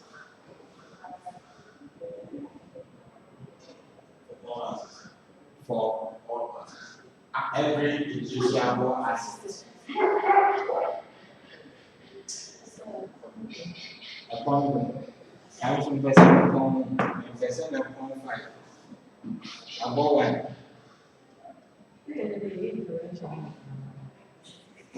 Above 1.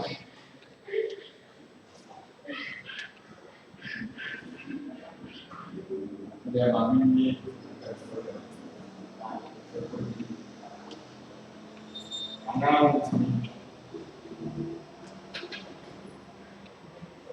capital allowance is granted at the rate of 20% on straight line basis. Then, before you can do that, you see, at exploration, we have not discovered any oil. At development, we are now even drilling development holes. So, if you want to grant capital allowance, the rule is that put all the costs, every cost you are incurring before production begins. Put all those costs in a separate class of their own. put them in a separate class of its own. So exploration cost, development cost, research and development, any other cost, whether it is of revenue or capital nature, accumulate all of them until we get to actual or commercial production. You accumulate the cost over the period, whether it is of capital or revenue nature.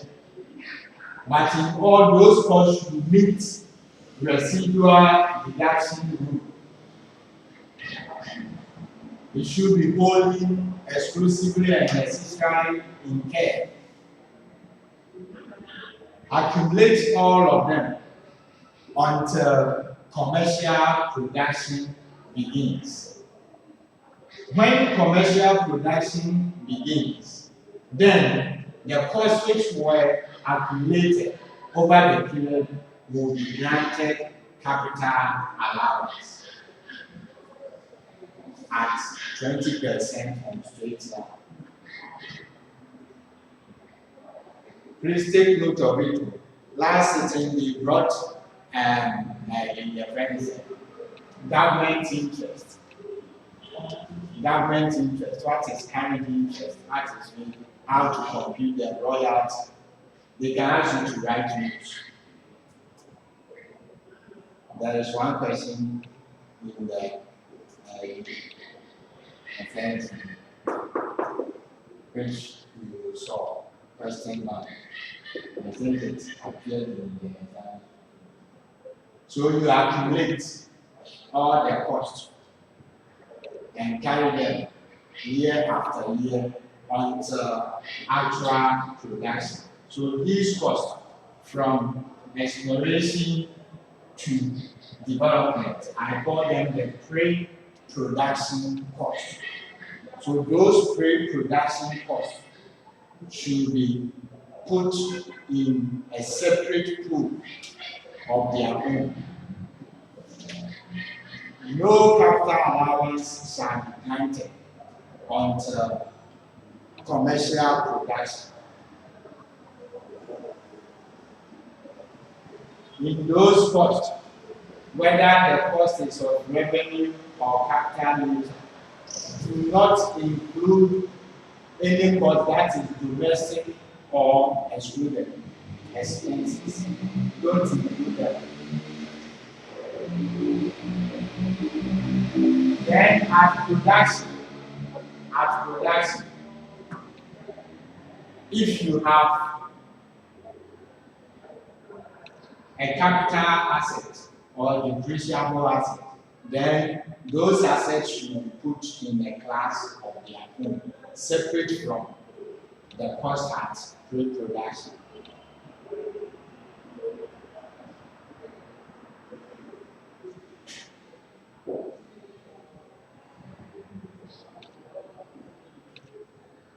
Then any other cost, if it meets the residual deduction rule and it is not of capital nature, then it must go to P&L as a deduction, provided it meets the residual deduction rule, nothing of private nature.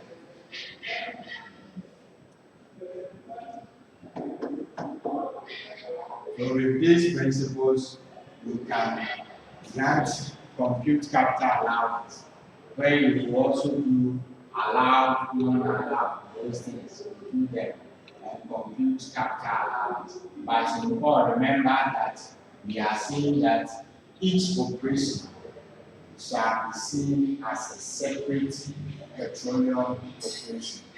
So if you have a petroleum right to undertake an activity in a particular area, it constitutes a separate petroleum operation. So exploration, development, all costs related to that area, put them in a class of their own. until actual production. When actual production starts, then we grant capital allowance on it so that we charge it against income from petroleum. Are we okay? Exploration and improvement and Any other cost, whether it is of capital or revenue, provided they meet residual deduction rule. Don't include in that class any cost that is of domestic or excluded. Then, if there is any income before production, you use it to reduce the cost accumulated. So what will happen is that at the time of production, the next cost will be the ones to be granted capital.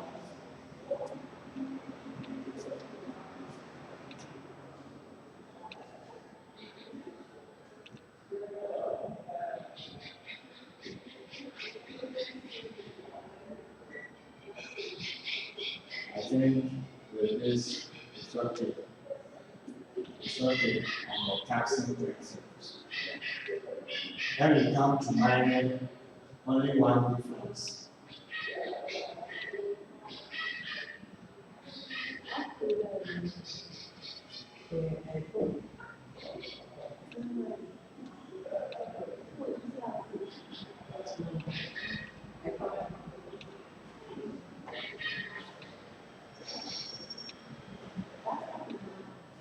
Now let's look at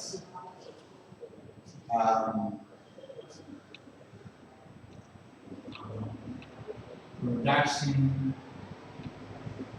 agreement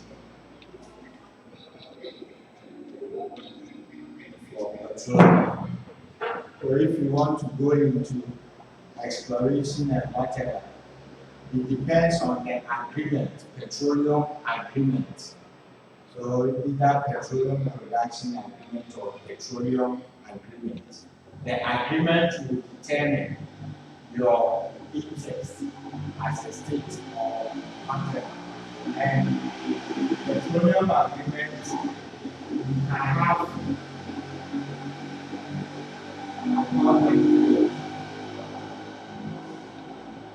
one, I call it royalty or concession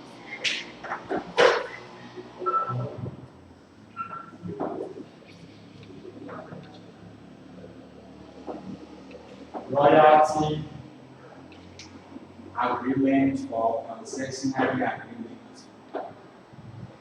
Under the royalty agreement, please understand that it's very simple. You get the understanding, then you can write. Under the royalty system, the state, and then a contractor.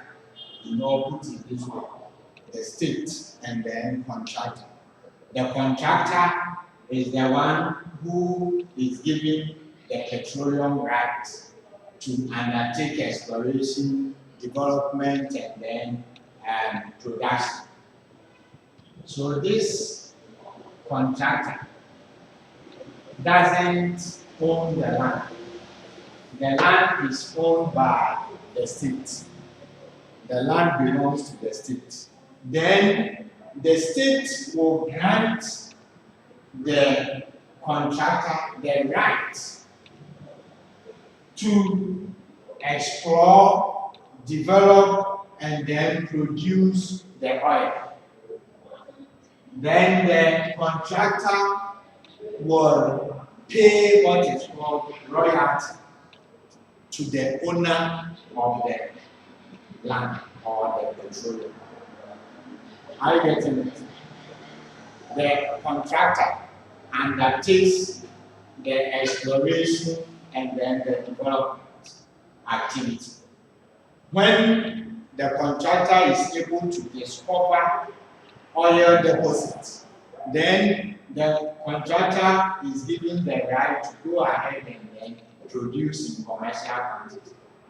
when they produce in commercial quantity, whatever the quantum of petroleum obtained, the contractor will give to the state what is called royalty in terms of petroleum or mineral. That is called the royalty system or concessionary system of agreement. The state is seen as the custodian of the mineral or the petroleum. Then the state will grant the contractor the right to exploit, develop, and then produce the petroleum. Then, when petroleum is discovered in commercial quantities, the state will be entitled to what is called royalty. Are we okay? That is the royalty or concessional system of petroleum agreement. So the contractor will bear all the costs of exploration and then development. Here, he will do everything and pay royalty to the state. Are we okay? Then the next one is production sharing agreement or contract. Under concessionary agreement or royalty contract, the contractor takes the exploration activity and pays to the state a royalty that is agreed. Then production sharing agreement or contract. Under this arrangement, the state will grant to the contractor the right to undertake exploration, development, and then production. The state and then the contractor will come into agreement to share. They share the quantum or the oil that is what produced. They share the oil that is produced. So what happens is that there will be production. When I say production, I mean the oil that we are able to extract. If the contractor extracts, the contractor will be given part of the production oil to recover the cost of exploration and development. And that cost is called the cost oil.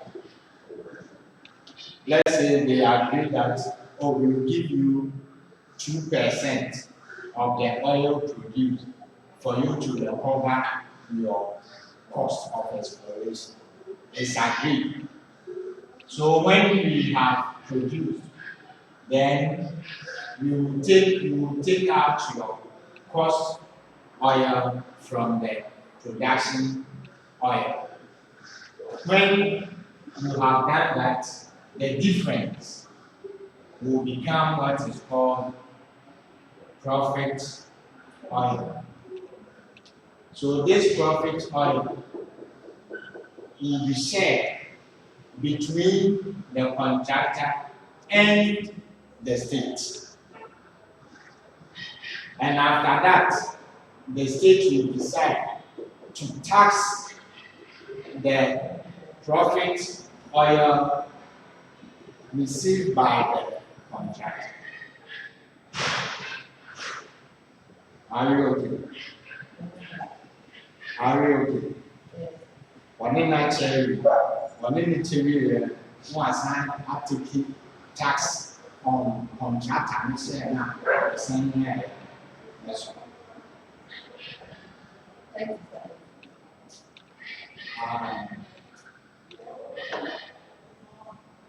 Petroleum and mining, mineral income tax 35, petroleum income tax 35. Then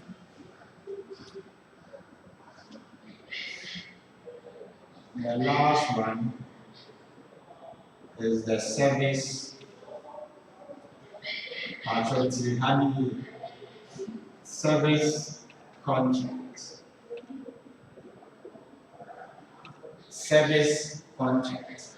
What it means is that under the service contract, we will hire the contractor for him to provide us his technical services. No work. Now, but the contractor will pay for the services. So there are two arrangements. We have a pure service and then risk service.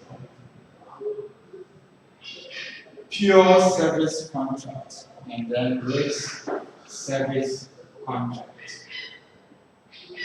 Under the pure service contract, remember I said in both situations the contractor is hired for his or her service. You need only their technical service. So you can write it under both that the contractor provides technical service for a fee. But when you come here, for it to be risk, then here we are going to provide technical service. But the contractor will undertake exploration, will bear the risk of exploration as well. So it becomes risk service. It provides a service and also bears the cost, or let me say the effect of exploration too, as part of his engagement. And that becomes risk service. They are the same, but the difference is that here the contractor will bear part of what? The cost of what? Exploration, the risk. So when he provides the technical service, and then in the end, we are to pay him the cost that he makes from exploration.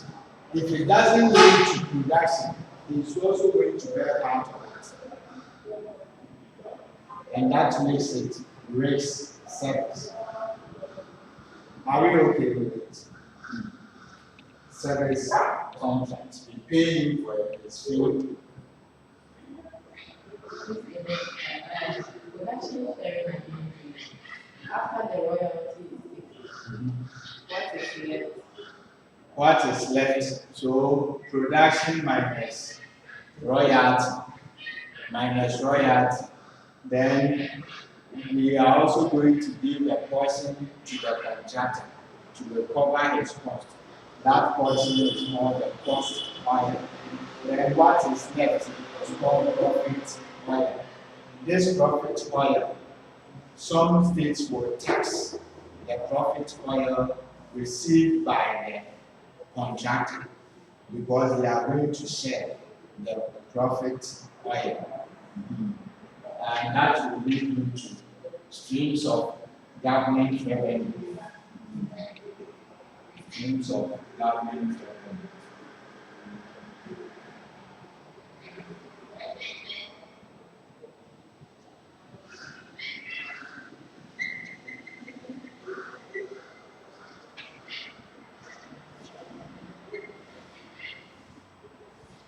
say that Ghana's petroleum agreement or taxes is a hybrid one.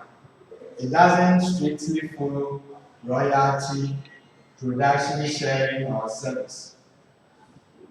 It's a hybrid in the sense that it takes something from here and combines it with production sharing. It has a resemblance of royalty system or contract and then production sharing contract. So we call it a hybrid system. So we have what is called one. The first one, royalty. Government decides to take royalty on the gross production. The royalty is on the gross production oil. Then government will take carried interest. And what is carried interest? Carried interest is the interest in the exploration, the oil produced without government contributing any financial cost. Government will not contribute any financial support in order to receive that initial carried interest. Government doesn't have any financial commitment.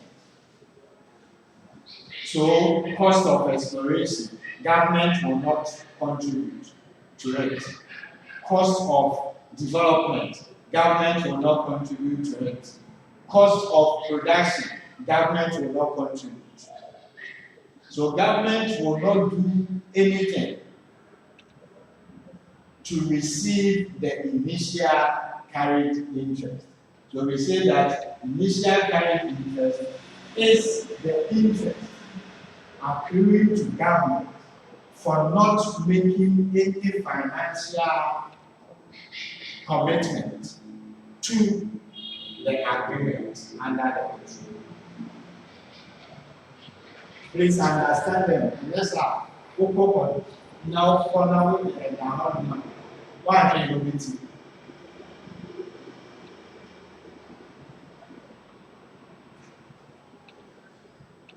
So, no financial commitment. Exploration cost. Government will not incur any cost on exploration. Government will not incur any cost on development in order to enjoy that oil. So I can say that the direct opposite of pure service. Opposite of pure service. Yes. Yes. Because they only render the service to you, and then after paying your amount for the technical service, what is left is available to the state.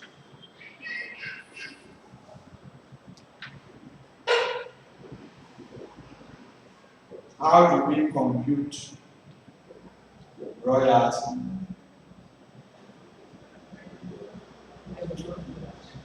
Gross production, part of carried interest.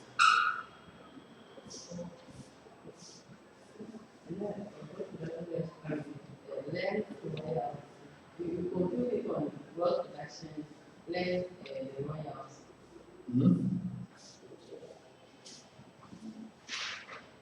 How is it computed?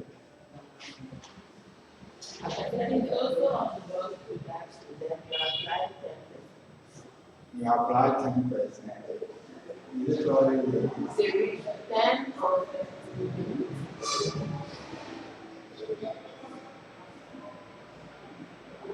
After calculating the royalty, you apply. Okay. Let me read something here.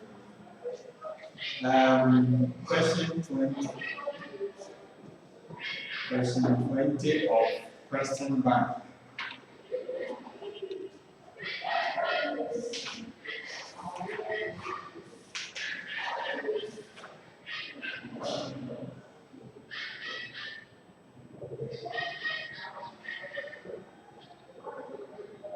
Read question 20.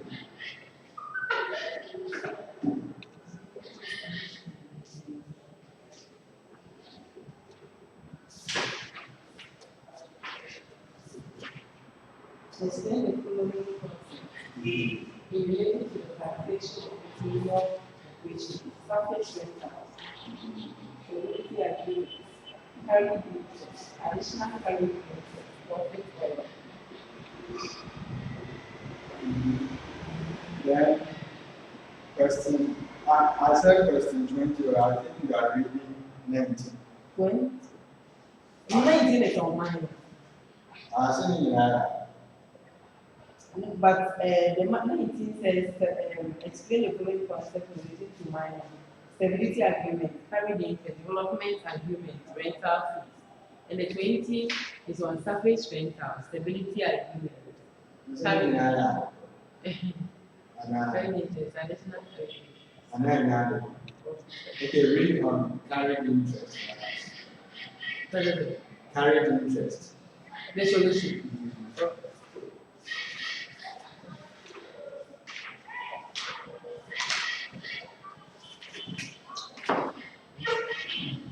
Carried interest. The government of Ghana can exercise its participating interest in oil exploration and production venture by taking carried interest.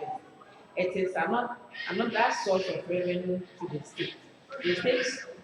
The rate ranges between 7.5 and 15% in the most oil producing countries. This entitles the state to a share of the oil produced without making financial contribution towards So exploration. no financial contribution Development costs.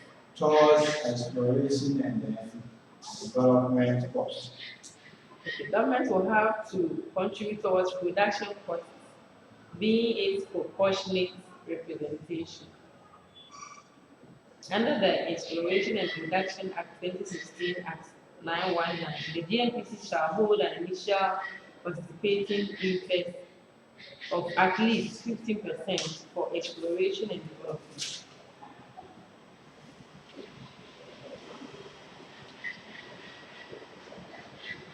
I'll give you Yes.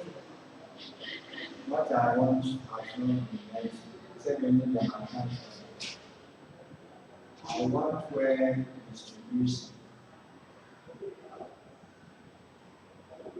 The carried interest, whether it's on gross production or from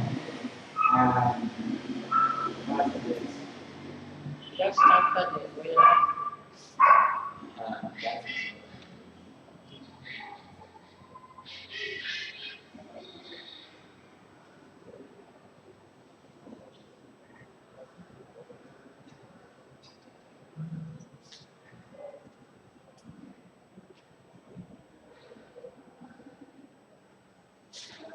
So this title states the share of the revenue program, financial contribution towards exploration and development.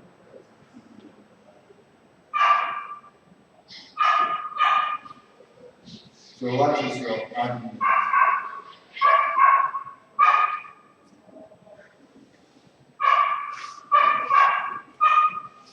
What can you say? Is it after After deducting the royalty?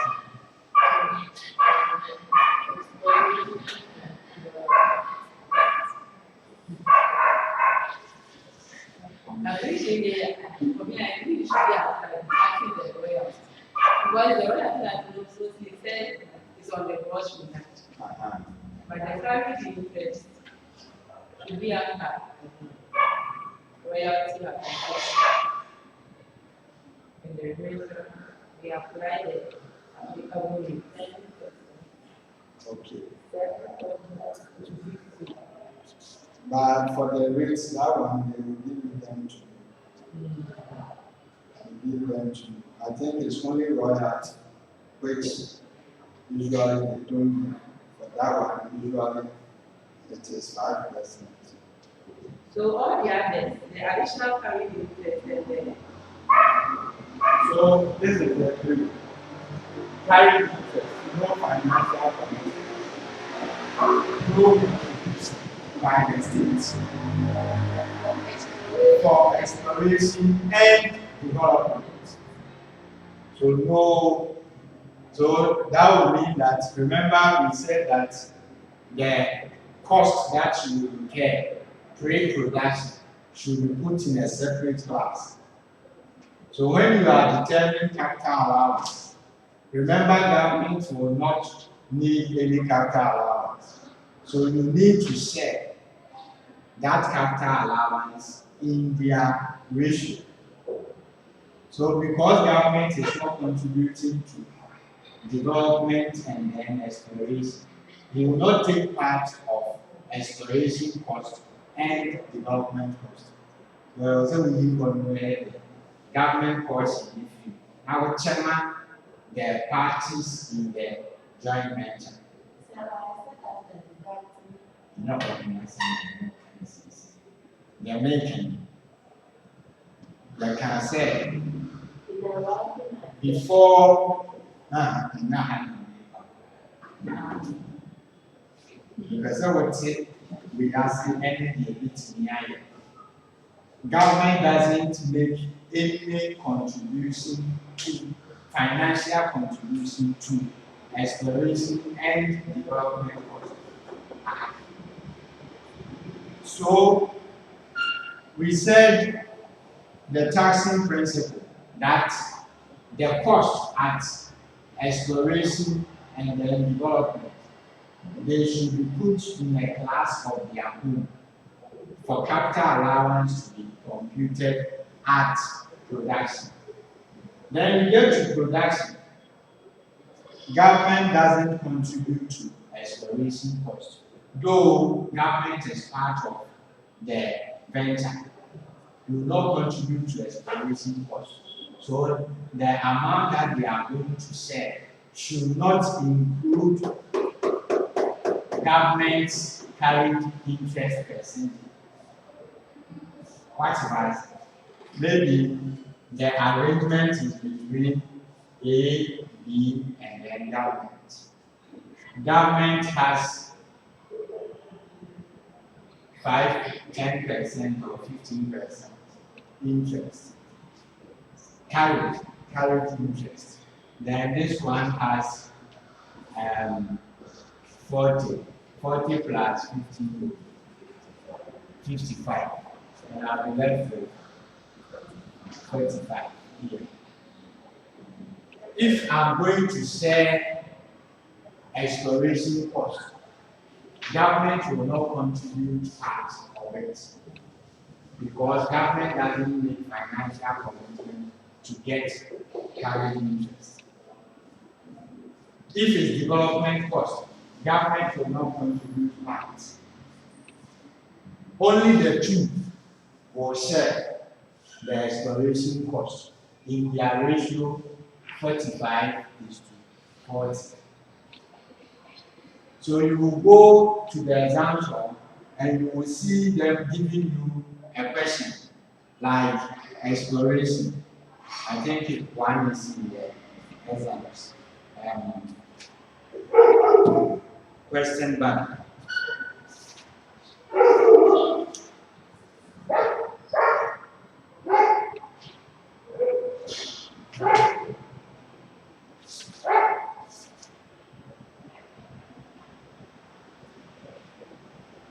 Question bank. Question 28. Yes.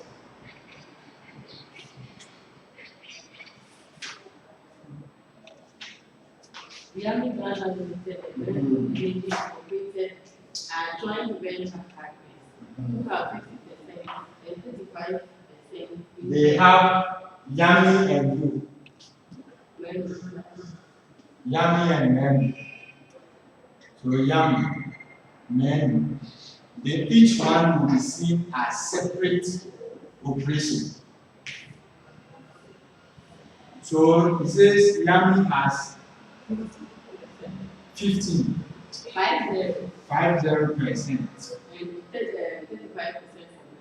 35% for Menu. So the amount left becomes the government interest.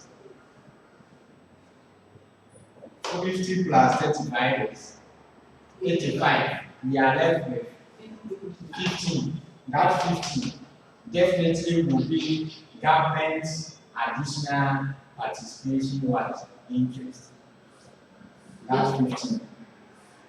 Continue the budget. The state has initial carried interest of 10%. The state has initial carried interest. Of 10%. Initial carried interest 10%. An additional participating interest. Additional participation interest of 5%. This unit. So what it means is that if there is any cost of exploration they want to share, government will not contribute. The carried interest, government will not make any financial contribution towards it. If it's development, government will not contribute. Unless government wants additional participation, that is when government will contribute to development costs. So where the additional participation For government to receive additional oil, government must invest in development costs so that you will gain a proportionate share of your investment. So if you invest 5%, as in this case, as development cost, then we give you additional 5% as additional participation interest for investing 5%. Are you okay? So in sharing this one, I have a team. Production commenced in the offshore field in 2017. Information available on the offshore field is as follows. Exploration cost 500 million. Development cost 4 billion. Production cost 1 billion. Determine the share of Yami Ghana Exploration is how much? 5 million. 500 million. US dollars. And Development yes, is 4 4 billion.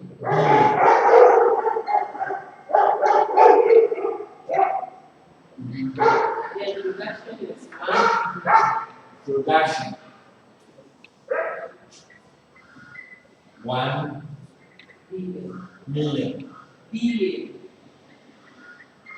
Determine the share of Yami Ghana Limited. So it says determine the share of Yami Meru Limited.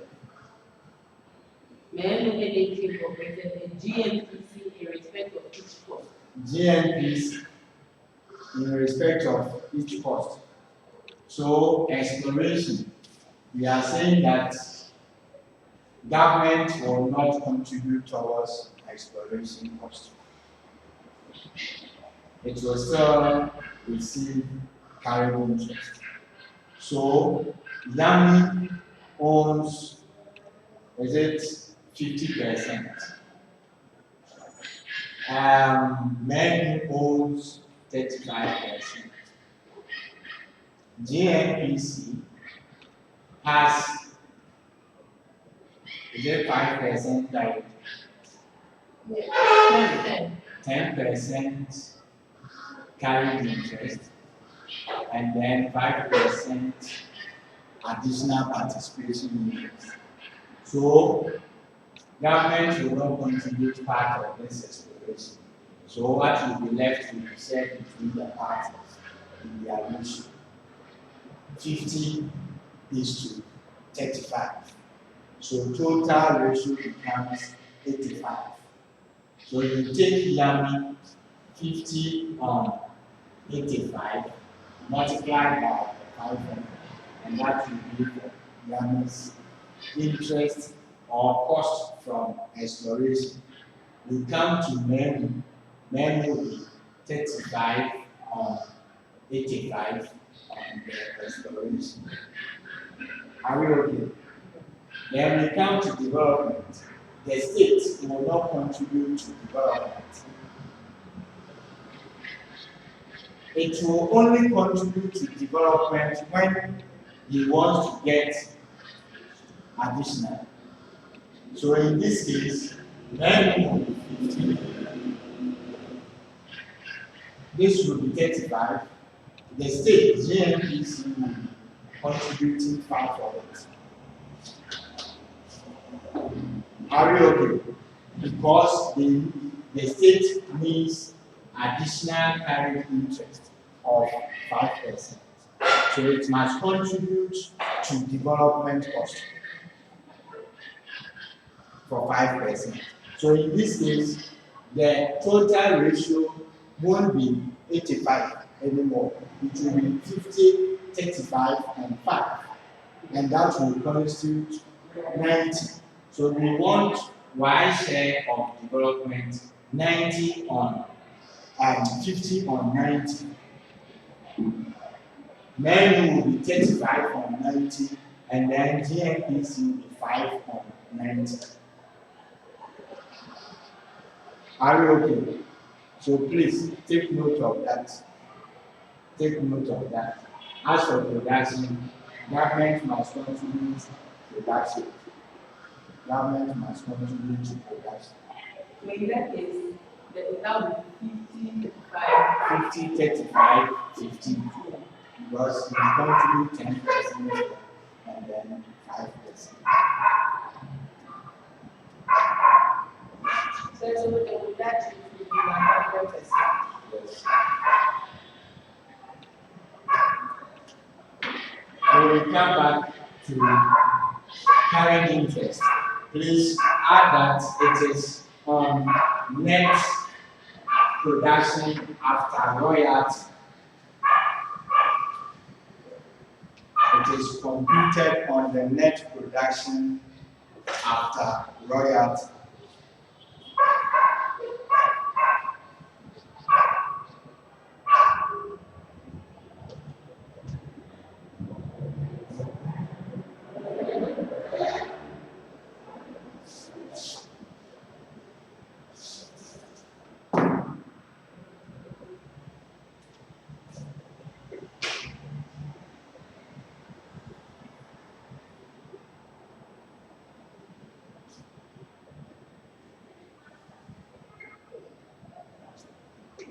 Additional participation interest.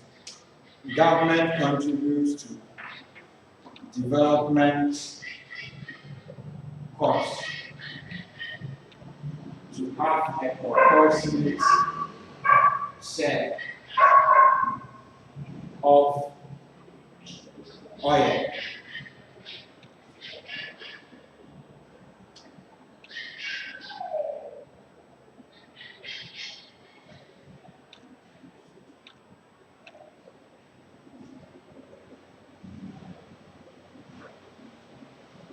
It is calculated on the net production. It is calculated on the net production oil. Because in the sense that somebody will think that royalty was on gross into your community, maybe now gross.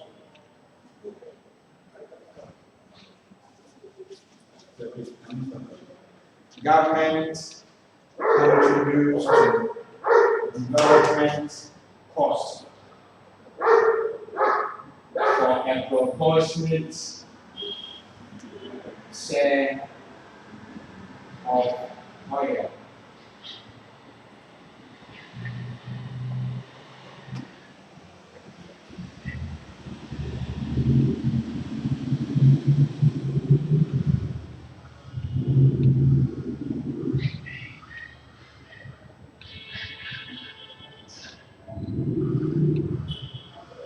It is calculated on the net oil produced after royalty.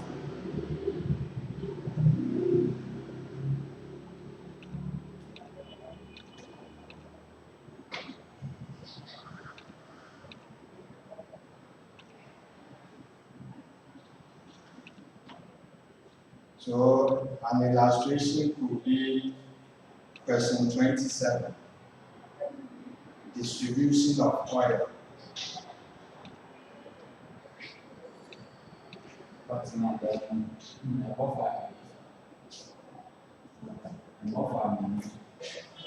Distribution here. My idea we have it's human and negative. So we go down to the so question behind my negative.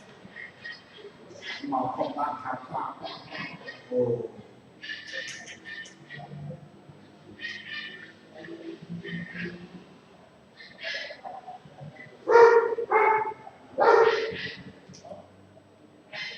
So question 27 of question 9.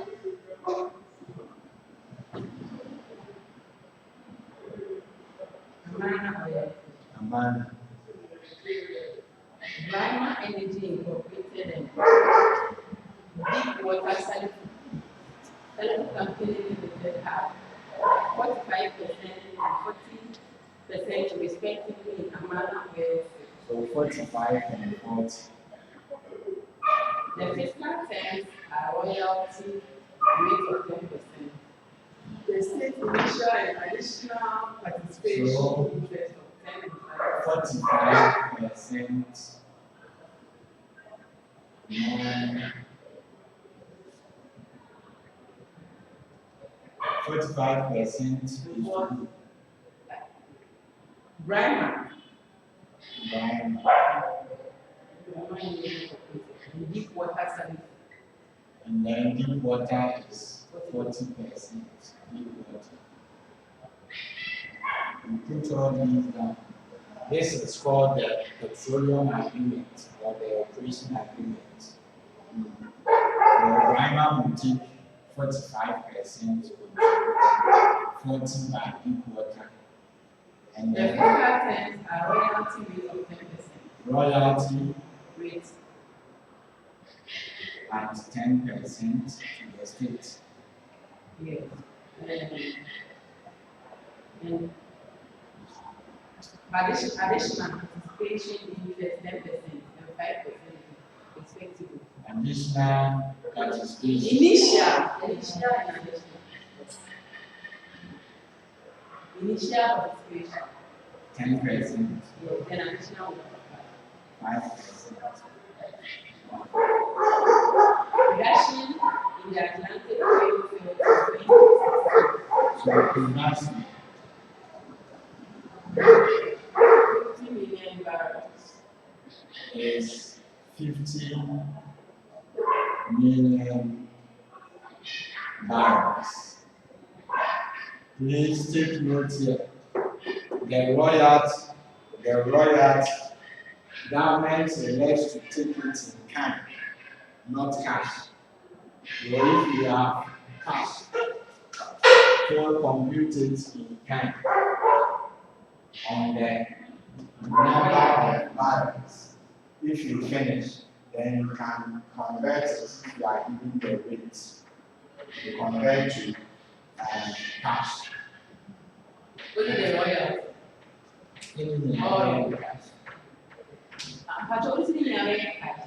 They say the demand, not about petroleum revenue, not about production quantity or what, determine the royalty on the quantity.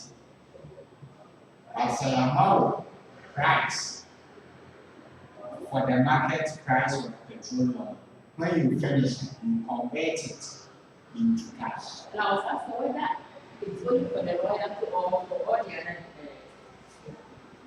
all of them. The next question will be, what is the revenue to the state? Revenue to the state should not be in quantity, it should be in value. What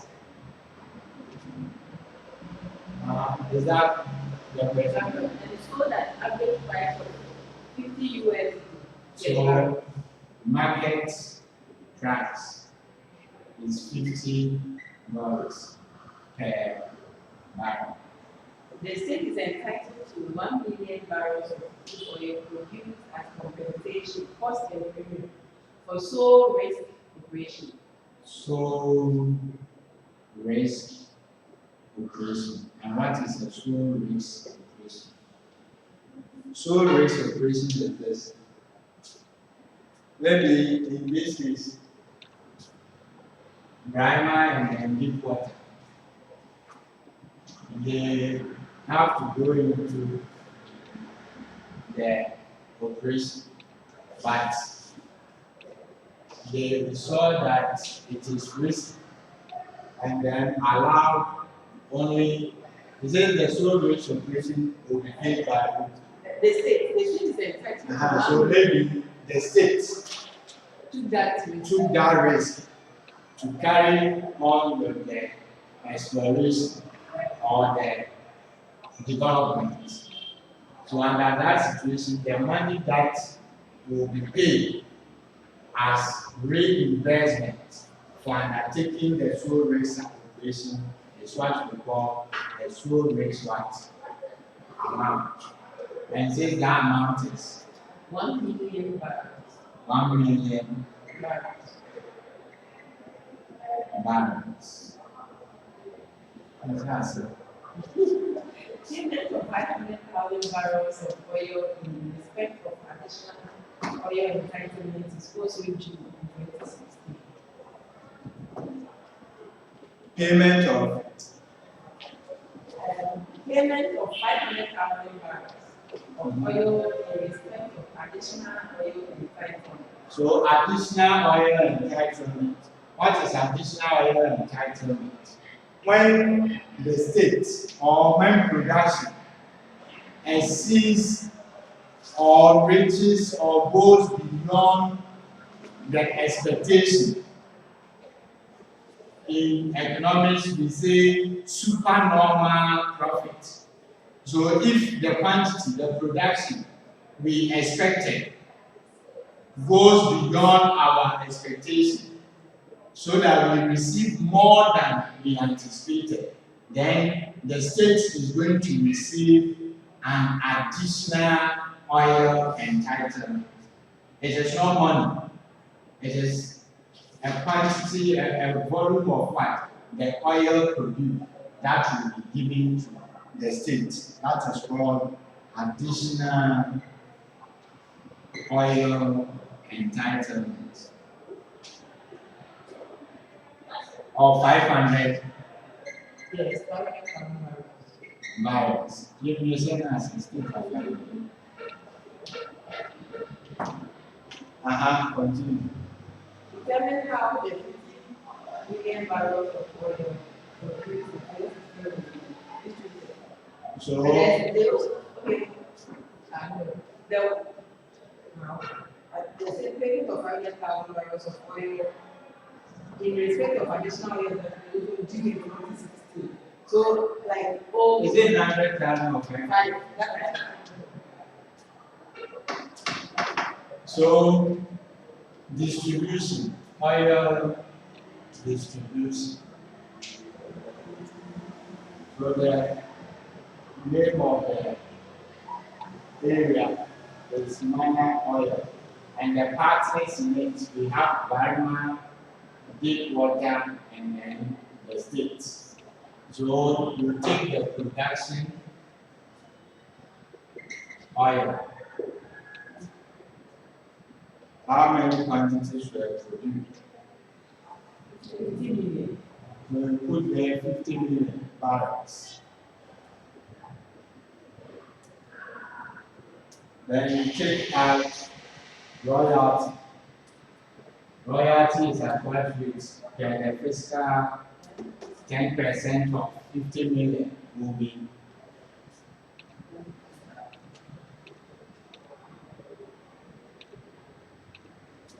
10% of 50 million, 5 million.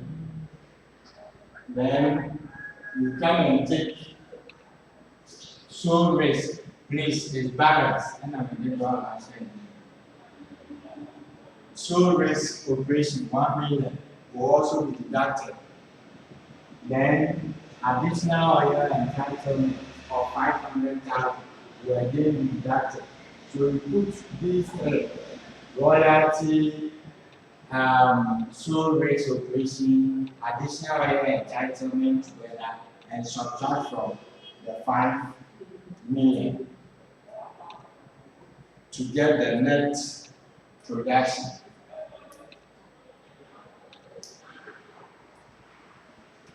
Then we come to compute the initial carried interest, which is at 10% of the net. Please, I hope you are calculating.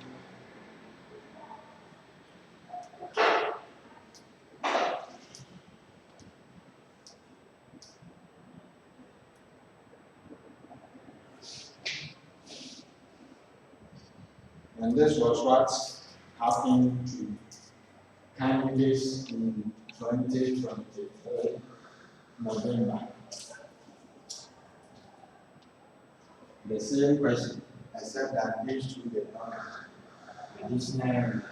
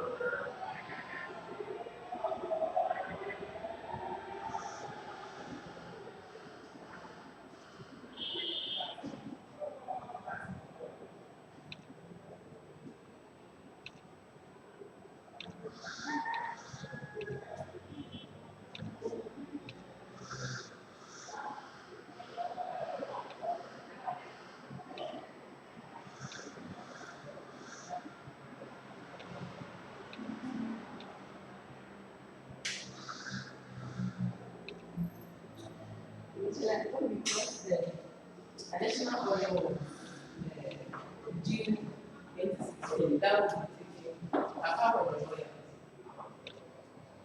It was during 2016, by which year are we distributing the oil? 2017.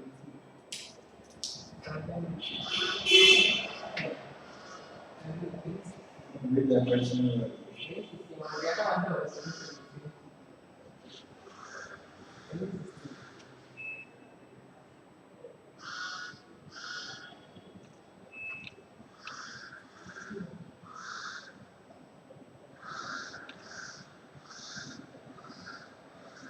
We are working 2016.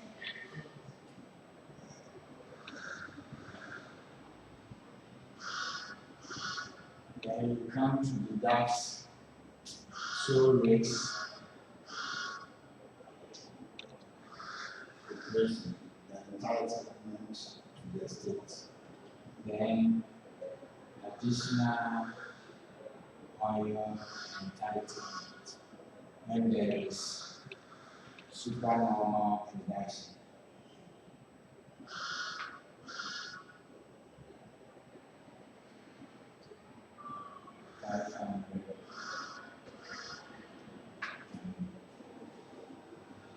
The difference is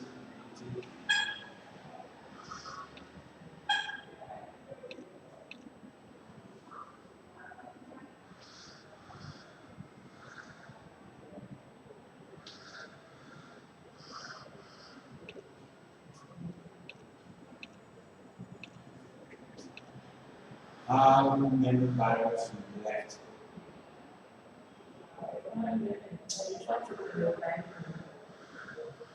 43.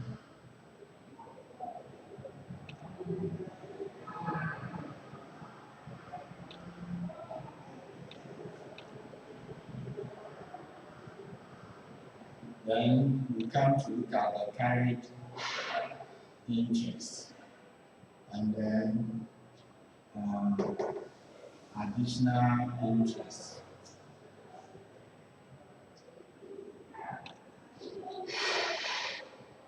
This is 10% of the net, and this is 5% of the net. we work 10%.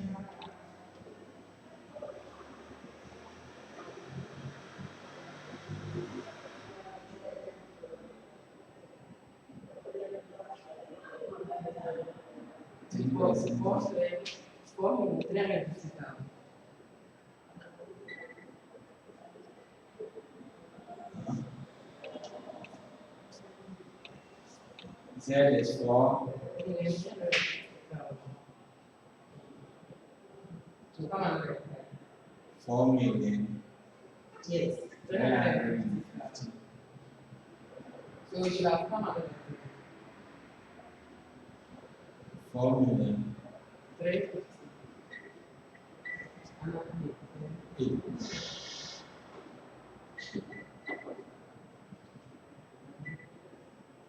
Yẹn na yẹ 4,000,000. Figure kẹsì rẹ 4,000,000. So.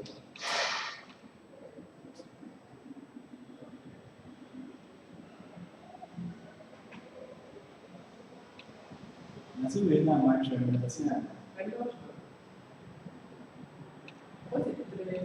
Wei yɛ sɛ yi. So the one, three, no, last three and Na wei no ano 50 million. I said 6 Wei no ano 70. And the last The last that I was saying. wei yɛ 50 cent. Billion. That was a billion. 50 billion or million. Same.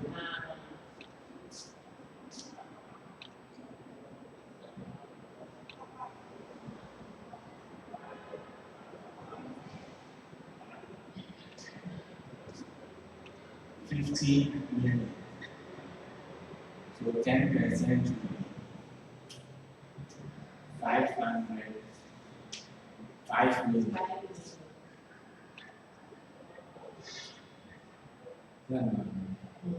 Then show rates of 1 million. Then additional 500.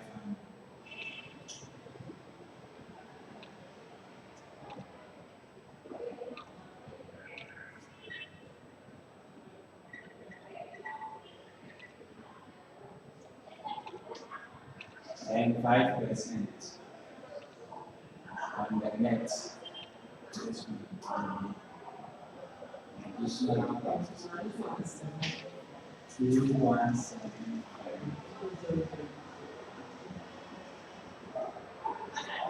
That's one.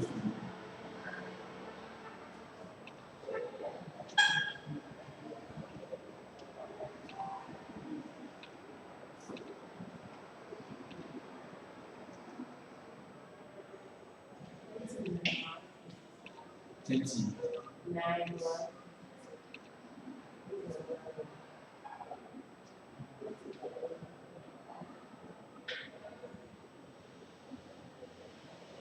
39. 150. 5 billion. You get the 6, 9, 6, 9, a pop that. 36.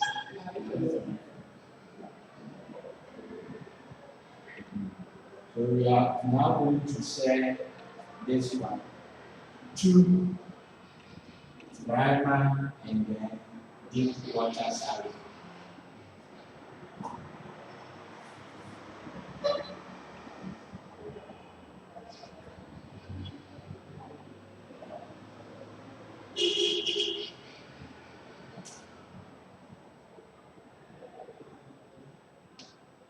CH are separate and independent operations. So Diamond's interest is 45. Then deep water is 40. How are you going to get the share? 45, 40. In total will give us 85.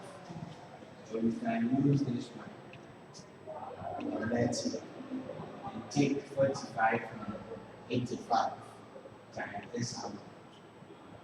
Then 40 on 85 times this amount. Or you take this one and work 45% of it. It will be for 1. Work 40% of it. It will be for the bottom. It is the same as when you work proportion 45 of this, 40 on 85 of this. You do the two. One should do 45 of that. Another will do 45 on 80 on this. Compare.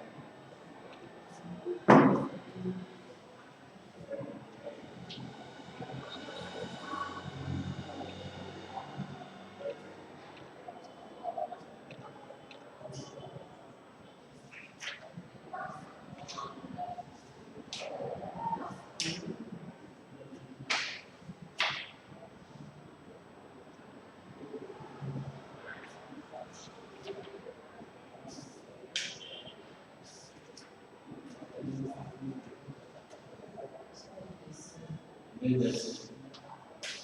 My leaders. 19,575.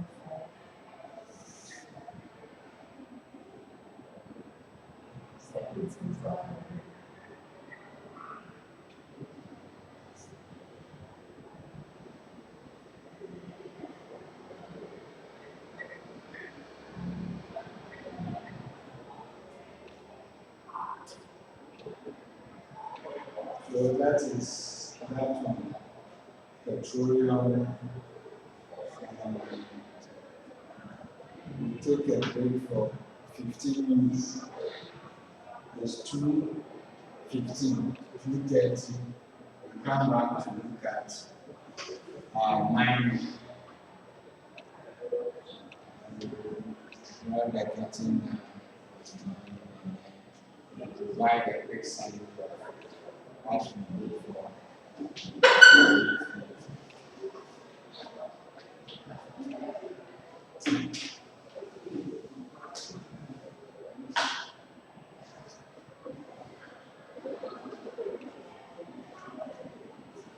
15 minutes.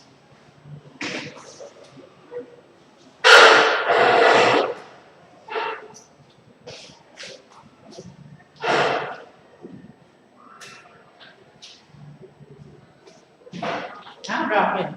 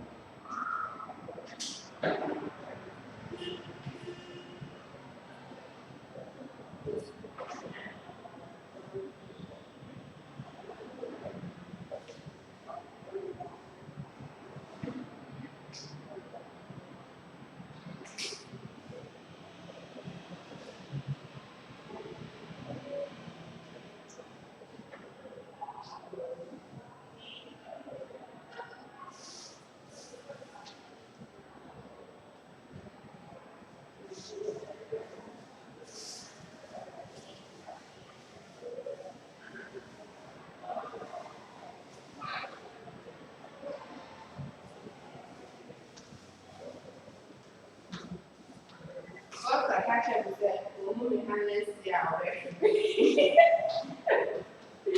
I'm on hand handless. Yeah, next year we will fight. We can never. Exactly.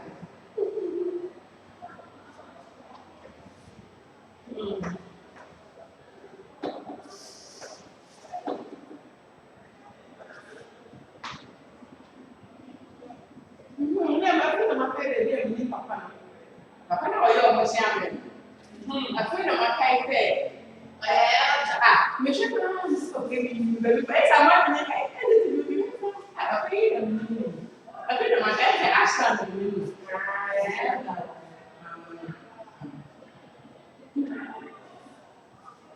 Why you be like the about hey, I always go. These are the shape of the kind. Grandma coffee size. Ɔmo kɔ ne do. Ɔkɔ nipa ne mo do de de o tu ta se ko.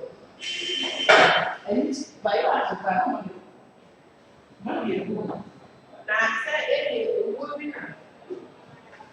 Ɔmo bɛ se ewu bi yɛ. Ɔtu o pa ɔmo ma yɛ ɔtu. Why should I go there? Yɛsi yɛ nyɛ. Ɔmo bi kura kan fɛ ɔbɛ awɔ yɛ bɔ ɔmo yi ti wa five man bi. What is all? Ɔdi yɛ dɛ ɔmo tu ɛgbɛ bi. Wow, maa n fɔ soso ɛgbɛ. Awa yɛ yɛ duro mu ka yi. Ɔmo tɔ pa. Ɛyɛ dɛ.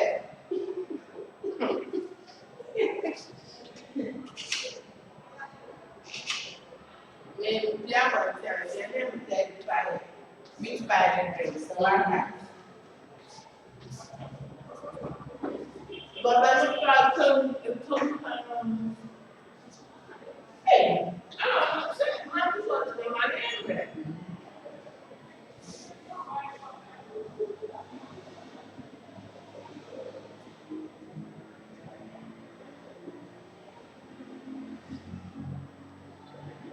Why do you want to name parts of my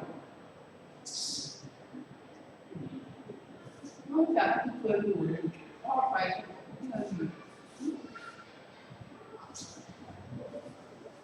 Ẹ̀yìn wọ̀ ní ẹ̀ka sẹ́lẹ̀ náà. Bẹ́ẹ̀ni ìjà yìí náà wà sí wọ́n aṣáájú ẹ̀dùn sí náà. Yàrá náà bá ti lọ. Àkyẹ́ náà èyí àwọn tí wọ́n yọ was starting that I no so also was starting What's happening with you? Airport. another degree. No way accounting. Oh, And your plan, oh. Yes, I know where I did the degree accounting something else. Oh. No, I can't say. Oh, yes, so then what's what I know level? we go to already degree. We go to 2 years. Oh, So beg that you next year. I see what they do. I'm going to go. That's the something that we didn't have. I will sit down for feel like that. My yeah, see.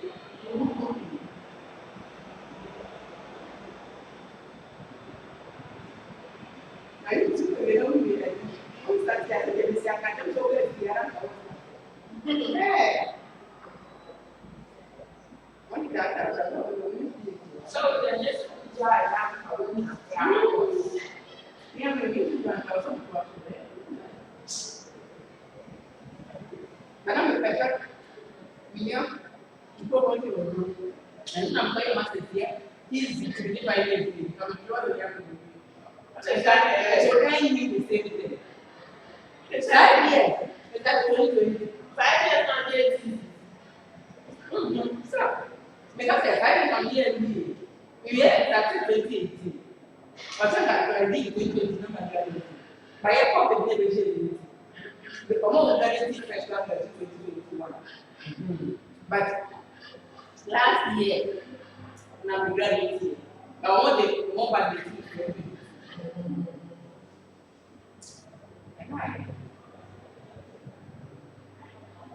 We won't know we will come. Much of the time, don't we? Much of the work of our way to bring our myself. I got it. You know, which is my job is to come master. Fine. Good.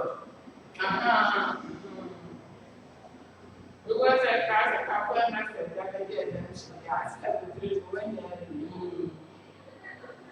Yeah, I'm not watching. Yeah.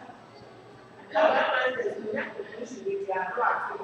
Me puede a mutua. Yo puedo ir a ver el trailer. Now, sure. Yo también me intro de así. Y mira, me dice, but I didn't think this, you know, in India. Que es como Miami. No sé. Business puede llegar. A veces es difícil, a veces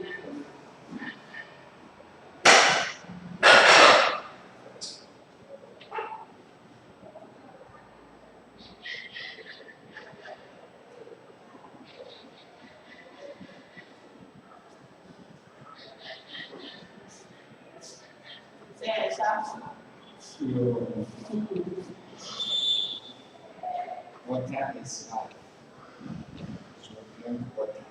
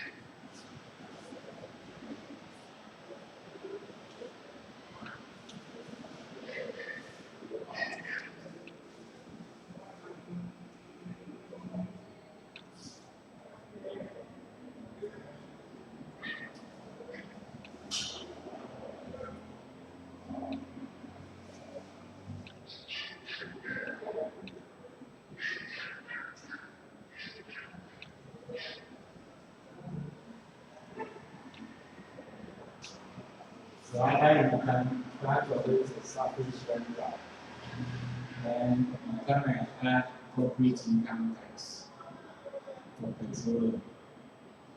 If they ask you for source of government revenue, then the current interest rates, all of them are part of government revenue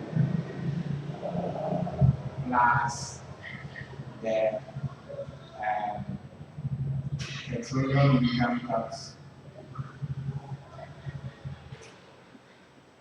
So in this case, if we want to tax, the person says compute the government revenue. What we did are about barrels. So what we do is that we multiply each one by the 56. But if you were talking about the surface rental, He said it is also part of government revenue. Where you multiply the area occupied by the rate.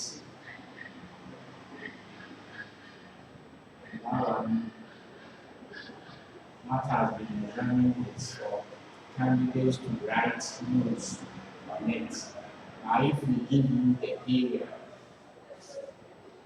like we say it is 3,000 square kilometers,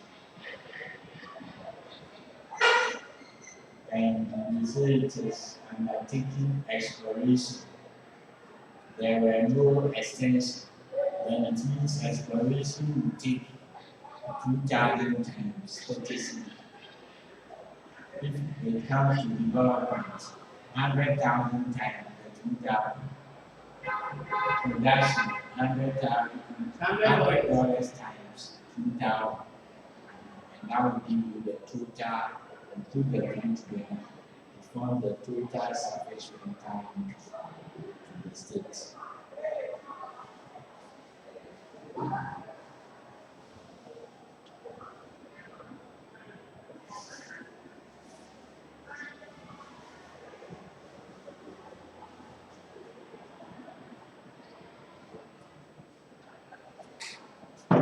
Was it last year when you said there's been revenue from mining locations?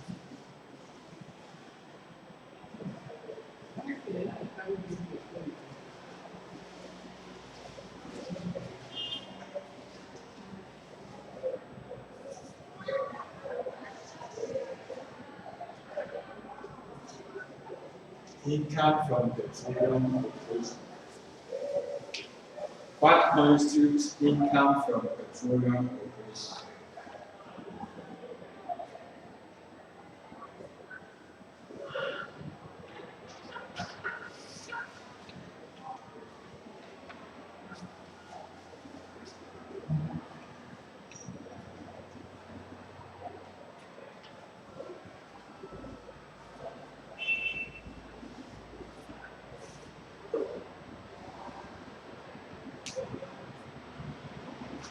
The income of a person engaged in petroleum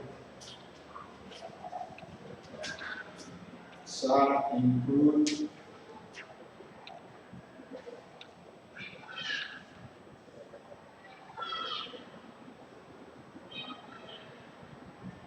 one,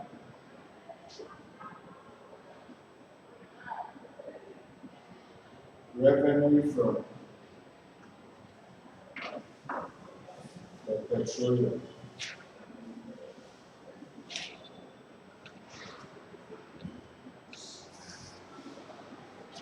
So where the revenue is the market price per barrel, we multiply the market price per barrel by the quantity of production.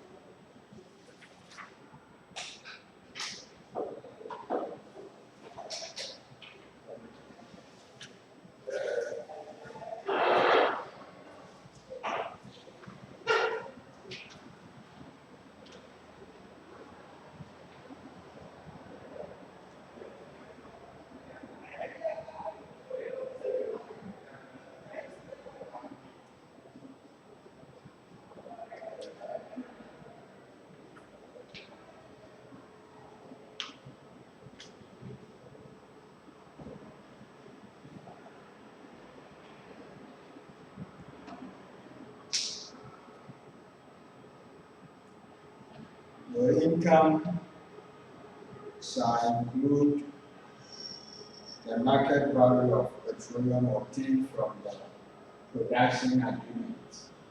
If we are submitting an entity, a petroleum entity to tax, then we will look at the revenue that entity is getting from the sale of petroleum.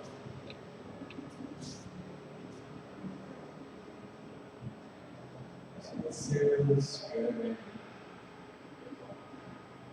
that is market value or price of production oil received, because we distribute. So we take the amount of oil you receive and multiply it by the market price. So like Diana and Deep Sea, they are two separate parties. If you want to tax them, Brahma received 19,000 barrels. So his revenue will be 19,000 barrels times the 56. Then do again. Deep Sea received, I think, 12,000. So the 12,000 times the market price, and that will form its sales from that. Then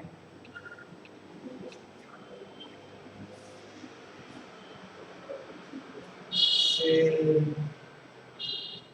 of petroleum data. So the area that you are working, if there is any data that you have available to you, which you sell to another person, and how will that happen? Where the person undertook exploration and could not obtain the oil in commercial quantity, he has had information on the area.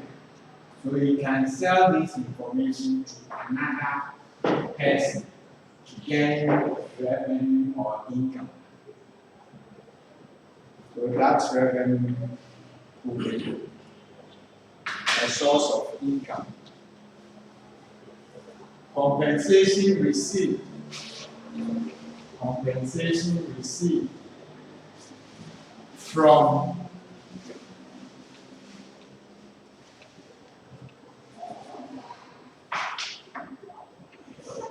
extraction of the petroleum area. Compensation received for the extraction of the petroleum area under an insurance policy. So if you receive insurance, you call it claim. You make a claim, you insure the petroleum area. Unfortunately, the place got bent and you file for insurance and they give you your compensation. That compensation should be included as part of your income.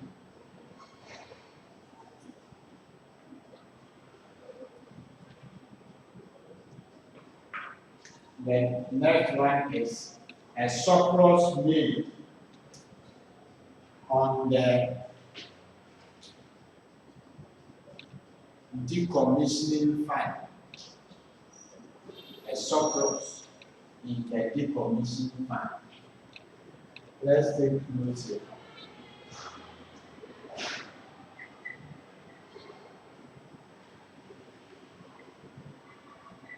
This fund is established that when we have completed extraction or production, the amount contained in the decommissioning fund will be used to to restore, yes, to restore the area, the production area. So if we undertook this decommission and then we still have excess amount in the decommissioning fund, we have to again include that amount in our income and tax it at the petroleum income tax rate at 35. Or if let's say the entity is ceasing operation, then that surplus alone will be taxed at 35%. A surplus from the decommissioning fund. In the same way, deductions or contributions into the decommissioning fund are allowed as a deduction under the Income Tax Act. So because you transfer them, you deducted part of this petroleum revenue into that fund. So we did not tax. And that is why at the end of decommission, if there is any surplus left in that fund, it must be taxed. That is the reason behind it. Then the next one,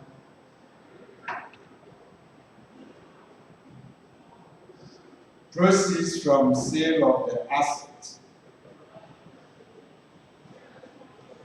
after commencement. Proceeds from the sale of the asset after commencement. So that is what I mentioned when we were looking at capital allowance. That for capital allowance and the petroleum, the asset still continues to enjoy capital allowance even when it is disposed.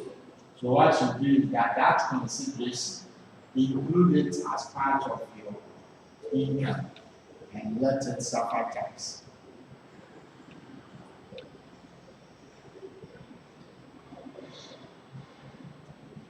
The next one is any amount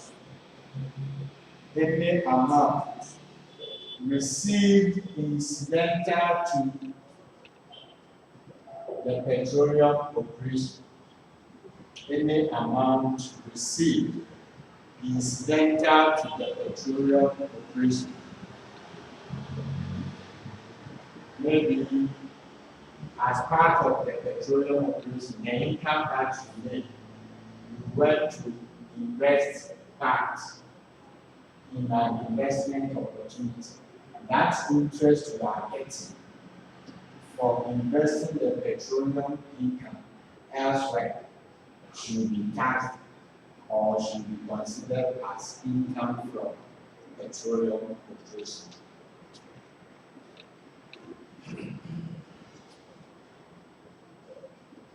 Expenses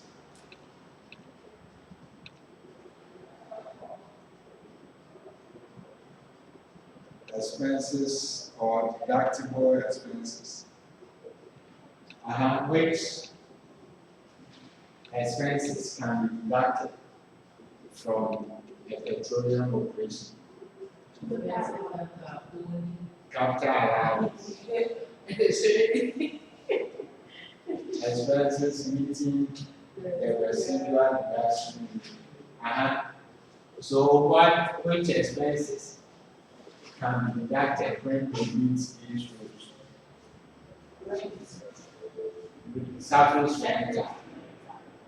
Surface rental, capital allowance,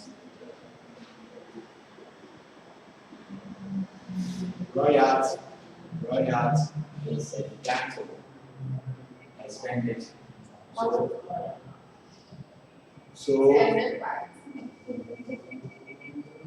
this one, the cost oil is what you sell. And when you sell and make revenue from it, we are going to tax you. And do you go and deduct it?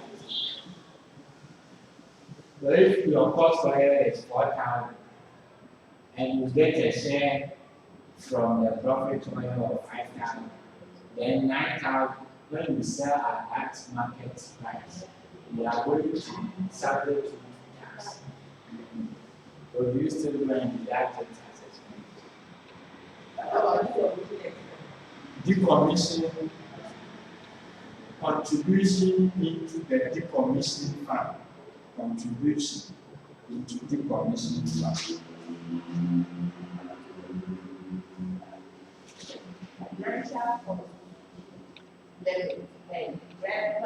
Relevant financial cost. The relevant financial cost. Relevant financial cost.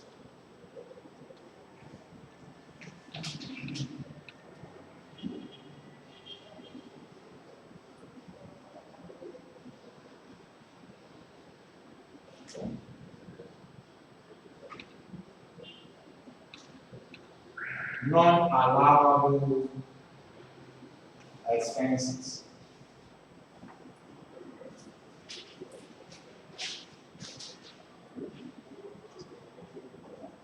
Non-allowable expenses. For which expenses are not to be deducted.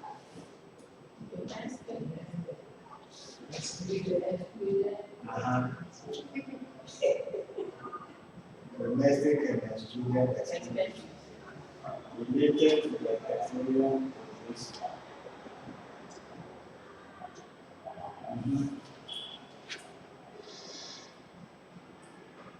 What did I say about research and development? They are not allowed. It's a visa non-allowable expenditure. The meaning there is nothing outcome domestic. One can domestic, now you can say, what is domestic expenditure? Who is that? You can maintain cancer. So research and development expenditure. The domestic, they need to use domestic by excluded. It's a income. Where they are treated.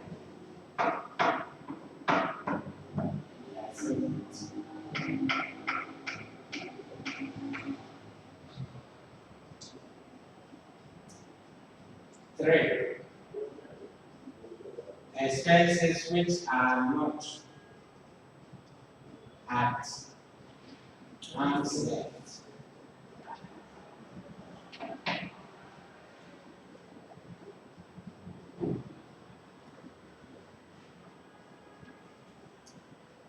Four, signature bonus. Signature bonus. The signature bonus is like this. Let's say you have to acquire the petroleum rights. For government to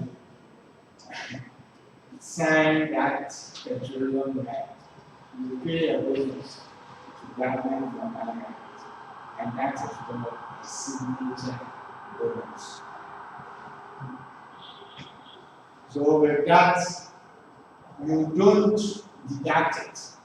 It is a one-time payment. You cannot deduct it. So what you do is that you have to include it as part of the cost which is to be calculated for purpose of capital allowance. So usually you add it to your exploration cost so that you compute capital allowance on it.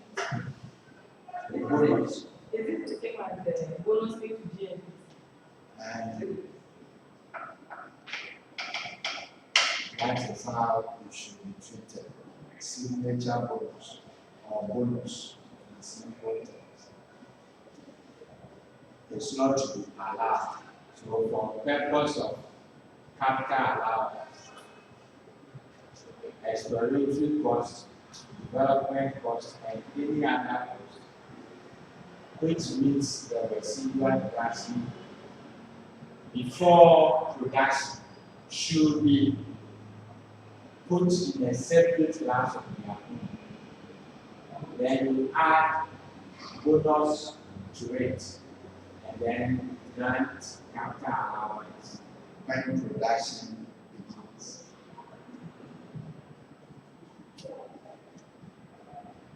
I think these are some of the things we need to do. And then the methods of accounting for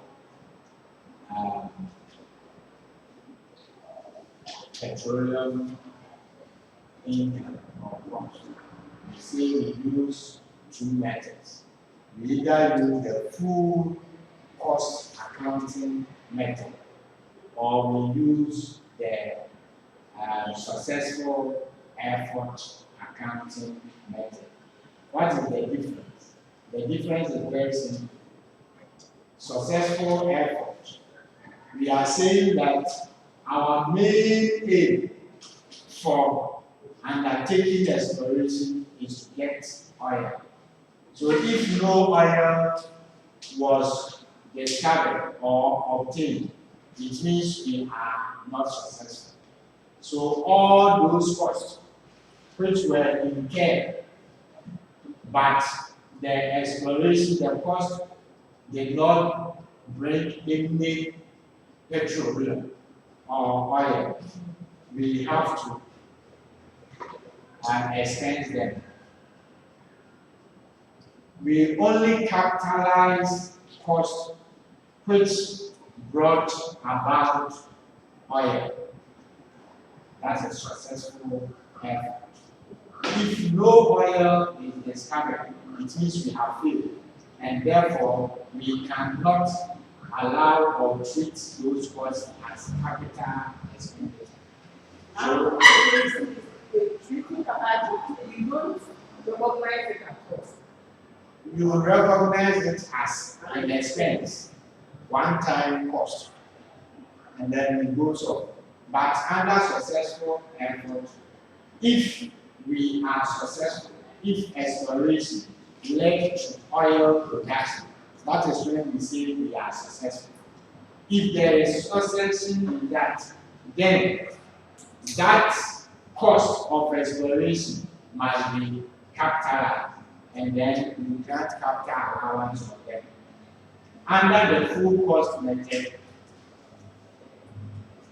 whether the exploration led to oil or not, the cost is capitalized. Are we okay? So that is the difference. They can ask you to look at the difference between the two methods.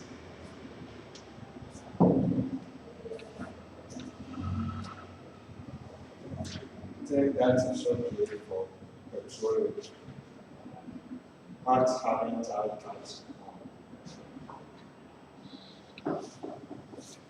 Mining. Remember, I tried on capital allowance.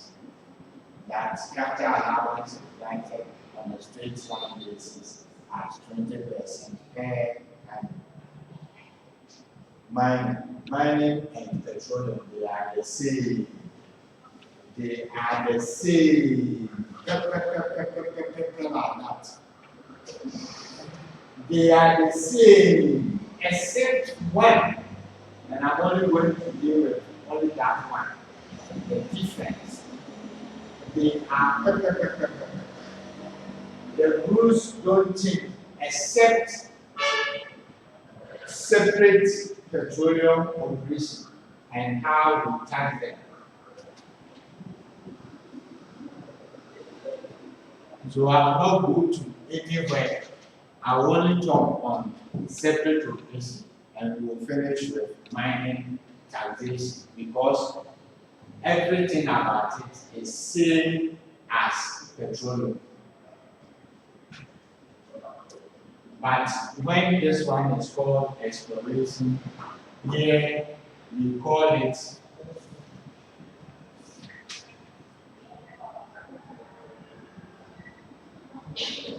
reconnaissance or prospecting.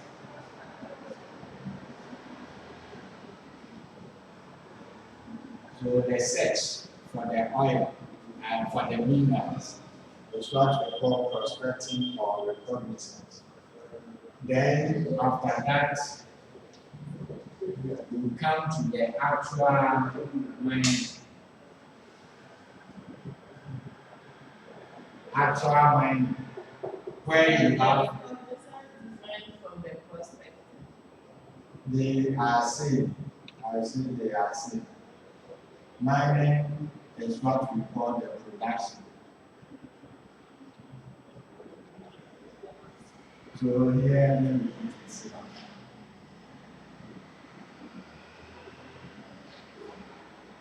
Then bring up result. Think you are okay. Appraisal. You evaluate the content of the minerals, whether we can have it in commercial quantity. That is appraisal. Then mining or production. That is the extraction of the mineral or the ore. So if you undertake mining, then you must have a license. You must have a license. The license gives you the right. The license grants you the right to undertake mining in a particular mining area. So separate mining operation. Separate mining operation. For a separate mining operation, the right that you have, the license that is at your disposal, that is granted you to undertake mineral operation, a particular mineral operation, is giving you what is called a separate operation. So you have a license to undertake gold mining in a particular area. It offers you a separate mining operation. If you have another mining operation, a right to undertake mining operation in Tapa. Tapa becomes a separate mineral operation.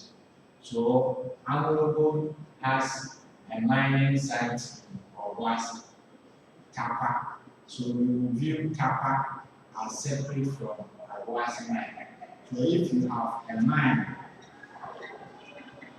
then each mine shall constitute a separate mineral operation or mining operation. Each mine constitutes a separate mineral operation. Where we are using different production facilities to mine the mineral. Remember, under petroleum and mining and petroleum, we said that each operation constitutes a separate petroleum operation, such that if you have the one we have, Burma, and then the other as Myanmar, having petroleum rights in a particular area called deep sea fair. Then the operations of diamond will be seen as separate operations. Minerals also will also be seen as separate operations. When we come here, we are calling them as mine. So if there is a mine called SMO mines and another mine different from SOMO is PTO, Then the operation, the mining operation conducted in ETO is different from mining operation conducted in SM because they are using separate mining or processing facility. They use separate processing facility. If they are using separate processing facility, then each one becomes independent of the other. Ring fence. We will see each operation as a separate and independent business, so that the profits or the cost that is going into SMO will not be allowed to be deducted from ETO. Are you okay? But when two separate mines, but they share a processing facility. Two different mines, but the two share the same processing facility. Then the two shall become one separate operation. Are you okay? Take note of it. The examiner can test you. You will have SMO mine. You will have PTO mine. But you will be told the two share a common processing or the same processing facility. If they are sharing the same processing facility, then the two become the same separate operation for tax purposes. And therefore, we will combine their cost and then their income together. But if they don't share a separate mineral facility, then each one becomes independent. You cannot add their income. Please, are you okay? So you go to the exams and they will tell you they share a common facility, processing facility. Immediately two or more entities or mining companies use the same processing facility in different mines. All their income, all their costs shall be combined as seen as separate one or the same separate operation. So no ring fencing.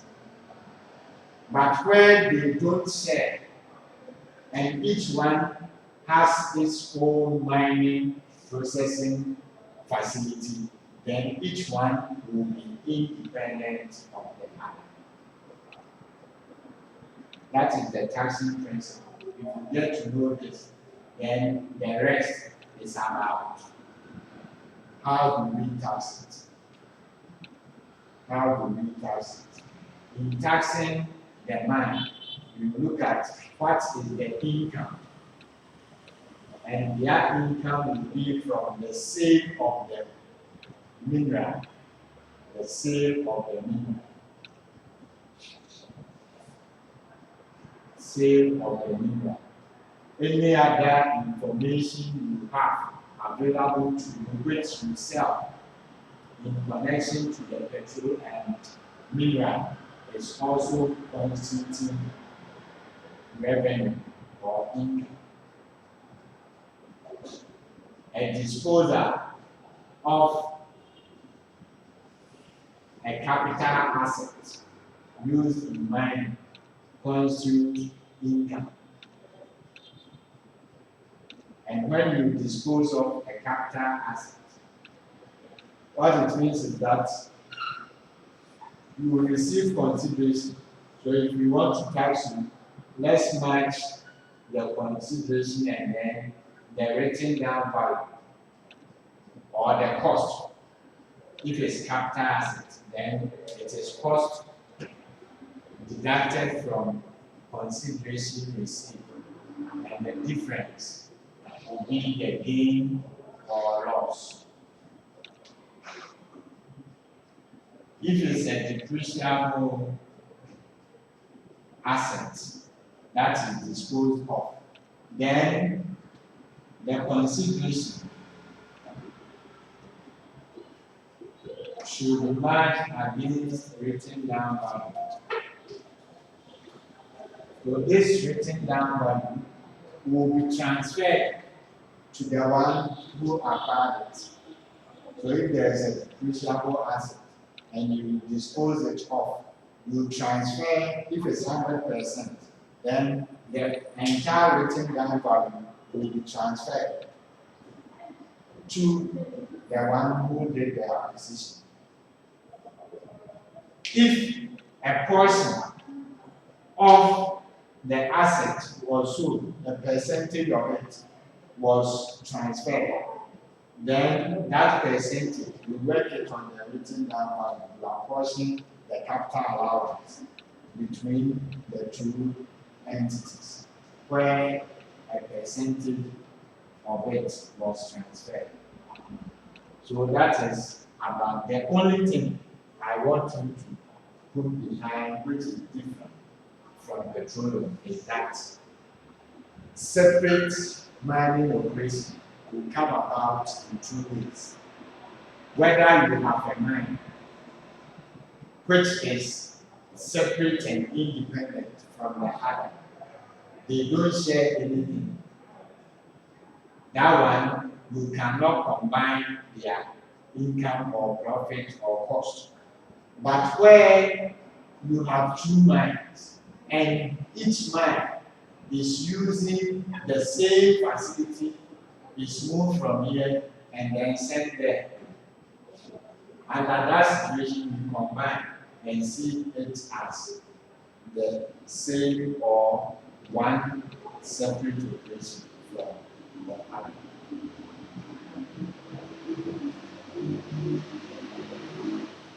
Capital allowance is granted at the rate of 20% on straight line basis.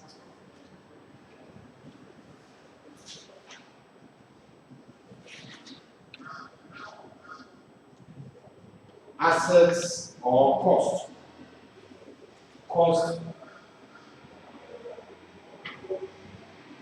Cost incurred. Cost incurred before production in commercial quantity are accumulated into a separate pool of their own.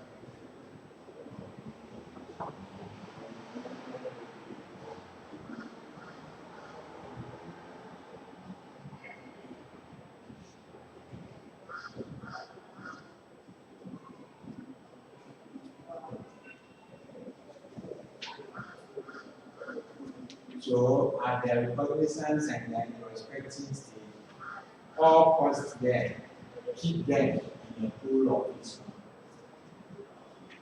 own. And then when production is in commercial quantity, we charge what is called capital allowance by calculating 20% on the balance in the pool. Remember, in that pool, no domestic and excluded expenditure should be included over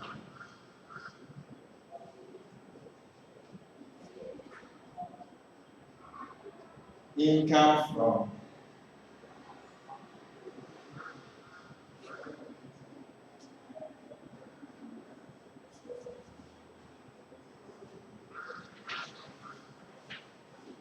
mineral operation. What constitutes income from mineral operation? As I said, the same as you and petroleum operations.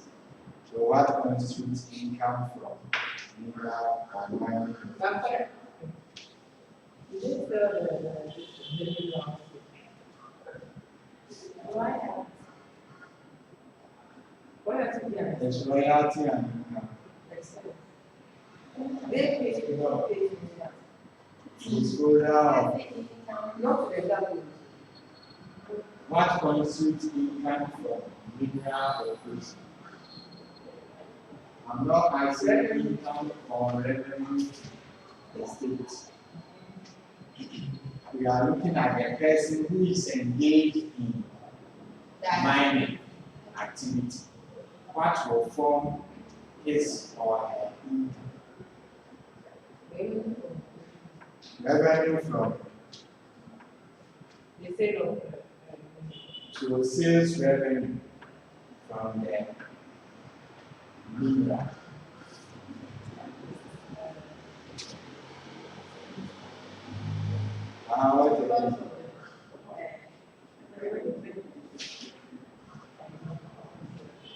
What the rehabilitation, surplus in the rehabilitation fund.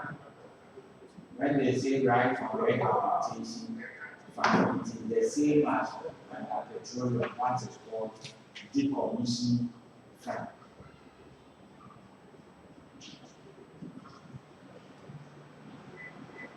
Again, from assignment of disposal of petroleum rights. If you dispose of your petroleum rights, 100% disposal, then it means that you have sold out all your activity, your mining activity. So the one who acquires that mining activity will take over. And then the person will take over the assets and the liabilities of the previous owner. If there is any depreciable asset, then that entity will take it over as the written down value of the asset at the time of the disposal. So this is now you can take it from the state of assets. After after commencing. The other one. So if you commence business and you are disposing of the business, then you dispose, maybe that is what I'm saying, that disposal of the petroleum rights. Maybe this one, deep sea, is having 45%, and deep sea decides to dispose of 5%. If deep sea disposes 5%, the entire interest has not been disposed. So what will happen is that we are going to compute 5% of the written down value, but because not all were disposed, the entity will dispose 5% and at the same time acquire 5%. Why is the acquisition? Let's say deep sea sold to Red Sea. So deep sea will now have 40%, then Red Sea will also have 5%. So we call it acquisition and then disposal. Deep sea disposed 5%, and then Red Sea has acquired 5%. No change. So it will not result in what is called separate operation. It will still be the same. But when, let's say, you dispose of the entire 45, it means that deep sea will no longer be a part of it, but it will go to Red Sea. And at that situation, if you dispose of, then we are looking at the written down value of your assets. If you transfer all, then you will transfer all the written down value to Red Sea. That is the principle.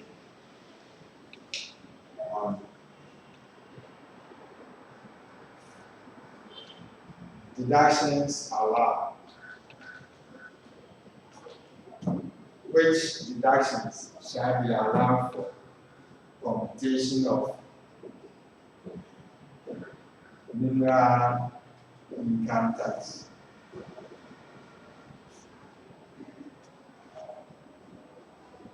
Mhm.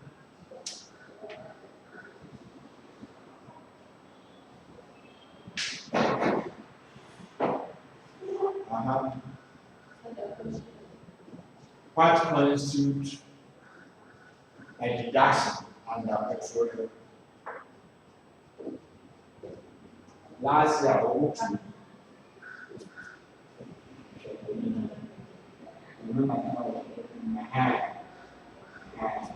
ACM Mining Limited has commenced mining operations in Ghana. It produces heavy duty machinery and equipment for use in its operations. Advise ACM Mining Limited on what constitutes the cost of assets at commencement of commercial production in respect of mineral operation. Cost of an asset. So we need cost of an asset. It will be what constitutes a deduction under mining. What are the deductions, expenses that the entity is allowed to deduct when that entity is engaged in petroleum or mining? Capital allowance and capital malus in capital.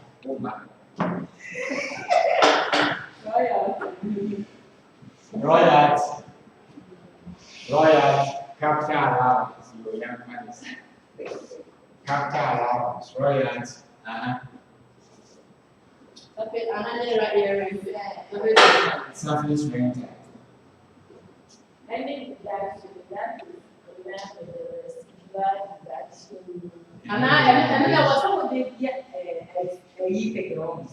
Then you I know the basis, you know, and coming as a basis, you know, every deduction should meet that. Every deduction. If it doesn't meet that, you cannot. Unless there is a specific rule on it.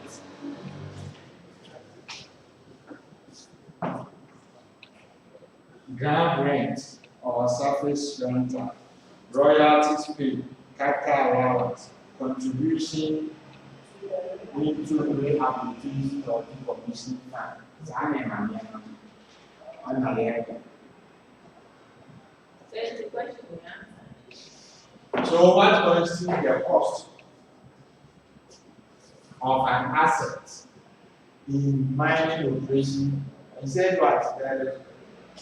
There is something there. Cost of an asset At at commencement commencement of commercial of production. commercial production. And I said, whether the cost is of revenue or capital nature, that cost needs to be accumulated and carried forward until production. So that is the cost. So it is not only the cost of acquisition. Every cost, whether it is of revenue nature or capital nature, provided that it is wholly, exclusively, and necessarily incurred for the purpose of the mining. Put them in a separate group. So this person, ACMB, He says he manufactures machinery and then equipment. So if he is into mining, at the time of production, if he manufactures them and sells them, he cannot account for them as mining assets. So the cost of producing those heavy duty machinery and equipment will not form part of cost under mining. Will not form part of Cost for the mining operation, because this one is manufacturing of heavy duty. If you are not using them under the mining activity, they will not constitute part of the cost. And that is a risky area that if you are an auditor, you have to look at a tax auditor. The person has established a manufacturing company producing heavy duty mining equipment, and that same entity is into mining. There is the possibility that that entity will bring costs from the manufacturing of the heavy duty equipment as part of cost of mining. So for you to know the cost of the asset at commencement of production, you look at the cost of the asset, or we call it the purchase cost, plus any incidental cost, plus exploration or reconnaissance cost. All of them will constitute the cost of what? An asset. All the costs that come at and before production, whether it is of revenue or capital nature, will constitute the cost of the asset and must be put in a separate pool. They are not possible because company will not manufacture. Your manufacture and one day what means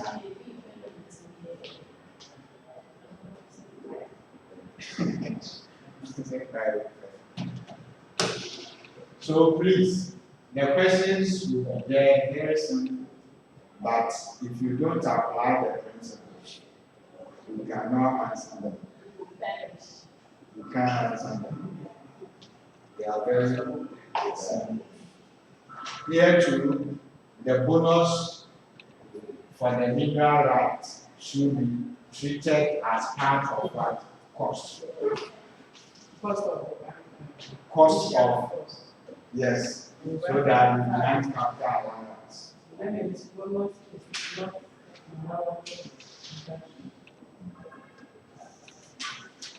So these are a few things you need to know. Relevant financial cost is the financial cost that is not in excess of the financial gain. Relevant financial cost, allowable financial cost under mining and petroleum should be the financial gain that was included. Take it that way. The financial gain that is included. You pick the person where we were looking at. The last thing I want to talk on is returns under petroleum and mining returns. We have one quarterly returns, and two annual returns. So on quarterly returns, an entity must file their returns on quarterly basis and pay the tax thereon each quarter. So because they pay taxes on quarterly basis. Each quarter, you must file your return to determine your chargeable income. And pay the tax thereon on installment basis. Then annual return at the end of the year by April, all taxpayers are to file their annual return by the due date. That is April, 4 months after the basis period. 4 months after the basis period. So if your basis period doesn't end in December, it means it doesn't start from January to December, then your annual return shall not be on April. You should be filed 4 months after your basis period. You'll take note of that. So there was a year where they said the entity has not been filing their returns.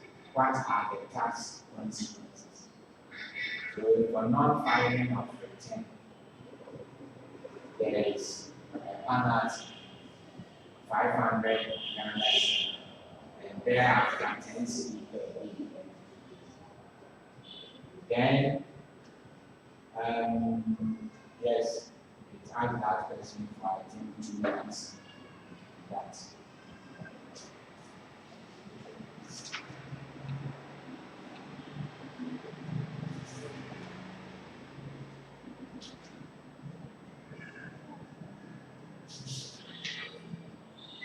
Any question? When we were reading my source question, the narrative was testing you on carrying.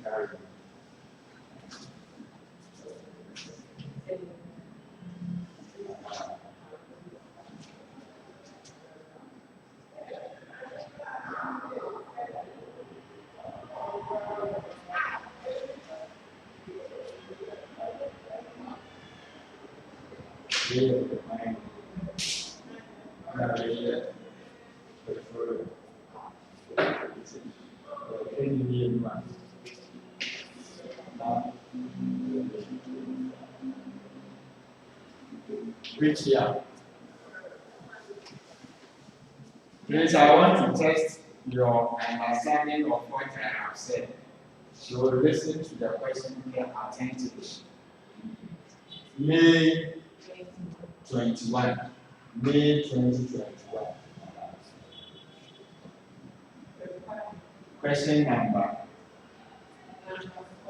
Question 4 of May 2021.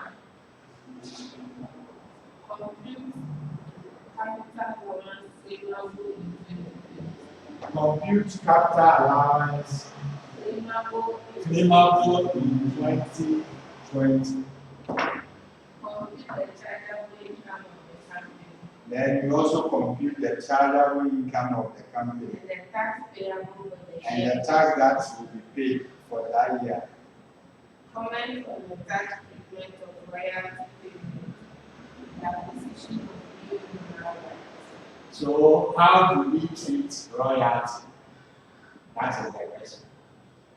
How will you treat royalty when you want to acquire a new mineral right?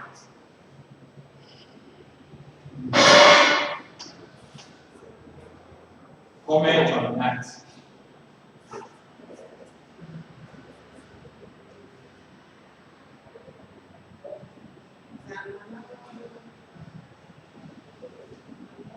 What is royalty? Royalty is just a levy on the gross. This one is under petroleum or mining. So on the gross revenue from mining, that is what it is. A levy on the gross revenue from mining operation. Then if you have told us what it is, how are you going to treat it? It is a percentage of that. So it is allowed as a deduction from income. These are some of the things you mentioned. I think it should be 2 months, 4 months.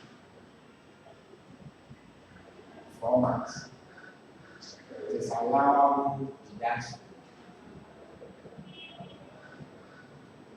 Are you okay? Till you are, you go and sit there and then you forget all the principles. If you forget the principle, you cannot write something. Because Are you still the percentage? Or that it depends. Because for royalty, usually it is 5%. But if you change the person's result, it was 10. So it will change. So you can give the range from 5 to maybe 50, 10%. That range. Because the more that the rate for royalty increases, it will reduce the chargeable income. And when chargeable income is reduced, government corporates or mining or petroleum tax will also reduce. It has effect an inverse relationship with income tax on petroleum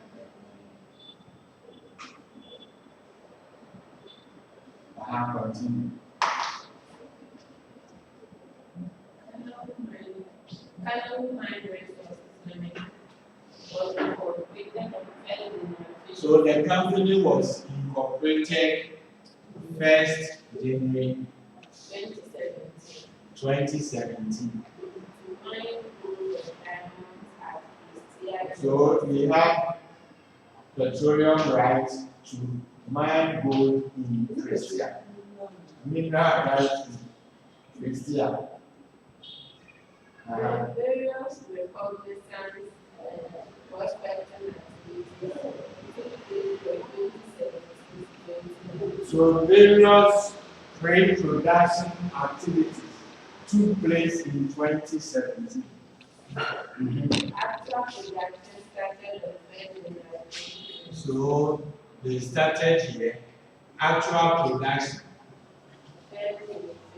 commercial production was on 1st January 2020. The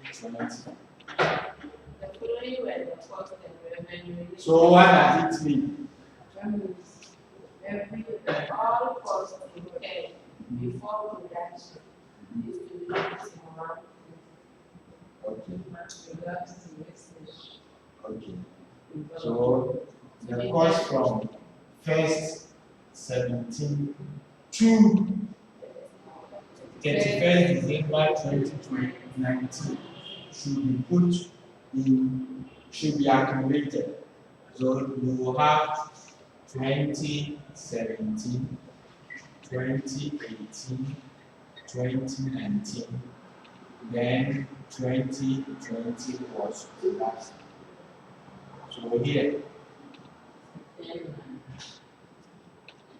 I call this trade production, then production. So all the costs, accumulate the costs in 2017 and carry to 2018 and add it to any cost carry to 19 until we get the total and bring it to 2020 where it will qualify for capital. Let's see the component.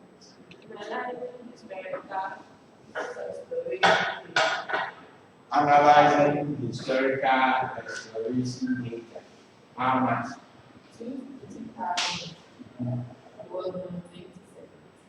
So you can do that same extraction then the details will come.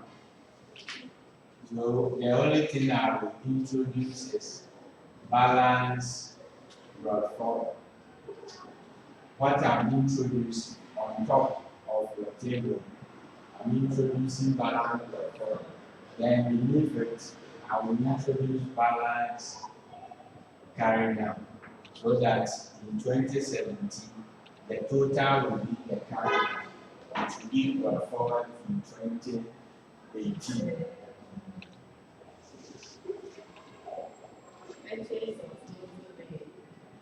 Purchase of motor vehicle. 1 million.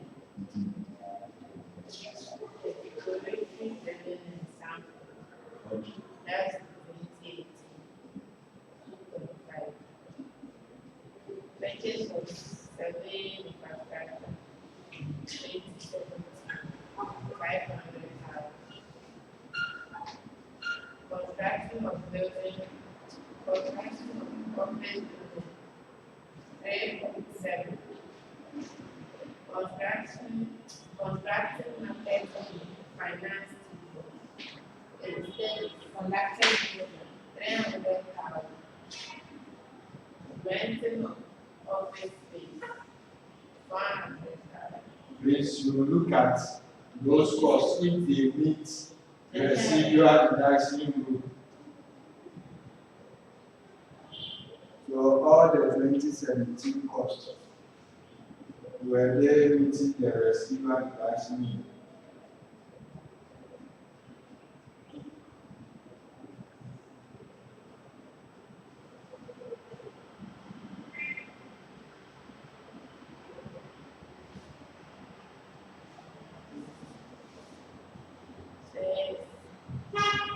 So take your calculator and cast the total.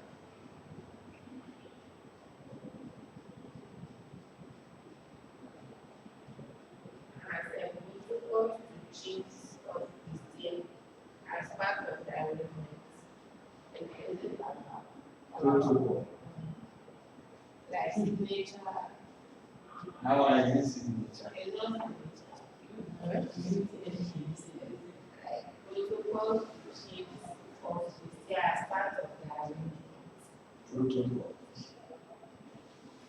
It's like a signature for you because before they do, you have to pay something. They will also take royalty. So what do we do to it? That's consider it. Protocol. As part of the arrangement. Is it in the agreement? If it's in the agreement, then it must be paid. Like as part of the agreement. It was engagement. 20, throughout the whole year, 2017, they get 10,000, 2018, 5,000, and 2019, 2019 is production.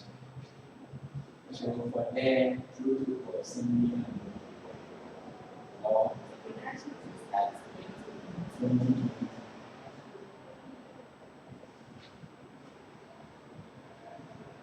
Let's check on that one. The examiner will give explanation to it, why it should be allowed or not. Because for protocol to teach, it should be disallowed.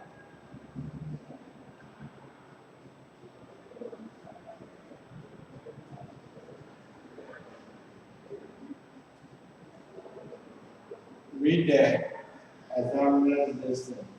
On that question, No, on this same lesson. Protocol to teach.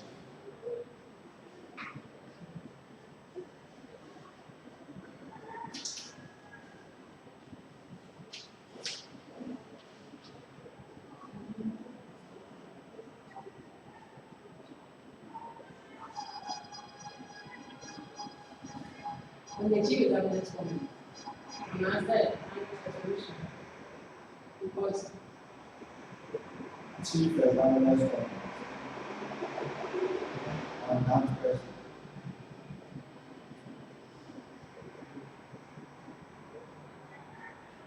Question of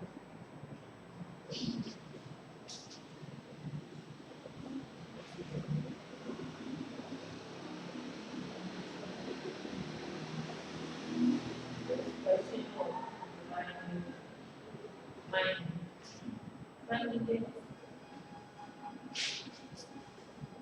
said that candidates must know that royalty is a tax type, and at the same time, it is also an allowable deduction. Only in respect of mine, royalty is also calculated on revenue and not cash arbitrary. Candidates ought to have computed 5% on the total revenue and ensure that the royalty is correct. The compensation received should be part of the revenue for the purpose of computing the royalty. The capital allowance computation posed a challenge as candidates had difficulty calculating all costs from the government's perspective for the capital allowance computation. Research and development expenditure is not allowable. So you see that even though research and development was at exploration of reproduction, it is not what allowable, because we said that those research and development should not be allowed as a deduction. You can continue. I want to Candidates must note that the variable assets sold before production must be adjusted to the capital cost so that in future the capital allowance will be reduced. In the cost buildup, some candidates added a penalty as part of the cost. forgetting that it is an excluded expenditure. All protocols in connection with domestic and excluded expenditures are necessary for the determination of the cost buildup. Read that question again. All protocols in connection with domestic and excluded expenditures are necessary for the determination of the cost buildup. So the protocol is allowed.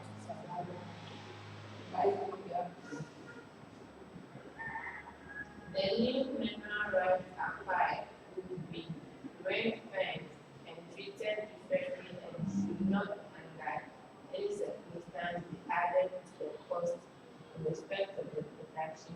So what it means is that I explained that if you are a right to go into let's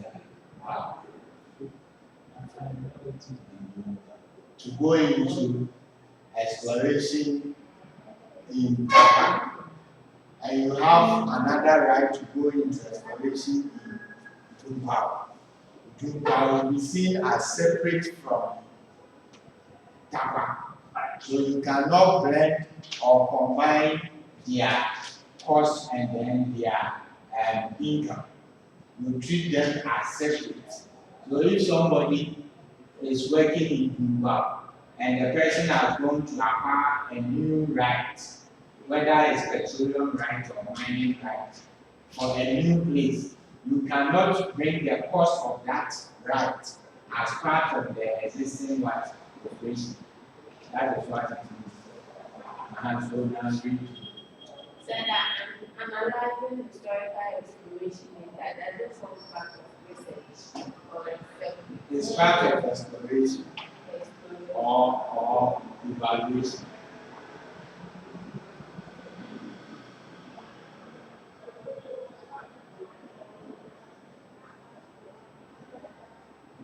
I think for Well, this 20, one is the research and development is not street.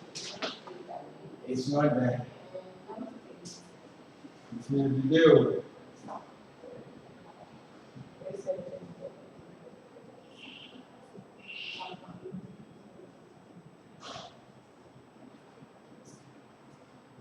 have the research.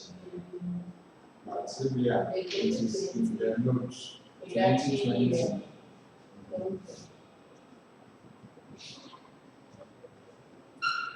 2020 maybe. And 2020.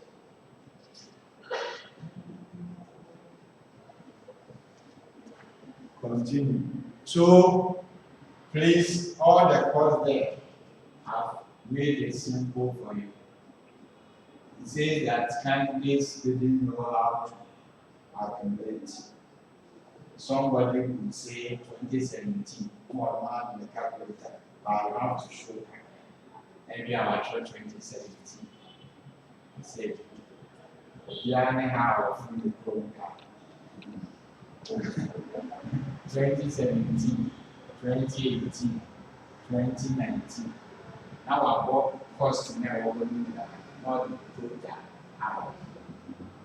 No about no about so not the total hour. No about 2019 year. Let's say I can be 19.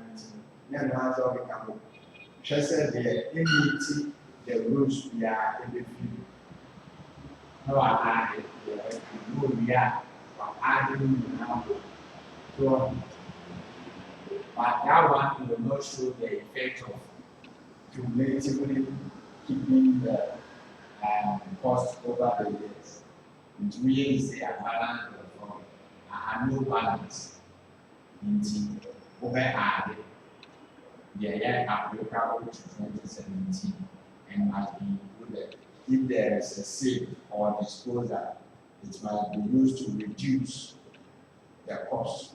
Now that balance, and what carry the amount. Now the 2018, the other company, what be now, what's not carry the more honestly. Now the other company, we are finding out grant capital allowance at 20% and charge in the year against 2020 to last year. No answers. Any question? Since that particular year, if there's another capital allowance charge. Capital allowance, the production year, yes. What they had there now, they have a if we are going through 2020 and or acquire a depreciable asset, or acquire a depreciable asset, you will put that depreciable asset in its own price, separate from the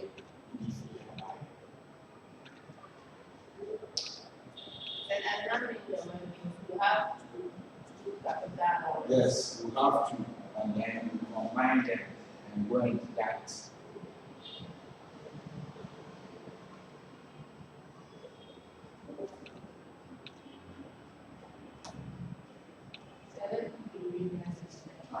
Read that. The company, the foreign transactions took place from 1st January 2020 to 31st December 2021. The company received a compensation of. So you see, income from petroleum or mining.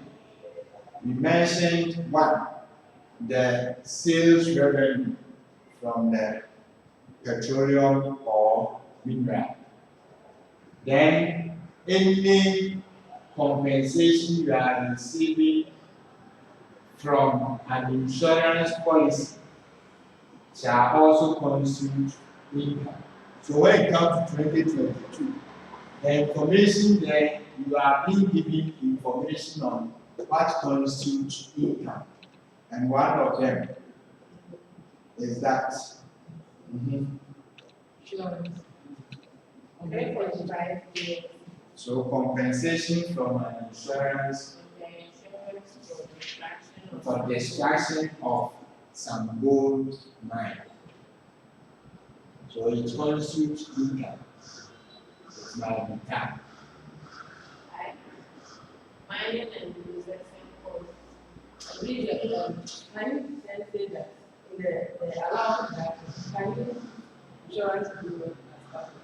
Or regular one as well? Insurance premium, then that one is part of, it's an allowable deduction.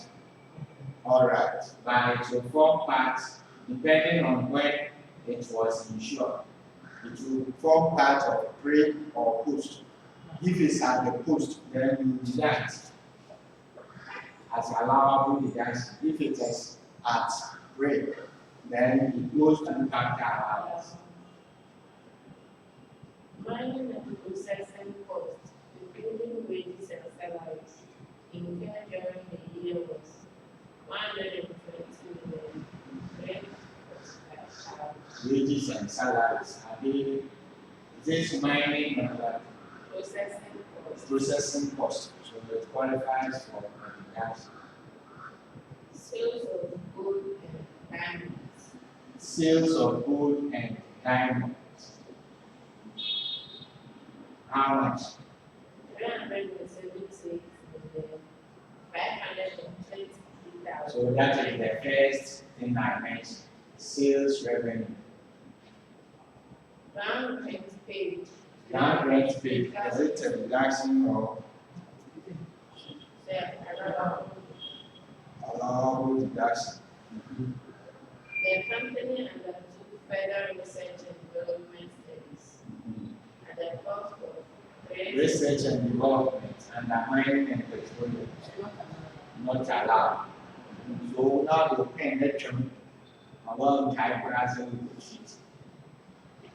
royalties amounting to 11 million, 355,987,000 was paid to the government. So royalty was paid to the government for, this one is mining. So for mining, there should be a percentage on the gross revenue. So usually per our agreement, it is usually 5%.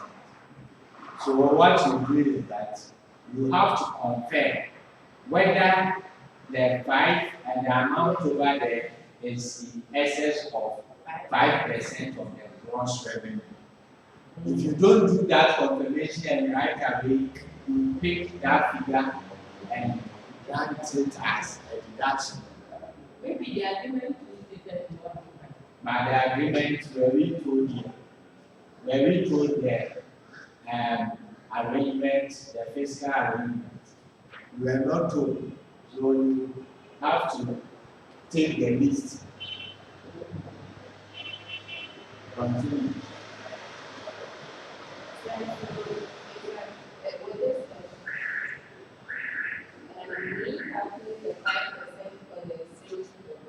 Yes. Just to compare, to compare. You don't compare. You compare before you compare.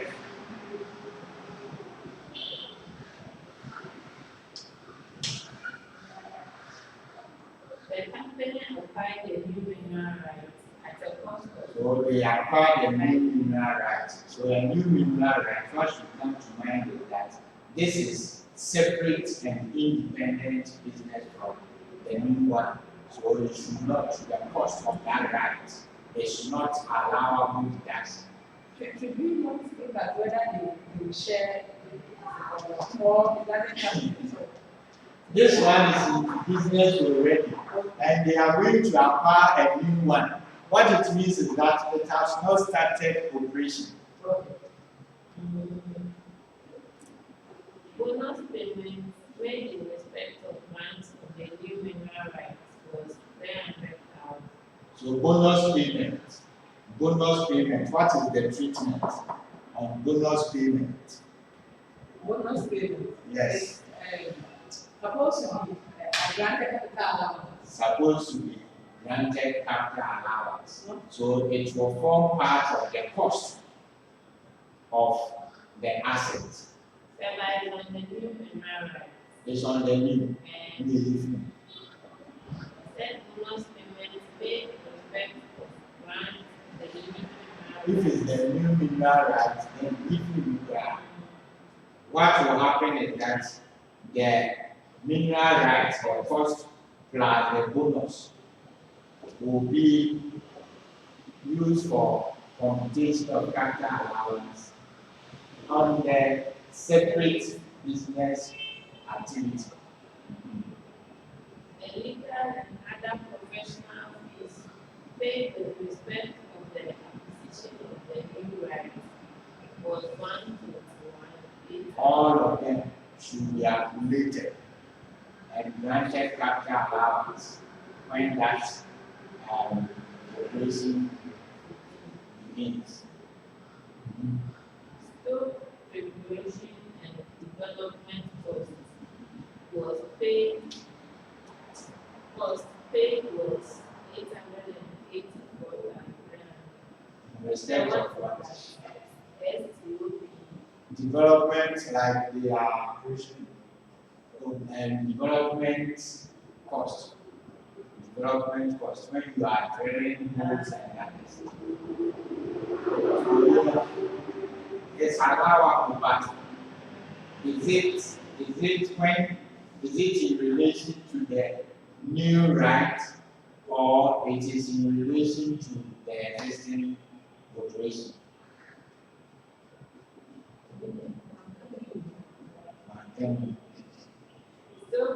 So it will be allowed as a deduction because we have finished with all the trade production costs.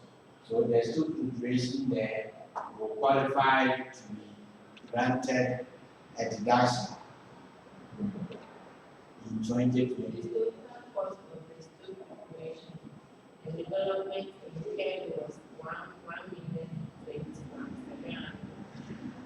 So please, this one is occurring after production. After production, that is why it is going to be allowed as a deduction. Otherwise, if it had occurred pre-production, it might be added to the cost and granted capital allowance. They call something like environmental and removal and environmental something. The same thing is like that cost. At times, we want to have access to the mining area. So they will have to drill roads and others leading to the area.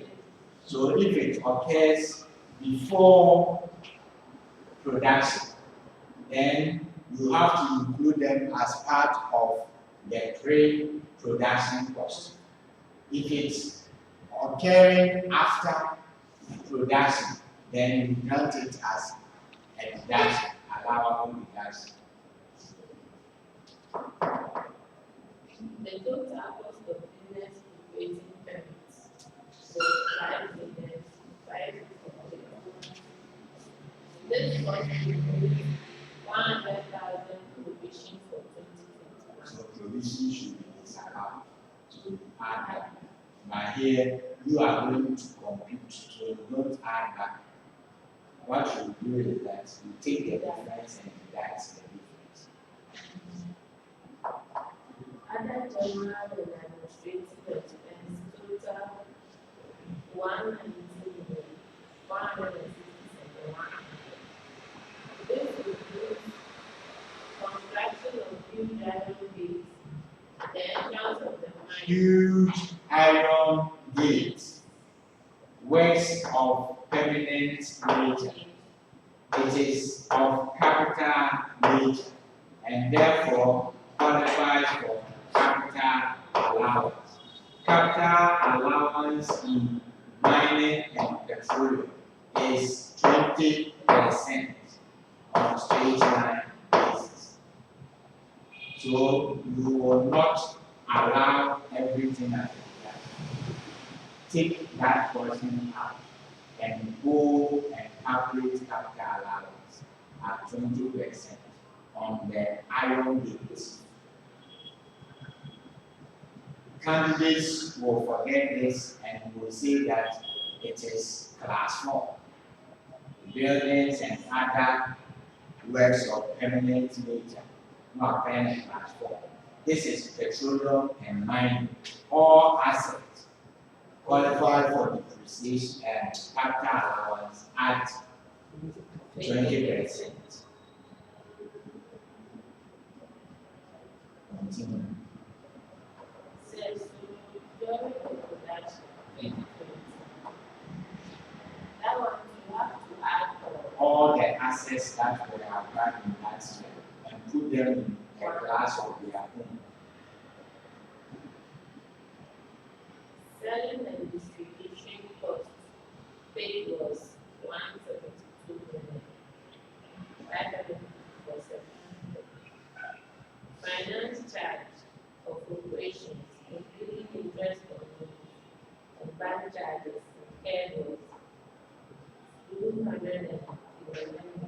Finance charge on what? Finance charge of operations, including interest on loans and bank charges incurred was 211 million. 500,000.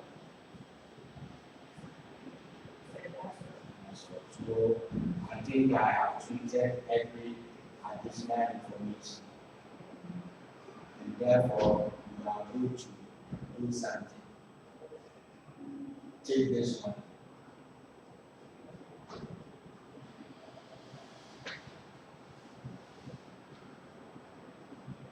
Please, you should not forget the capital I brought out.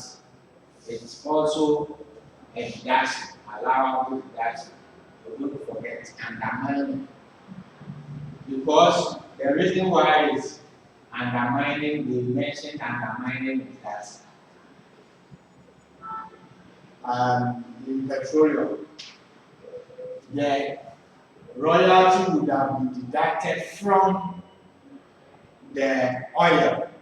So the company or the contractors will be receiving the net amount, excluding the royalty. So it means that it has already been deducted. Can you hear me? No,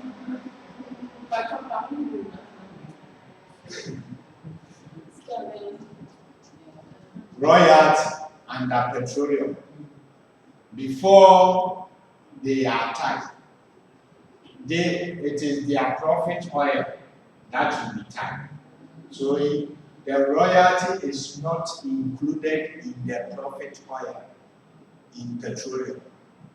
So there is no need coming back to deduct it from revenue because already it is deducted. This one, when I calculated, I got 7%. Of what? The royalty is the amount is compared to the revenue. So take the gross revenue from diamond and work 5% of it. If you work 5% of it, you compare it to the royalty given in the person. And what was given is 3%. Yeah, I don't know how It- it Okay, I use the amount divided by the amount of they said total mining sales of gold and diamond. Then I calculated the 11,355,987 as a percentage of it. Okay. And I got 11%. 10%. So it means that they did not pay the right amount of royalty. So you will do the right thing. You will do the right thing, and when you have computed their tax at 35%, 11 million. The royalties amounted to 11,355,987 divided by I sales of gold and diamond. What was the and you have 10%. So it means they do not pay 2%. So that 2% becomes their liability. So like, can you work the 5% straight on the sales price? And then you compare to This one. So one For her, side she that shall. April 11. every April 11 this one. It says I was saying here the whole wire. I will come later. And I went to Yan. Into over granting deduction of the whole wire. The whole wire. What granting and worry. Now, what I said when Jenny into our outstanding on the royalty. Into why a mineral tax 35% away. How the mineral royalty outstanding as an account? I'm an life city. Yankee winner, Yankee close.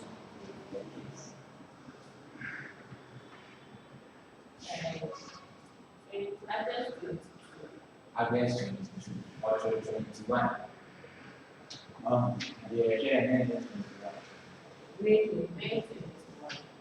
Ayahwe November 21 the October.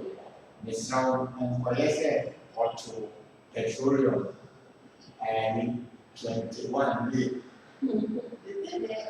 And yes, because as I'm not see assistant.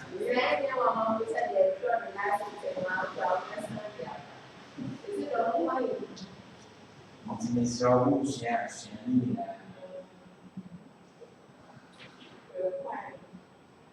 Using the format of a loan, applies the management of winner as a final level candidate on the tax implications of this investment. And the credit support that winner can give without contribution from the general revenue require to compute the tax payout for Alpha Limited for 2020 of assessment.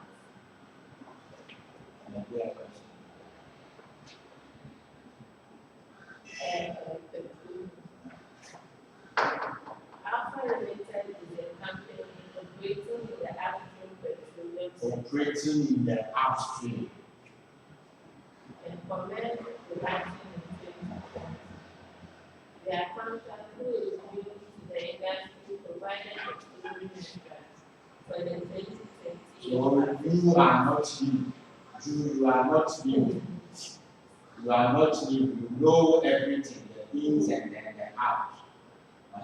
So you are provided. The latest period, February 31st. So please always don't forget the basis period. Write the year of assessment. You also indicate the basis period. All of them will fetch a tick, at least for 1 month. Gross revenue, cost of processing, gross margin, other costs, license cost, exploration cost, development cost, production cost, research and development, purchase of land, staff cost prior to production, staff cost during production. So why do you think they are saying during production, prior to production, Because the judge capital allowance? You put them in a separate pool for purpose of capital allowance. says seismic At the exploratory stage, data seismic data. So the India term no, na my name confusion. The India exploration, development. First, we take the high geologist from the regulatory company at development. It is at development, so it is not during production. So it goes into trade. Proceeds from sale of assets before production. Before production, so we use it to reduce the fund. So say we are talia, ye cost in addition, positive. Improve sales now, we make it negative. So that it will reduce it. Penalty by petroleum commission. Is it allowable or not allowable? Non-allowable. Fines. Hedge gains. Hedge gains. Hedge gains.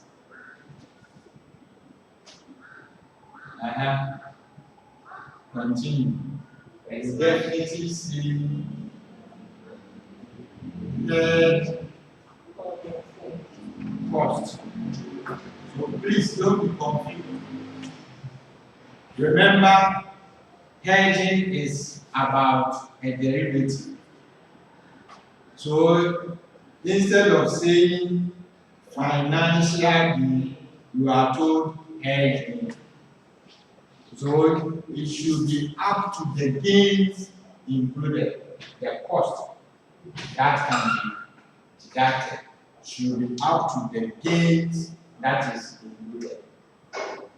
The excess shall be carried forward for the next 5 years. Christmas tree. Christmas tree. Bonus payment. And what is Christmas tree? I think it was in July. A machine they use in getting the oil. Yes. If they are able to discover and they begin production in commercial quantity, they fix that machine, and maybe they are only earning the money from the situation that is there. That is why they call it Christmas tree. It is an asset. So to make it also Even if you are now It's an asset. an asset, it's an asset. So if you qualify for capital allowance, bonus payment. bonus to government, signature bonus, how is it treated? It's allowed, how is it treated? Part of the cost. So to qualify for capital allowance, the assets for purpose of capital allowance, the following shall be included in the cost of the asset. That is why in 2023, they asked you to write what constitutes cost before commencement. So bonus, signature bonus, cost of the asset, any cost at pre-commencement. That means the residual reduction salary and I'm not I'll start it back for 5 months. Now trust that and then it's an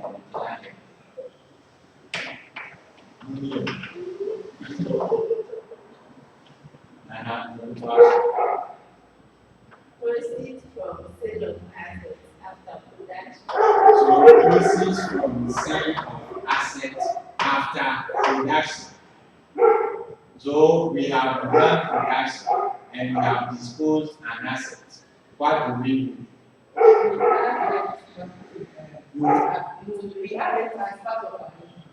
You add the proceeds as part of what your income. Okay. Payment for infraction of regulatory requirements. Yes, infractions of regulatory requirements. For breaches of the law, you are incurring some cost. Is it allowed or excluded expenditure? Unless those infractions were caused by a junior staff. If they were caused by a junior staff, then for those ones, we are likely to allow them.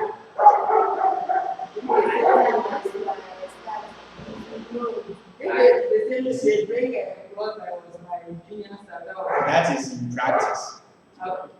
In practice, like you recruit fresh graduates.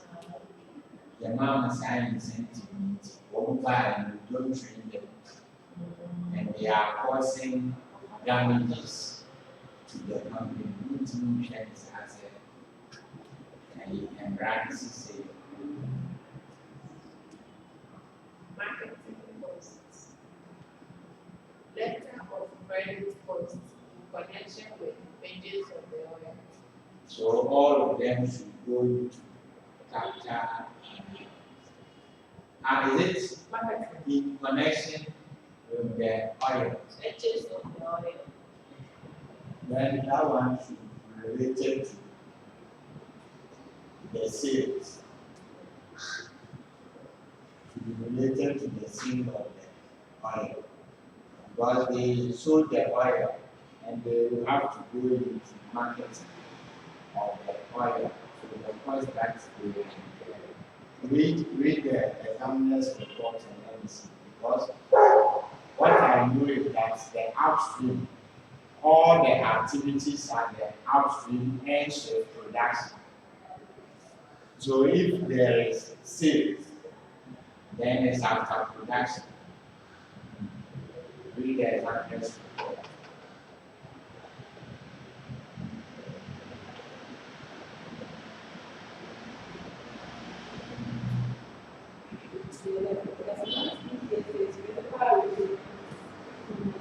What? Finance cost. Finance what? Finance. Finance lease. Please take note. Finance lease. We said that a finance lease for purpose of tax shall be in two parts. Break the amount paid into a principal payment and then interest payment. So when the person took a loan and is to pay each year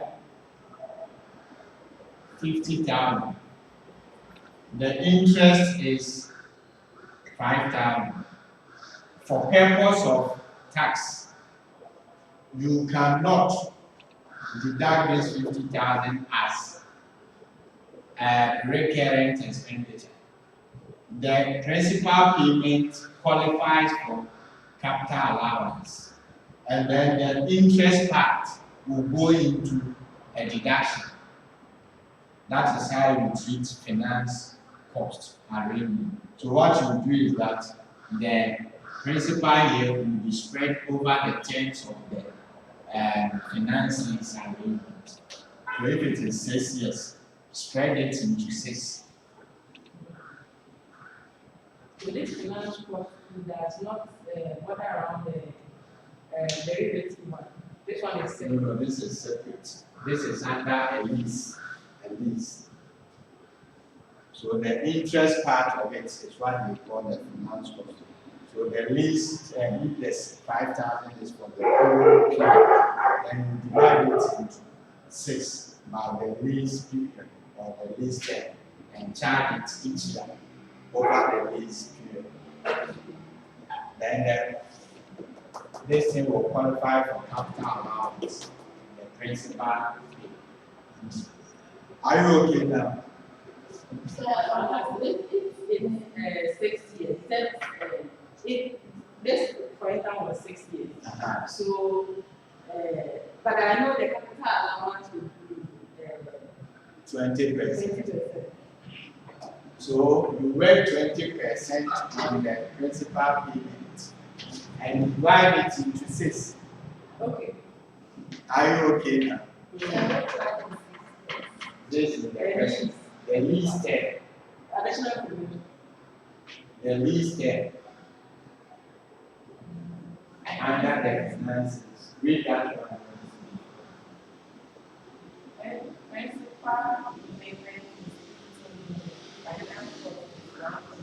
And read the whole thing. Under the finance. Yes, that's what Finances. Principal payment 15 million. So that 15 million. Lease is over 6 years, starting from 2020. So what you do is that this principal payment qualifies for capital allowance at 20%. then the results you get, you spread it over the 6 years. Are you okay? Say 6 years. The lease period is 6 years. So what it means is that this 15,000 will be paid within 6 years. Yes. So 15,000 divided by 6 will give you per annum. Then you will charge capital allowance on that year. On the 15 by 6, charge capital allowance. In that case, are we not charging more for capital allowance for retirement? Why? Because I think the capital allowance goes to 5 years for an asset. So if this lease is 6 years, the capital allowance will be 20%. Will it not, if you should charge it here, will it not be 120%? The 15,000.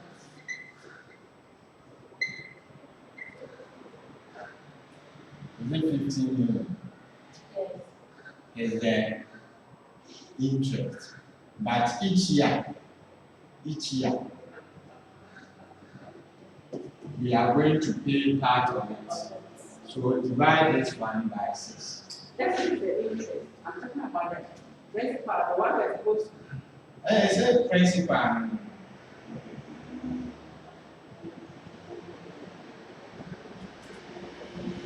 So if you divide by 6, that will give us 1 year.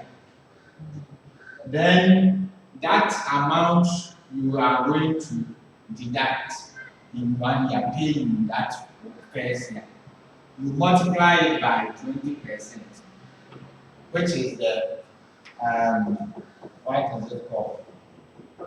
Capital allowance. It is the same thing as multiplying this by 20% and dividing it over the lease period.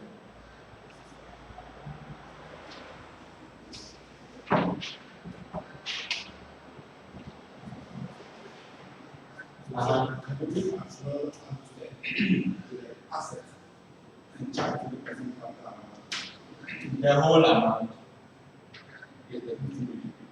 the 15 million, you add the 15 million to To the asset. the cost of the asset. No, it is rather the asset that has been leased.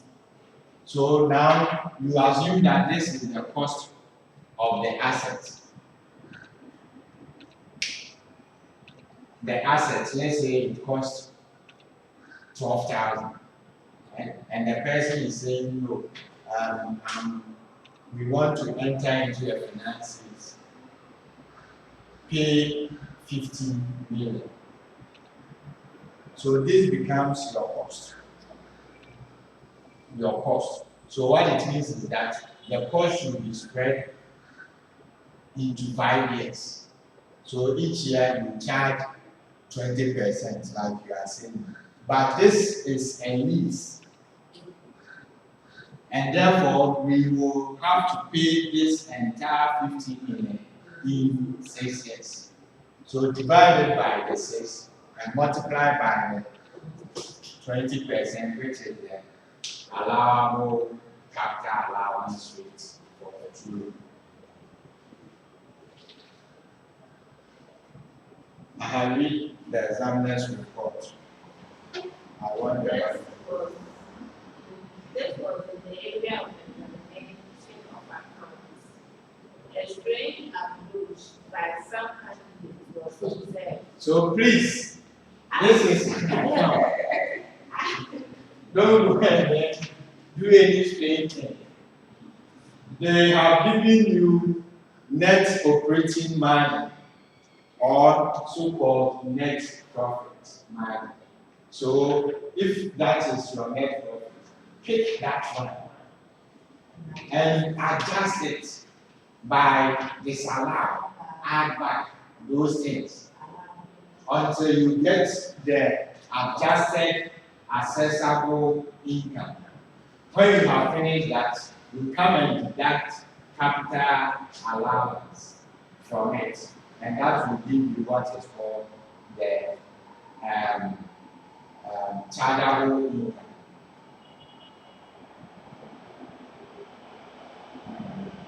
Some candidates has the question. So those who have time enough to them, they reproduce the information. They have time. With little amendments. The little amendment will be that means obey because when you say head gain there, and as I answer, what I should bracket head gain, and then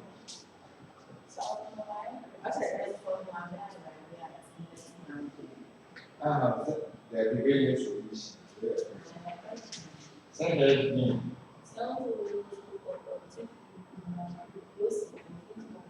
Process the authority. Say what they reduce, and I'm hearing what they reduce the accumulation now, all that. But head gain, and not that to bracket. What it means is that it is a cost. And I lost from it. 9 million. I lost.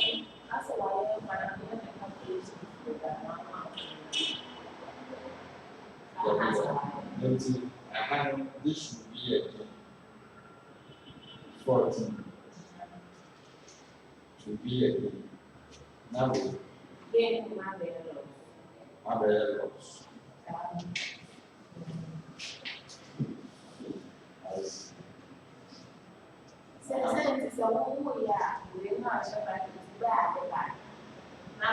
I said bracket, but here into the not the wine finds bracket, not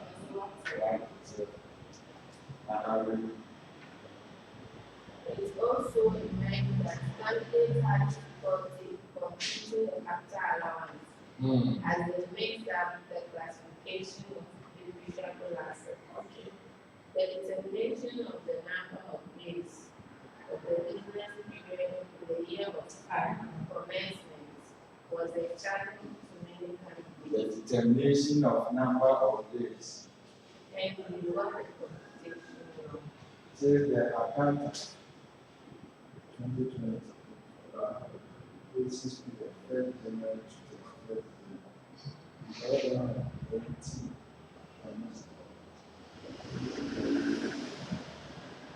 so the basis period is 2020, the whole year. So what we do is that separate reproduction from 2020.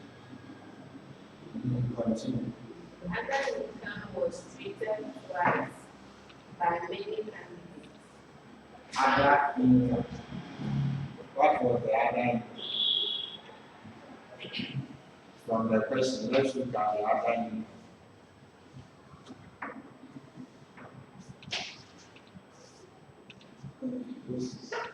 Proceeds from on sale of assets before production. So you add the proceeds to the income. And then we have proceeds after production. After Production. production. Please take note. Proceeds before production should be used to reduce the pre-production cost. And then the proceeds during production will be added to income. Example, I thought that. Some candidates also treated the other income as investment instead of business. Now I buy for you. Others did not know the way to apply the depreciable assets. 20%. Correct.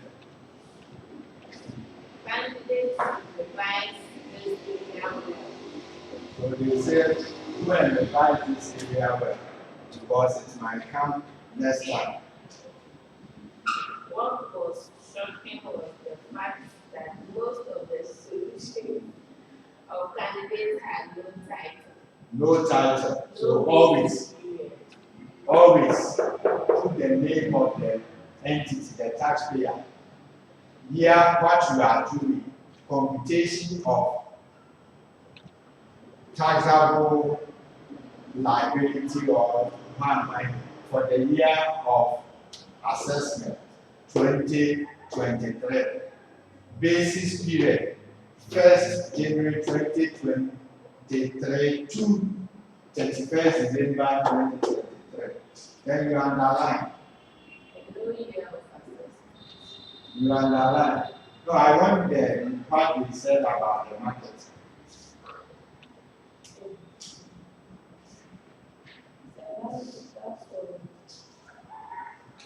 Please, let's take this one and then we say it a day and then we pray that God will bless us with what we desire. The structure of the exam will always be 5 questions. Please do well to attend all. Do well to attend all. For every question, try to attend it. If you cannot, when I say a question could mean question 1, A, B, C. Try to attend each question. If it's question 1, attend. If you make the attempt, it gives you room to pass. Let's say you have attempted all the 5. In 4 of them, you were stronger in them. So you made, let's say, 48. You only need 2 points to pass. For failing to attempt the 5th one, you cannot go through. But at least if you attempted and even put the title, which some people were not right, at least it will fetch you a tip. So please do well to attempt every question so that when they are passing everybody on wholesale, you can also be part. The structure, the syllables. It says we have A, B, C. C is on communication for at least 10%. Then taxation or taxing for companies shall be 30%. Then optimal tax outcome shall be 60%. These two together will be 100. The communication here includes 1, tax administration. It includes ethics. It includes your methods of communication in the workplace. Memo, how to write a memo, how to write a briefing note. How they can actually write a letter to the commissioner general. Those things feature around 10% if you want to pass. So at least when you are going to the exam hall, have in mind that in the office, how do we write a memo? From, to, date, subject. That is a memo. If it's a briefing note, then you have date, subject. Then you come to your body. Then when you finish, under it, you sign off. with your name and then maybe your signature. Then, since it centers on tax administration, please, tax administration is about how we would apply rules to get the taxpayer to pay their tax by the due date. So not fining. What is the penalty? We use penalties and then interest. Not paying of tax. What is the penalty for it? There are so many tools that can be used to aid compliance. They all come under communication. So for tax administration, don't leave it out. Revise them before you get to the hall. Then 30% is on taxation of companies. For this one, remember we have entities, and for an entity, we may have a trust, we may have partners, we may have a company, a limited liability company. All these can be examined. All can be examined. Last year, for instance, it was the last sitting was on trust, taxation of a trust, and then write notes on how to tax beneficiaries. So you look at that one. The company here, it could also be taxing of shareholders. It could mean that you'll be giving the financial statement prepared for you, and then you doing the adjustment like we have done. Take the net profit, do the add back for the non-allowables, do the deductions for the allowables. It could also be on mining. Like the calculations we saw. Then the 60% here is where I'm interested in. That is about one, tax planning arrangements and anti-avoidance schemes. Look at them. It's about mergers and then acquisitions. Look at them. Leave no stone unturned. Prepare, have the knowledge about the area, have a fair knowledge of the area, and then apply the rules. That is the magic. Have fair knowledge of the rules. If you're able to apply the rules, that's it. About tax planning, look at the incentives available to the various sectors of the economy. For cocoa, manufacturing, location incentives, those things. Look at them and how they will be applied to an entity or an individual. In the same way, here, optimum tax planning or tax outcome. There to look at permanent establishment. Think last sitting, you do not see anything permanent.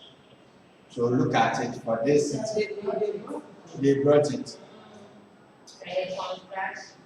Construction. Ghanaian permanent establishment. Ghanaian permanent establishment. Very simple. About 4 or 5 bullets will fetch you the entire house. A place in Ghana which is at the disposal of a non-resident for carrying on business or providing a service. A place that is at the disposal of a non-resident for construction activity or supervisory activity for a period of 9 months. So look at them. So if that was accepted, then look at it from this point. PE, and where a resident person has a foreign what? PE. If a resident person has a foreign PE, then for the first 6 months, the income from that foreign PE is assessed for tax in Ghana. After the 6 months, it is exempt from what? Tax in Ghana. So look at that one. What constitutes a permanent establishment? How we tax them when you are resident. So you should also know the nationality, residency rule. Then look at double taxation agreement. Double taxation agreement. The benefits and then the merits of it. Look at it. But here to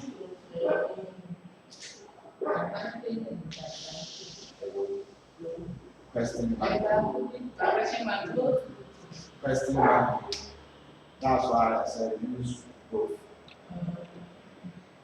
So please, enough out in the sky.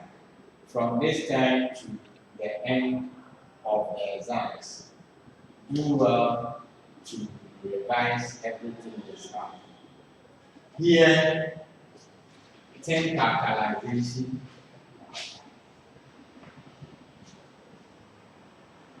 financial cost limits as in any other business.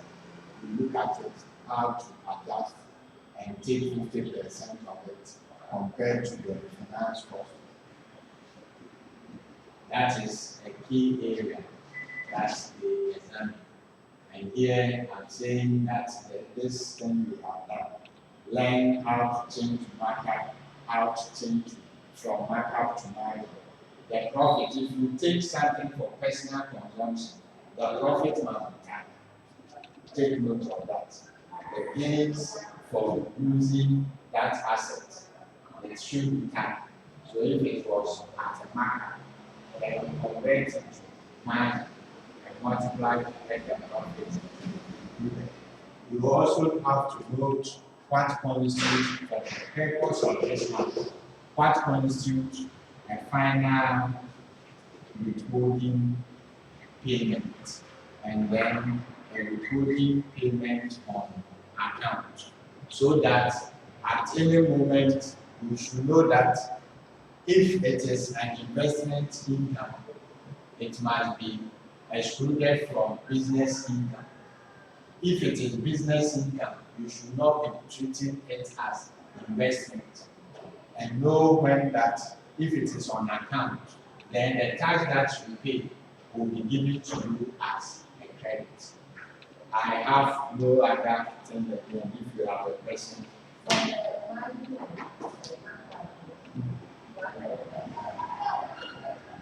I have an item, I said that margin is on selling price. So instead of the examiner giving you selling price, they will give you cost price and tell you that it was a markup of 25%. So for you to change 25 to 9, then you take the 25, then increase the 100 by the 25, and that would be 125. It becomes margin. But if it is margin, margin is on selling price. So instead of the examiner giving you the selling price, they will give you margin and then the cost. So under that situation, you take the let's say 20%, divided by subtracting the amount rate given from 100, and that will give you rate and change to margin. And use it to multiply the cost. So that is what we do in the exams. But if you are giving the cost and they give you markup, then straight away you use that multiply. But if you have selling price against markup, then you have to convert. Any other question? Please go through the question bank. Practice the questions in it. Practice the questions in it. And then I know that it shall be well with our souls and we can rest. Amen. Grace, you can just go my own.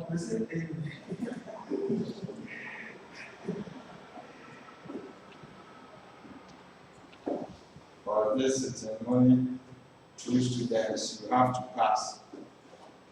Pass. Look at better and pass well. And go and sell quality. Study, pass and pass well. Don't pass by scoring 49 for somebody to add 1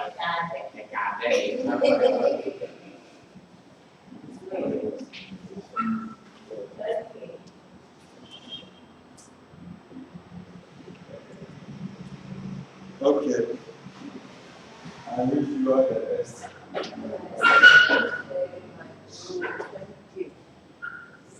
Say your charger. Thank you so much, sir.